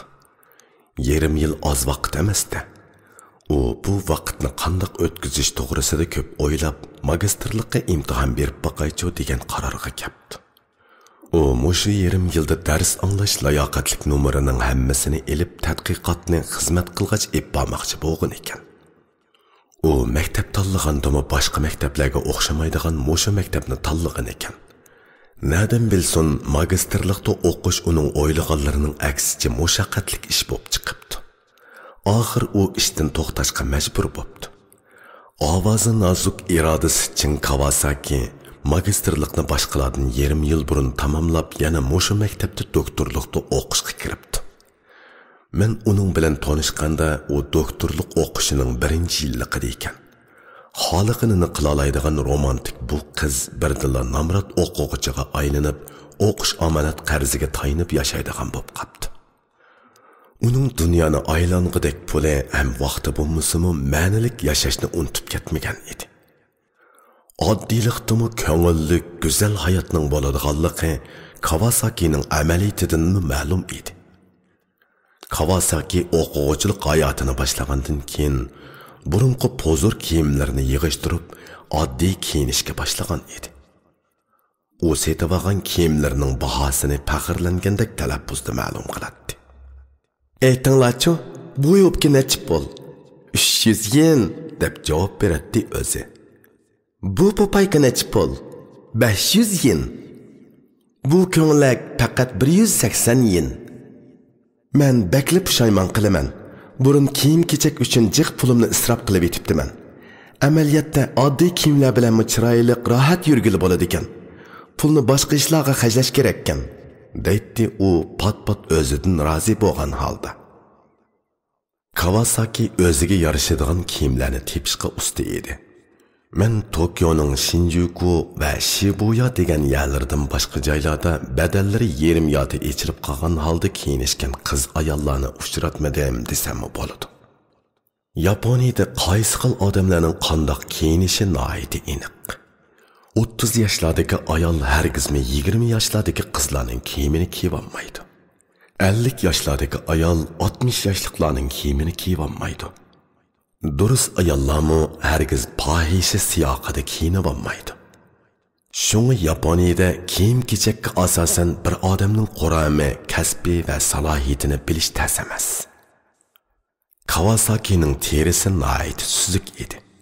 U o'zimi buningdan so'yingan holda terisini asraytdi, o'zini oftobdan qochiradi. U sirtqi mashina bilan chiqqandimi badaniga ko'yishdan saqlash meyi surib oladi. Uningdan boshqa narsalarni surib ketmaydi, atirmi ishlatmaydi. Durust ayollar alohida diqqat qilib xushbiroq tarkibi yo'q bo'yimlarni tanlaydi. Yaponlarning nazarida faqat gul bilan tomoqning puriqili yaxshi. qolgan narsalarning puroqlari undoq emas. Yaponiya kishilari semizlikdan qo'rqadi. O'riqlash go'yo yapon kishilarining e'tiqod shuaridek bilinadi. Kawasakini semiz degila bo'lmasimi, to'lg'an ayol degila bo'ladi. Shunga u samirib ketishdan bakrak ansiraydi. Hatto ansiraginidan tomoq yemaydigan darajaga berib qolgan edi. U olma bilan kun o'tkazadi. Kuniga eng ko'p bo'lganda 5-6 dona olma yapli bo'ldi qiladi. Shunda qilib u bir haftada 1-2 yashik atrofida olma yeydi.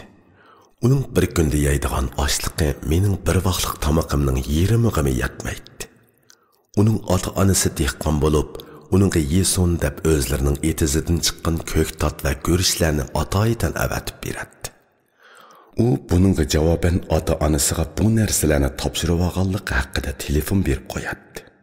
Boshqa chaqlarda ota-onasini yo'qlash yoki ulardan telefonda hol so'rash kabi ishlarga cho'lisi tegmaydi.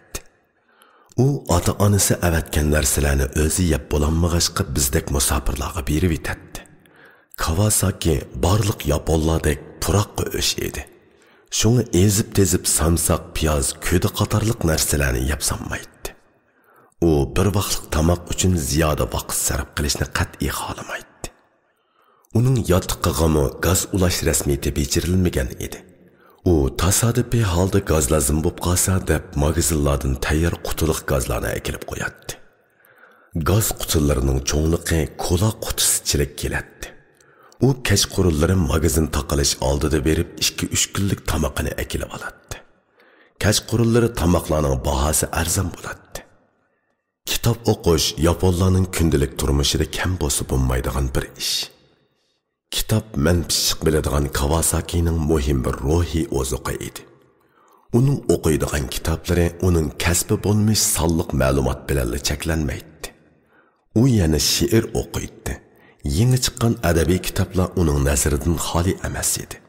U bir oyda chiqadigan 3000 xil adabiy kitobning hammasini o'qib bo'lolmaydi albatta. Lekin asosiy iqimini cho'qim bilib mang'atdi. Uning adabiyot haqidagi bilimini bizdagi bir oliy maktab adabiyot o'qituvchisininkidan mo'l desam oshirvatganlik bo'lmaydi. U o'qib bo'lgan kitoblarini koni kitoblar do'koniga o'tkazib etib yeng'illarini oladi. Men bo'lsam o'qitish materiallarini ko'rib chiqishning huddisidan tasdi chiqardim. Biz haftada yarim kun birga bo'lardik. Biz kiyim-kechak, yemak-ichmak, Uyg'ur ayollari haqida so'zlashgandan boshqa har qanday ayol o'ylashdan xoli bo'lolmaydigan masalalar ustida to'xtalatdik. Uning muhabbat turmushi haqida shuncha so'rag'im bo'lsa-mu, beablik his qilib so'rayolmaydim. Yaponlar boshqalarning o'zining shaxsiy ishiga aralashishini yaxshi ko'rmaydi. Boshqalarga o'zining ish sirini aytib yurmaydi. Bu jihatda yaponlarni favqulodda ichki puxta xalq deyishga bo'ladi. Yaponlarning bu xarakteri bizning boshqalarga dasturxon silib ishlarimizni to'kib, qalbimizning ochqichini tutqizib qo'yadigan hamoqatligimiz bilan ro'shan selishtirma edi. Kawasakining texichi to'y qilmaganligini bilaman. Meningcha bo'lganda Kawasaki bu yeshida 1-2 balaning onasi bo'lsa normal bo'ladi. Bu haqdagi o'yimni uningga deganimda, u nikohlik turmushdagi bir qator ovorchiliklarni paket qilib qo'yib, o'zining cheklik hayotida undaq ovorchilikni xohlamaydiganligini, erkin bemalol tizginsiz yashashni yaxshi ko'radiganligini aytadi. Men qayrig'iningda sana kim qaraydi deb so'raganimda, u ikkilanmayla qayrlar sanatoriyasiga kiraman deb javob beradi. U magazinlardan narsa setib olayotgan dumjak bovay momaylarni ko'zitib turib, ularning bollarining bo'lmasligini atayin. Qara, ular yanada yolg'iz yuribdi deydi. Balkim mening yapon tilidagi ifodalash kuchim ojizdi yoki munozara iqtidorim tövandi. Ish qilib men uni nikohning afzalligiga qoyil qilolmadim. Men faqat shuni deyaladim. Sen teg'i seni ko'ydiradigan odamni topolmabsan. Şoňa nikohning zaruriyatini his qilib yetanmading. Kunlarning bir kuni shu odamni tepib qolsang, uyning bo'sog'isining muqaddas bo'ladiganligini bayqab qolishing mumkin. Ayollarmi arsiz holda o'zining ayollik latofatini kasalga giribdor qiladi. Meningcha Kawasaki erlarni yoqtirmaydigan ayollardan emas. Uning erlar dunyosi bilan bodikalda qilish stili men uchun tamoman noma'lum bo'lib, uningga muayyan axloqiy baho berishga ojizlik qilaman. O'rganish va tadqiqot orasidagi Kawasakini bir azamatga o'xshatish mumkin. U laboratoriyada yarim kechagacha o'ltiradi. Davlat ichi va sirtidagi ilmiy anjumanlarga pat-pat berib turadi. U tava laboratoriyada uningdan boshqa ayol kishi yo'q bo'lib, yeshimi, o'qish darajasimi boshqalarninkidan cho'ng edi. Shunga laboratoriyadagi yigitlar o'zlarining bu mo'tavirining gapini hargiz yirmaydi. O'quvchilar laboratoriyaning o'zida tamoq etib yeyishadi. Bundaq chaqda u bir nopozli qo'mondan edi. Men ularning mehmoni edim. Men Kawasaki orqali boshqa yapon ayollari bilan tanishdim. U ayollar chet elliklarga yapon tili o'rgatadigan fidoilar edi. Bularning orasida qizg'in ruhliq o'ttir yosh ayollar va bolasini agashtirib olgan yosh onalar bor edi. Ba'zida o'rganguchi o'rgatguchidan oz bo'lib qoladi. Yosh onalar yenidagi bolalarini papalagash chet ellik o'quvchilarga yapon tili o'rgatadi. Yaponlarning madaniyati va urf-odatini tanishtiradi. Yaponiyada bundaq fidoilik umumlashgan bo'lib, kishilar bundaq faoliyatlarga qatnashish orqali jamiyatga kuch qo'shadi. Oila ayollarimi albatta shundaq. Dunyoning har qanday yeridagi ayollarning qiladigan ishi o'xshashib ketadi. Faqat ishning salmoqi va usulida farqlar mavjud. Yapon ayollarimi Uyg'ur ayollariga o'xshashla uy ishi qiladi va bola boqadi. Shundaqla bola tarbiyalash ishini ustiga oladi. Ammo Yapon onalarining ta'lim-tarbiya ep berish jihatdagi saposi Uyg'ur onalarininkidan ko'p ustun. Yaponiyada shahar bilan yezining farqi o'ltiroq aholining oz ko'pligi va muhitining soplig'ida ko'riladi. Shaharlarda oz to'la bulg'inishlarni ko'rgili bo'lsa-mu, yezilar ajoyib pokiz va ozoda edi. Odamning saposi jihatdagi shahar yezi farqini balkim yaponlarning o'zi bayqaydigandi. Lekin men bayqayolmadim. Men ko'rgan shahar ayollari bilan yezi ayollari kiyinish, yurish-turish, gap-so'z jihatda o'xshash edi. Bir dehqonning vaziyat va kishilik hayot haqidagi tushanchalari, chet el haqidagi ko'rgan bilganlari bajoyiki bir professorninki bilan birdek edi. Chet el tilidan kirgan yangi bir ibora dehqonlarning parang'idami uchraydi. Mening bilishimcha bu yerdagi farq shuki, biri tadqiqot bilan shug'ullanadi, biri etiziriq ishlar bilan shug'ullanadi.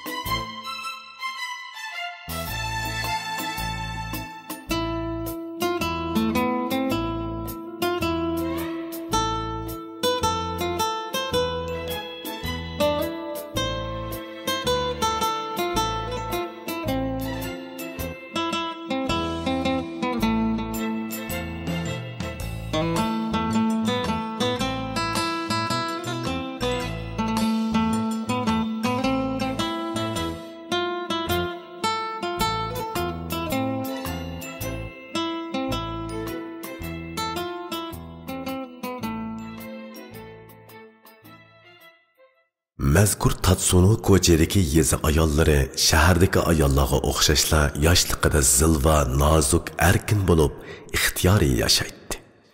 Ular erlar uchun xotinga, bolalar uchun onaga aylanganda o'zlarining sabrchanligi va vafodorligini namoyon qiladi. Borliqini erlariga va bolalariga atib etadi. Yapon ayollarining farzand tarbiyalash jihatdagi mas'uliyati haqiqatan og'ir. Balla yasliga kirgan shu kundan boshlab onalarni ular bilan birga o'qish hayotiga qadam qo'ydi. Haftada 1-2 navbat yasli va maktabning har xil faoliyatlariga qatnashmasa bo'lmaydi. Ular o'qituvchiga hamkorlashib balllarning oiladagi o'rganishiga yordam qiladi. Ballarga har xil tarbiyalarni beradi. Yaponiyada ballar maktabga kirgan onalar odatdan tashqari aldirish bo'lib ketgachga xizmati balları xizmatidan istifa beradi-da, bütün zehnini farzand tarbiyasiga qaratadi. Ularning nazarida xizmat qilib erishgan foyda farzand tarbiyasining orqasidagi ko'rinmas foydaga qaraganda arzimas bir narsa edi. Yaponiyaning tuzilmasimi onalarning bundoq tanlashiga keng tasha sharoit yaratib beradi. Onalar yana erlarni kutadi, uy tozalaydi. Shuni kesib aytishga bo'ladiki, yaponlarning uylarining eng chat bo'limidanmi axlat va chang to'zon bayqag'ili bo'lmaydi. Yapon ayollari pokizlikni go'yo pokizlik shayda bo'lib qolgandek yaxshi ko'radi. Kawasaki mu ana shundoq pokizlardan bo'lib, muncha lingisidan 8 ni tutadi. Ularni bir qitim ishlatgandan keyin tal to'kis dezinfeksiya qiladi. Uning yotgan ko'pillari va kirliklarimi ko'p bo'ladi.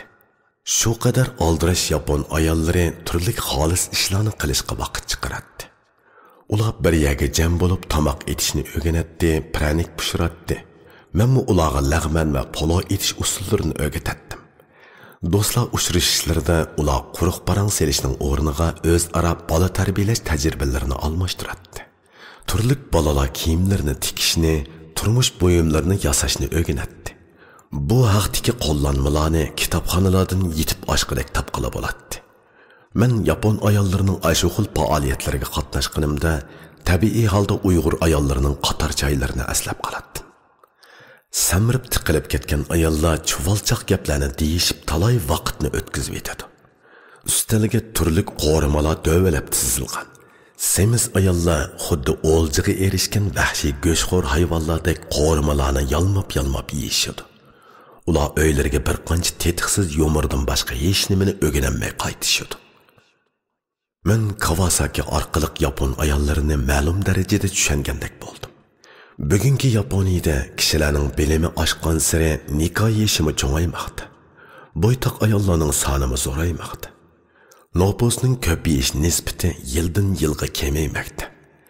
Aytilishicha 2004-yili urushdan keyingi Yaponiya nopusining o'sish nisbati eng to'van bo'lgan yil bo'lib, nisbat oran 0.5% bo'lgan. Yaponiyada qerilar shu qadar ko'pki, hafta oralig'ida magazinga berib qolgan bir yosh o'zini bo'vay momaylarning orasida ko'rib xijil bo'lib ketadi. Erim Abduqodir Yaponiyaga kelganda Kawasaki Shvetsiyada edi. U yerda har qaysi allardan kelgan tadqiqotchilar bilan birga yarim yillik hamkorlashma tadqiqotga qatnashyapti. U menga ilxat yezib u yerdagi ishlarni so'zlab beradi. Ba'zida chiroyli otkirtkilarni avatadi. Uning to'r betida u bag'an joylarning foto surati bor bo'lib, suratlar kasbiy fotograflarning asaridan qilishmaydi. Manzaralar haqiqatan tipiklashtirilib tanlangan bo'lib, ashu joylarning alohidligidan uchur beradi. Abduqodir mendan Kawasaki haqida anglagandan keyin uningga qiziqib qoldi. Kawasaki tadqiqotini tamomlab qaytishida Sankt-Peterburgni ziyorat qilib, Jaystga qaytib keldi. Endi Kawasakining mashinasida yana bir mehmon ko'paydi. U dal Abduqodir edi. Kawasaki Abduqodirning salohiyatini uqqandan keyin uning bilan inglizcha paranglashdi. Ularning paranglari bir yerdan chiqqandek qiladi. Abduqodir tilga olgan chet el adablari Kawasakiga tonish edi. Kawasaki ba'zi shoirlarning shaxsiy turmushiga doir tafsilotlarni biladi. Kawasaki bilan bo'lgan parang tabiiy holda Abduqodirning zo'qini oshqandek qiladi. Dastlabda biroz qo'ringan Abduqodir borgan sira o'zlashib ketdi. Bu holat menga Changchundagi yapon tili muallimim Murauchi Tomokoni eslatdi. U qiz 1995-yili Sharq-Shimol pedagogika universitetida bizga yapon tilidan dars bergan edi. Biz uning yenidan neri ketammaydik. Nikohliq savaqdoshlarimmo xushbe'il ochiq so'zlik bu yapon qizidan mas bo'lishib, uni kechikib uchratganidan hasrat chekishgan edi. Kawasaki bilan Murauchi'dan iborat bu ikki nafar yapon qizining chiroyi odatdagicha bo'lsa-mu so'yimlik edi. Ularning qimmat qarashi, axloqiy va e'tiqodi qandoq bo'lishidan qat'iy nazar, o'zlarini boshqalarning oldida qandoq tutishni, o'zining obrazini o'ngishli holda tiklashni biladi. Shuning bilan ularning oddiy chiroyimi o'zlariga muhabbat va qadriyat olib keladi. Bizning Uyg'ur qizlari qarasangiz shundoq chiroyli, ammo ularning nurg'unlarida qizlarga xos nazokat o'shgan. Ular o'zlarini favqulodda chiroyli deb bilib qetib oladi. Xurum yutqa va xurum ishdan kiyib elishgan ba'zi qizlar ko'ran holda o'zini erkak chivin qo'nmagan oq so'ngak go'zalidek hisoblaydi.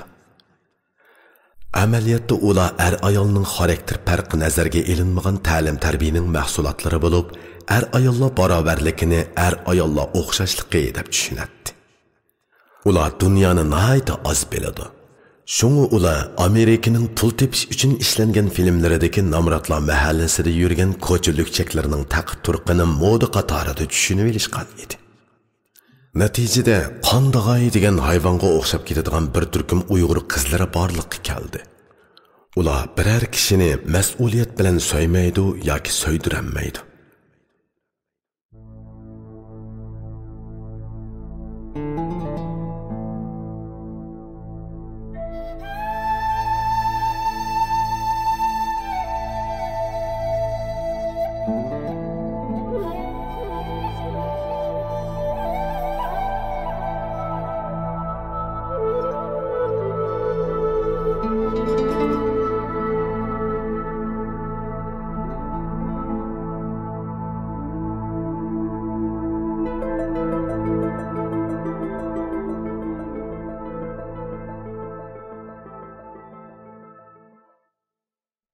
Mening kelib chiqishim va jamiyat orqa ko'rinishim Kawasakinikiga har jihatdan o'xshamaydi. Men islom e'tiqodidagi Uyg'ur millatining qizi bo'lish sifatim bilan oilani cho'ng bilaman.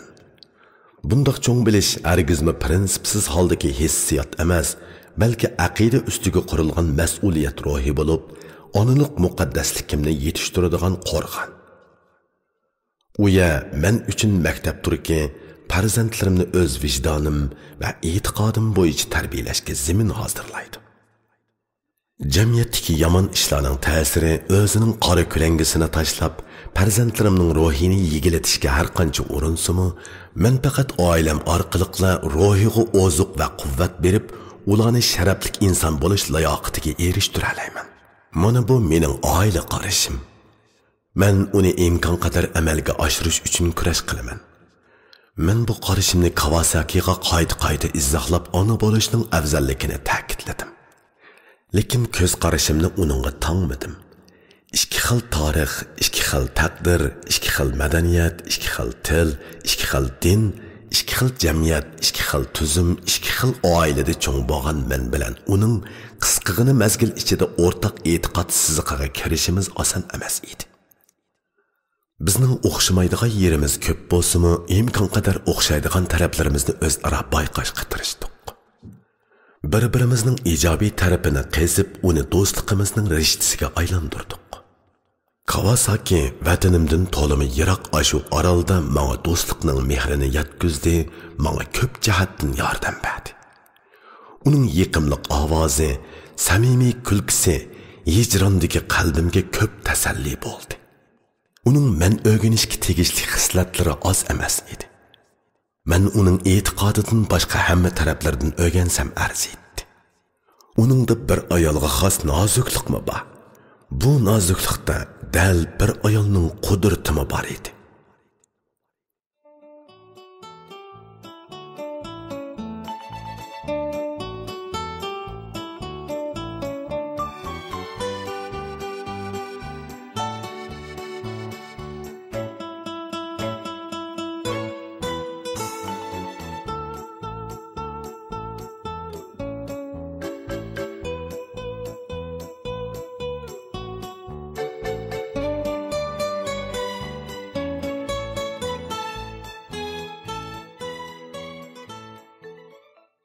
Men Jamilaning bayonlarini Kawasakining turmush stilini tushunishimizga yetadi deb qarayman.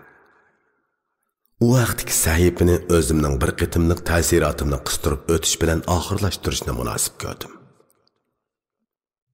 Biz vatanga qaytish oldida turardik. Kawasaki bizni oila bo'yicha o'ynatib kelmoqchi bo'ldi. 3-oyning boshlarida sovuq bo'shab dalalardan at-yozning hidi kelishga boshlagan edi. Biz maktabdagi mashina to'xtatish maydonida uchrashdik. Badallari to'lgan Kawasaki egiz bo'g'ashqa yanada zilvi ko'rinadi. U bugun qora chibar qutun tikilgan uzun sarapinining ustiga oq chapan kiyib olgan bo'lib, putida sport oyog'i bor edi. Qo'yiq sumbul chashlarini bo'g'ib olgan edi. U menga shundoq pokiz ham jazbdor ko'rindi. Biz salomlashdik. Bulbulnaz Kawasakiga yandash holda mashinaning oldida o'ltirdi. Jamila Bobur uchimiz kaynida o'ltirdik. Mashina qo'zg'alishi bilan tangla Kawasaki unalg'u qo'ydi. Yenik muzika meni mashinani yo'l yoqasidagi binolarni, yiroqdagi yeshil tog'larni yengil payga aylantirib qo'ygandek tuyuldi. Bir ayol naqshi o'qidi. Tekstini tushunmasammi, ayolning ovozidagi mung va hasratni tushungandek bo'ldim. Naqshida ayollarning ishki dunyosida tinib ketgan qandoqdir bir azobliq sarguzasht buluqlaydi. Meningcha ayol naqshi orqali yig'lab faryod ko'targandek qiladi. Bu ayol nimaga yig'laydi deb so'radim men Kawasaki'dan. Suolim qiziq tuyulgan bo'lsa kerak, Kawasaki kulib tashladi. U yig'lamadi, naqsh etdi, dedi u. Yig'ining dal o'zi ekan. Bir hesapda bu ayol yig'layotdi. Nimishqa? 20-asrning boshlarida Chilida bir shoira o'tgan. U sotsializmchi bo'lib, o'zining jamiyat g'oyasini amalga oshirolmay dengizga o'zini cho'ktirib o'lib olgan. Bu naqshi dal ashu ayolga bag'ishlangan. Kawasaki u shoiraning ismini devidi, u men bilmaydigan biri ekan. Hozir u ismni unutib qoldim. Chile desa shoirlardan Mistral bilan Neruda ismga keladi. Kawasaki aytgan shoirani bilmaganligim uchun xijil bo'ldim. Bir hisobda Jungoda chet el adabiyotining tonishtirilishi Yaponiyadagidek ko'lamlashib bo'lanmagan. Urumchida texim shundaq. Ayolning naqshisi hammamizni shuklashtirib etdi. Ko'z oldimda bir ayol dengiz bo'yiga yetib keldi. Tumanliq dengiz choy qilib turadi. Ayolning chuvoq chochlari dengizning shamolida parishon ushmoqda. Ayol asta-asta dengizga ishkirlab kirdi. Suv ayolning beliga keldi. Ondan qoniyiga keldi. Dengiz ayolni yutib etdi. Dengizdagi to'lqinlar ba'ayni ayolning ko'chib yurgan qabrisiga o'xshaydi.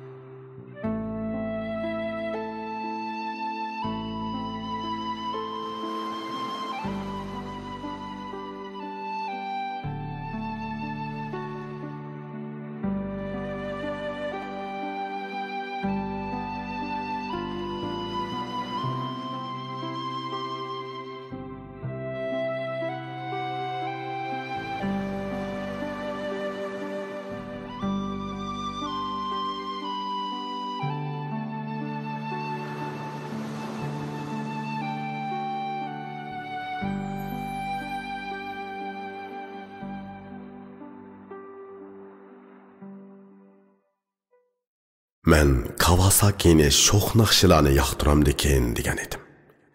U bundoq pig'olliq kuylarni nadan topdi ekan? U umidsizlanib yo'ldan adashib ketgan tushkin qizlardan emas edi. Lekin uning yuragi tragediyaga tangashgan. Darvaqa hazrat yo'q ayol yuzaki ayoldir. Biz magazin aylandik. Ondan Yapon dengizi bo'yiga berib ballarni o'ynatdik. Mushu jarayonda Kawasaki bizga bir qo'lliq mulozimat qildi. Boburning putlari so'g'uq qumda to'nglab qizdirib ketganda olqinida isitib qo'ydi. Putidagi qumlarni mashinasidagi oppoq lungusi bilan surtib tozaladi. Men yuzimni yuvib edim, yip-yangi bir lungusini yuzimni surtishga uzatdi. Ayollik mehr uningdan bahramand bo'lguchi arni bayoshat qiladi. Men uning qilganlaridan so'yinmay turolmadim. Kawasaki raqamlik apparati bilan bizni suratga tortib qo'ydi. Men uni oilamdagilar bilan qo'shib suratga tortib qo'ydim. Kawasaki suratlarni badiiylikka baqirib tortadi. Kitobimning muqovasining keyni tarafidagi surat dal Kawasakining asari. 20 kunlik o'yin oxirlashib xo'shlashadigan chog'da Kawasaki Jamilaga atir, bulbul nozga bo'labka, Boburga kichik o'yinchiq mashina, manga Herman Hessening suv boyoqlaridan tuzilgan 2003-yillik olaqon kalendarini taqdim qildi. Men Herman Hessening rasmni sizidiganligini shu vaqtning o'zida bildim. Men Herman Hesseni shoir deb tanitdim. Men uning she'rlarini tarjima qilgan, dedim Kawasakiga. To'g'ri, u shoir shundaqli yaxshi rassom, dedi u. Rahmat sizga, bu men uchun yaxshi sovg'at bo'ldi, dedim men. Sizga arzgan bo'lsa, men bak xushal, dedi u. Jamila Kawasaki bilan tafsiliy xo'shlashdi. Kawasaki bizni tamoq bilan emas, chin insoniy mehri bilan mehmon qildi. Tamoqni cho'ng biladigan odamlar buni oldirab tushunolmaydi. Yaponlarning boshqalar uchun soatlab vaqt chiqarishi undaq oson ish emas. Kawasaki million yapon ayollarining faqat biri. U bütün yapon ayollariga to'liq vakillik qilolmasa-mu, uning yapon ayollarini tushunishda bir ko'znak ekanligida shak yo'q.